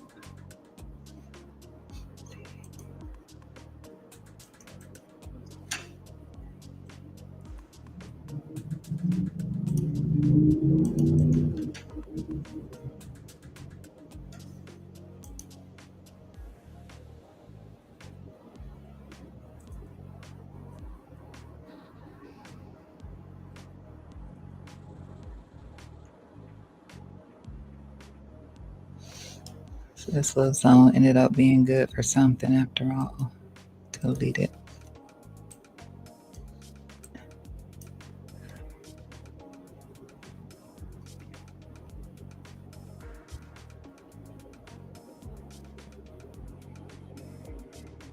That can still be the rejection right there, sadly.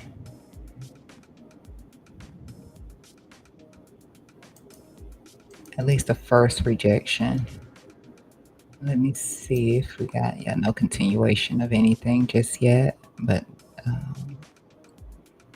if it holds solid like this, then we could see a cross in here. And then a push, an attempt back up here at the highs up here. That would be even better. We squeezed pretty good off of that time frame. So maybe something can start to develop in here. It's really hard with this one because it just doesn't give out any signals. So I guess that lines up really good right there. Coincidence, of course.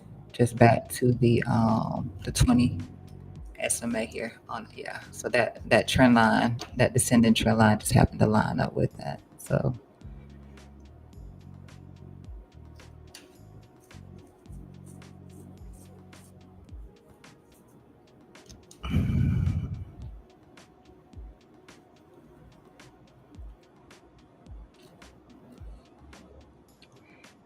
I should have zoomed out. I should have zoomed out too. If I'd have zoomed out, then I would have looked at this instead. I would have just zoomed out and saw this and been like, yep, wait. And then into the order block here on the 1 hour. Trading is hard, especially if you have a plan. Especially if you have a plan. So standard deviation 1, resistance, break it, and then you get to the mean.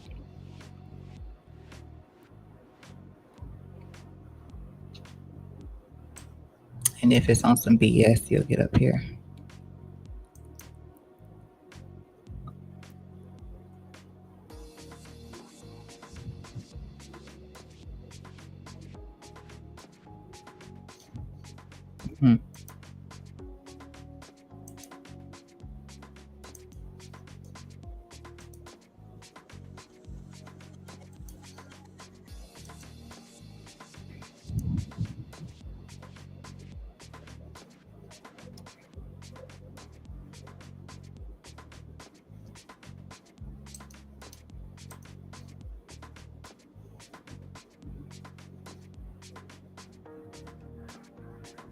Which was the same as over here. And then just waiting on the divergence. That would have been way better.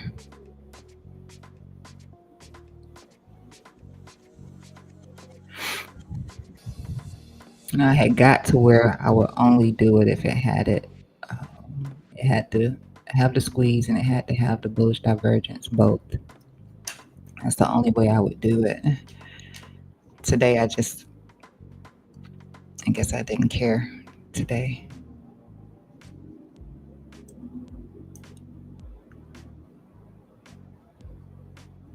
And it could have been a better trade had I just done that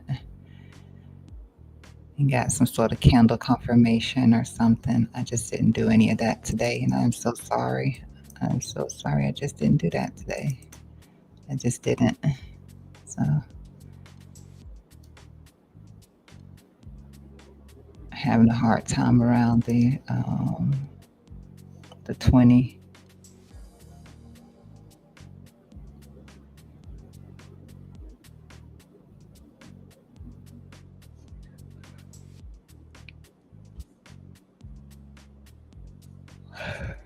Still have this spread in here too,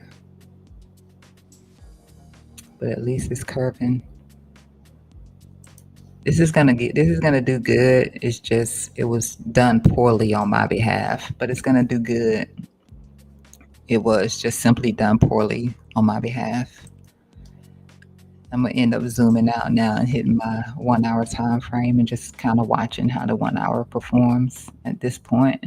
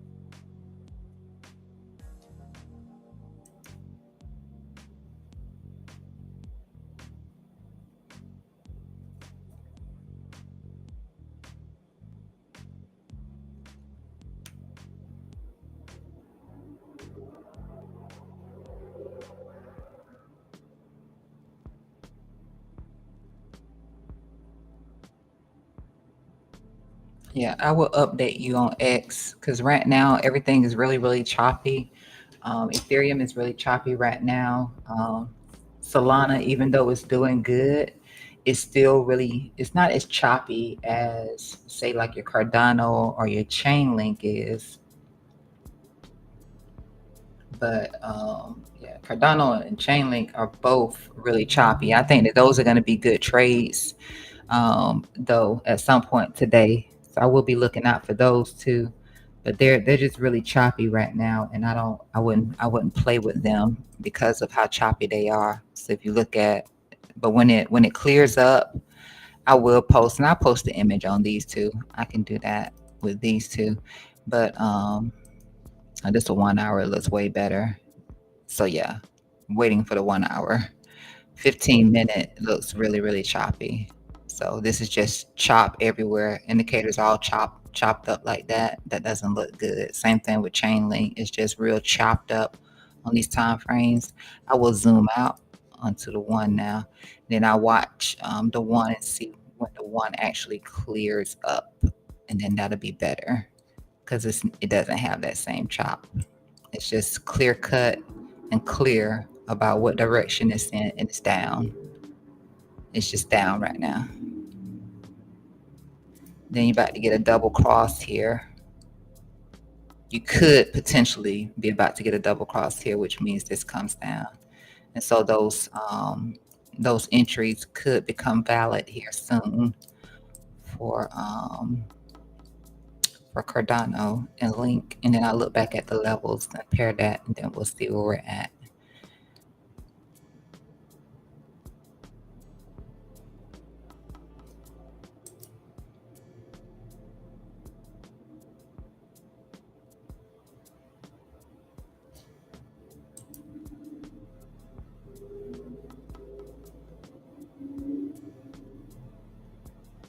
Yeah.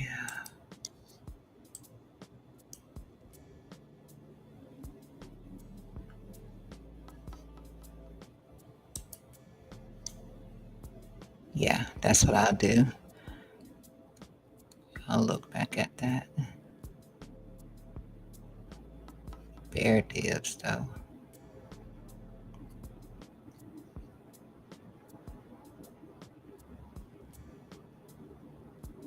Yeah, they'll make for much better trade setups, especially if this drops bearish. So a nice pullback and then a push back up on these would be great. And hopefully something like this will transpire behind it. So I look for that today. And I'll just specifically watch these two forward.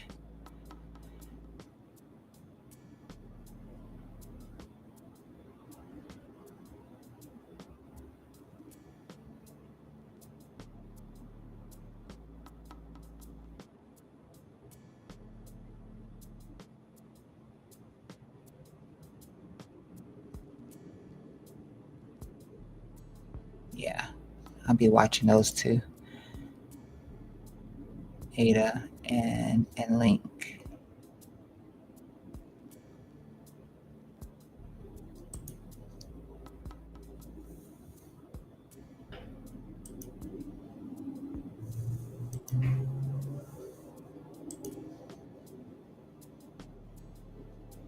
Just wanted to make sure that they were on here.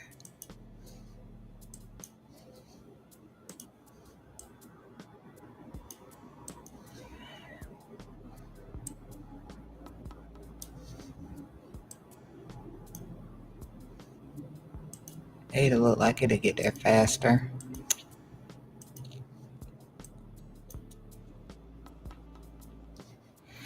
than Chainlink will.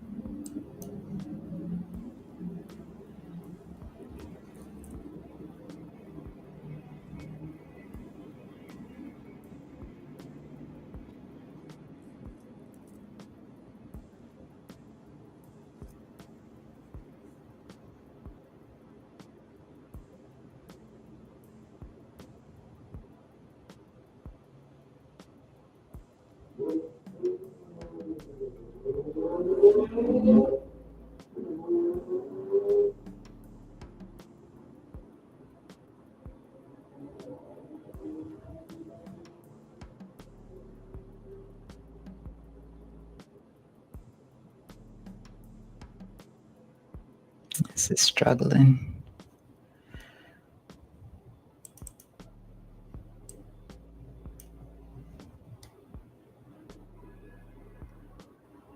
Or maybe I'm just being impatient.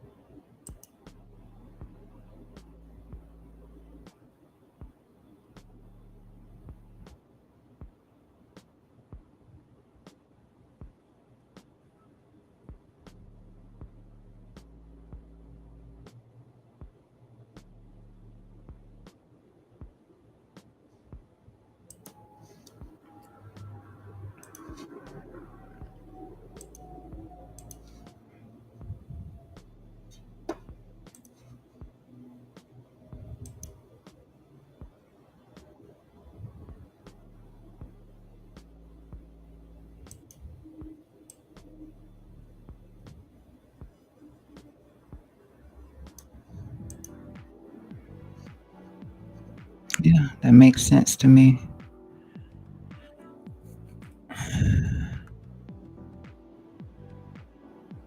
That was all I was looking for anyway, unless, since it dropped in that far, unless it does something more. But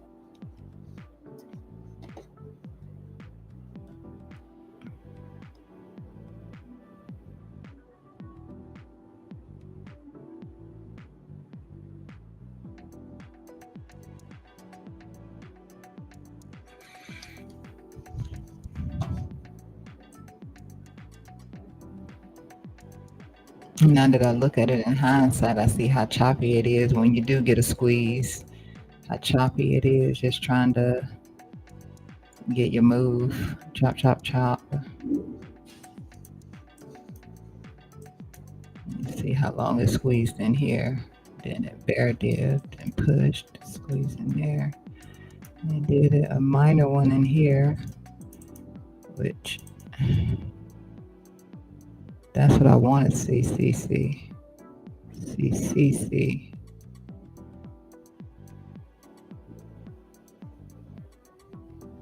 So yeah, this could be not much like this one too, unless something starts brewing over here.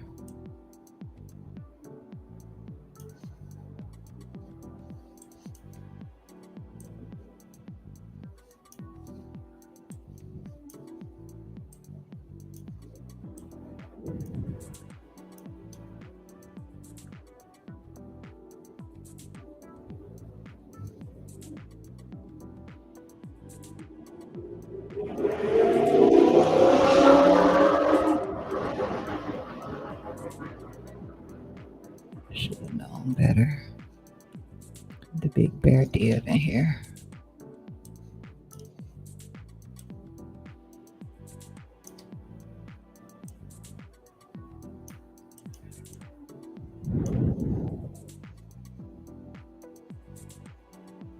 These all line up with it anyway. I just wanted to see for reference.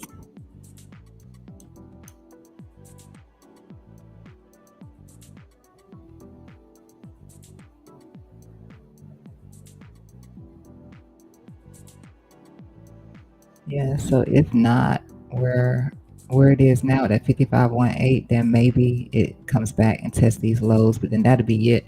I'm getting out of it because I don't know that it'll shape up anything different in here. Didn't we look at this yesterday? I could have sworn I did. I could have sworn I looked at this and referenced this in here. And then today I'm stupid.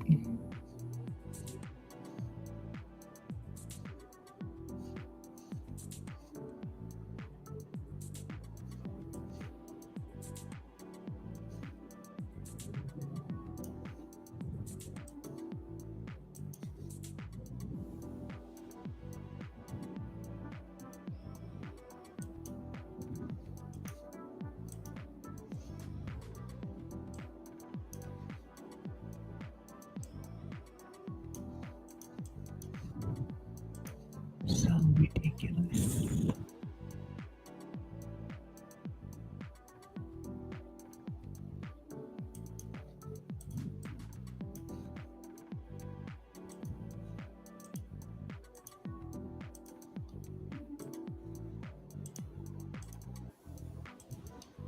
Yeah, I'm gonna be out of it. So as soon as we get up through here, I'm just gonna exit on this. I would care less what kind of moves it makes afterwards. Maybe even short it.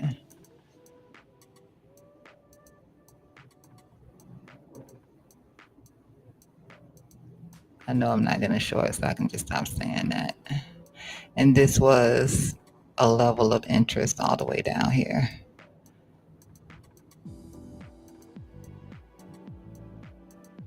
Because in the short term, it was supposed to be this one yesterday on this move, but we didn't. And we came back up. And so we clapped it today.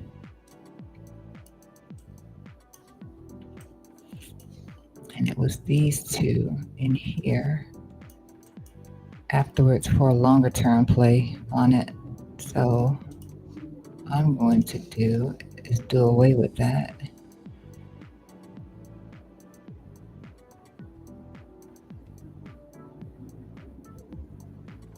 And I will be looking in here because this was our trend line in here that I said it didn't make sense to me that it did this, but the RSI was good for it.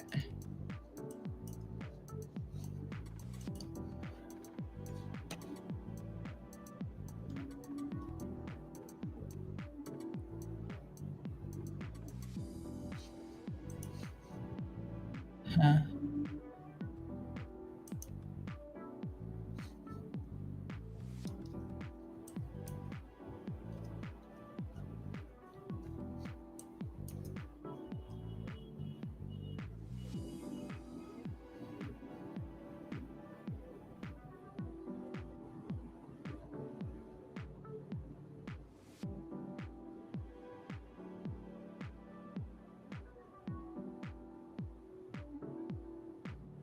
Look at that.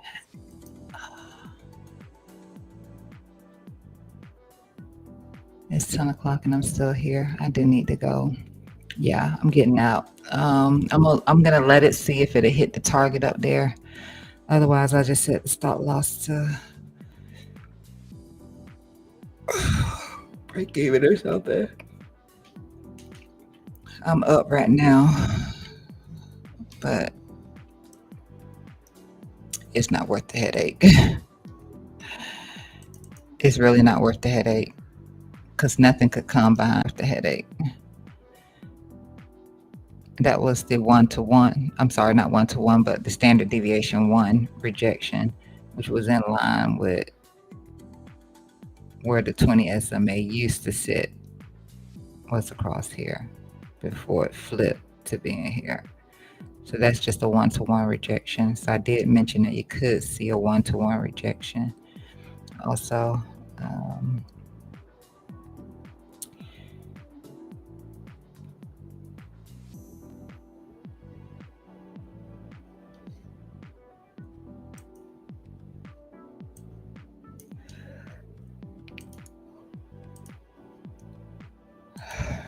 it's not because of this, is it?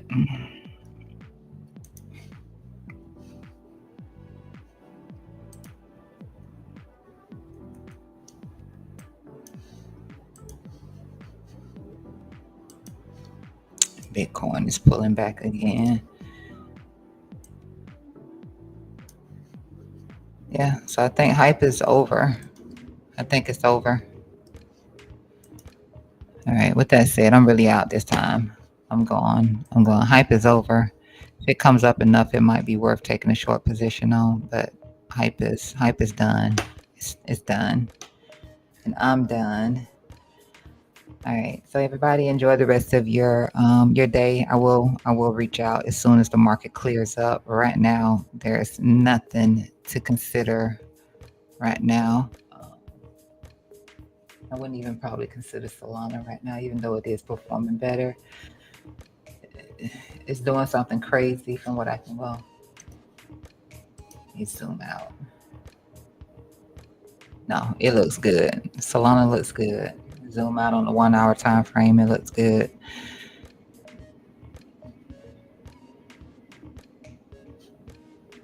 Some sort of a little correction might be coming in for it, but aside from that, it's a good looking chart. So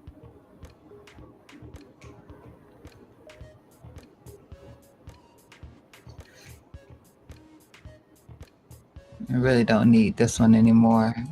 This can go. This is your 20 SMA now.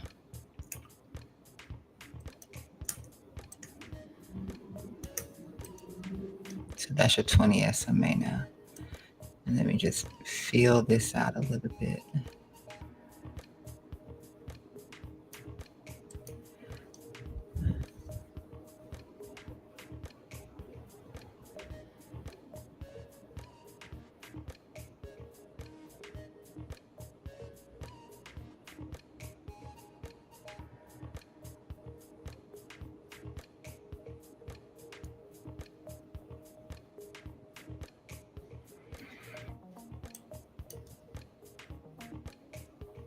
Dang.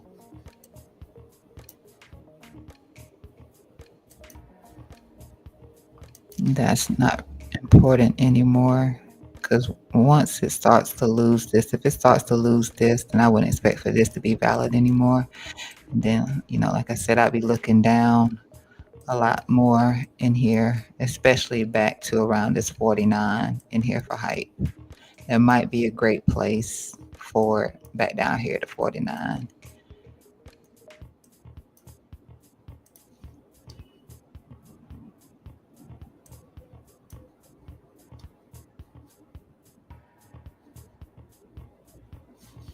Yeah,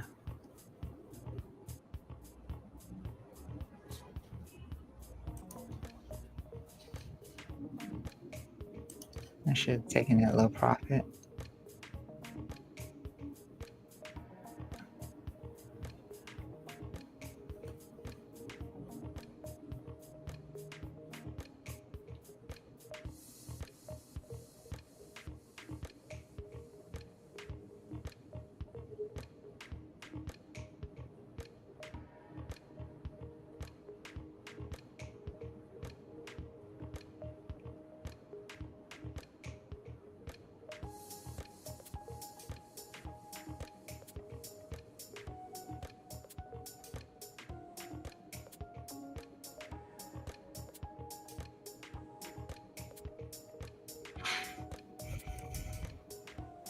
That sucks.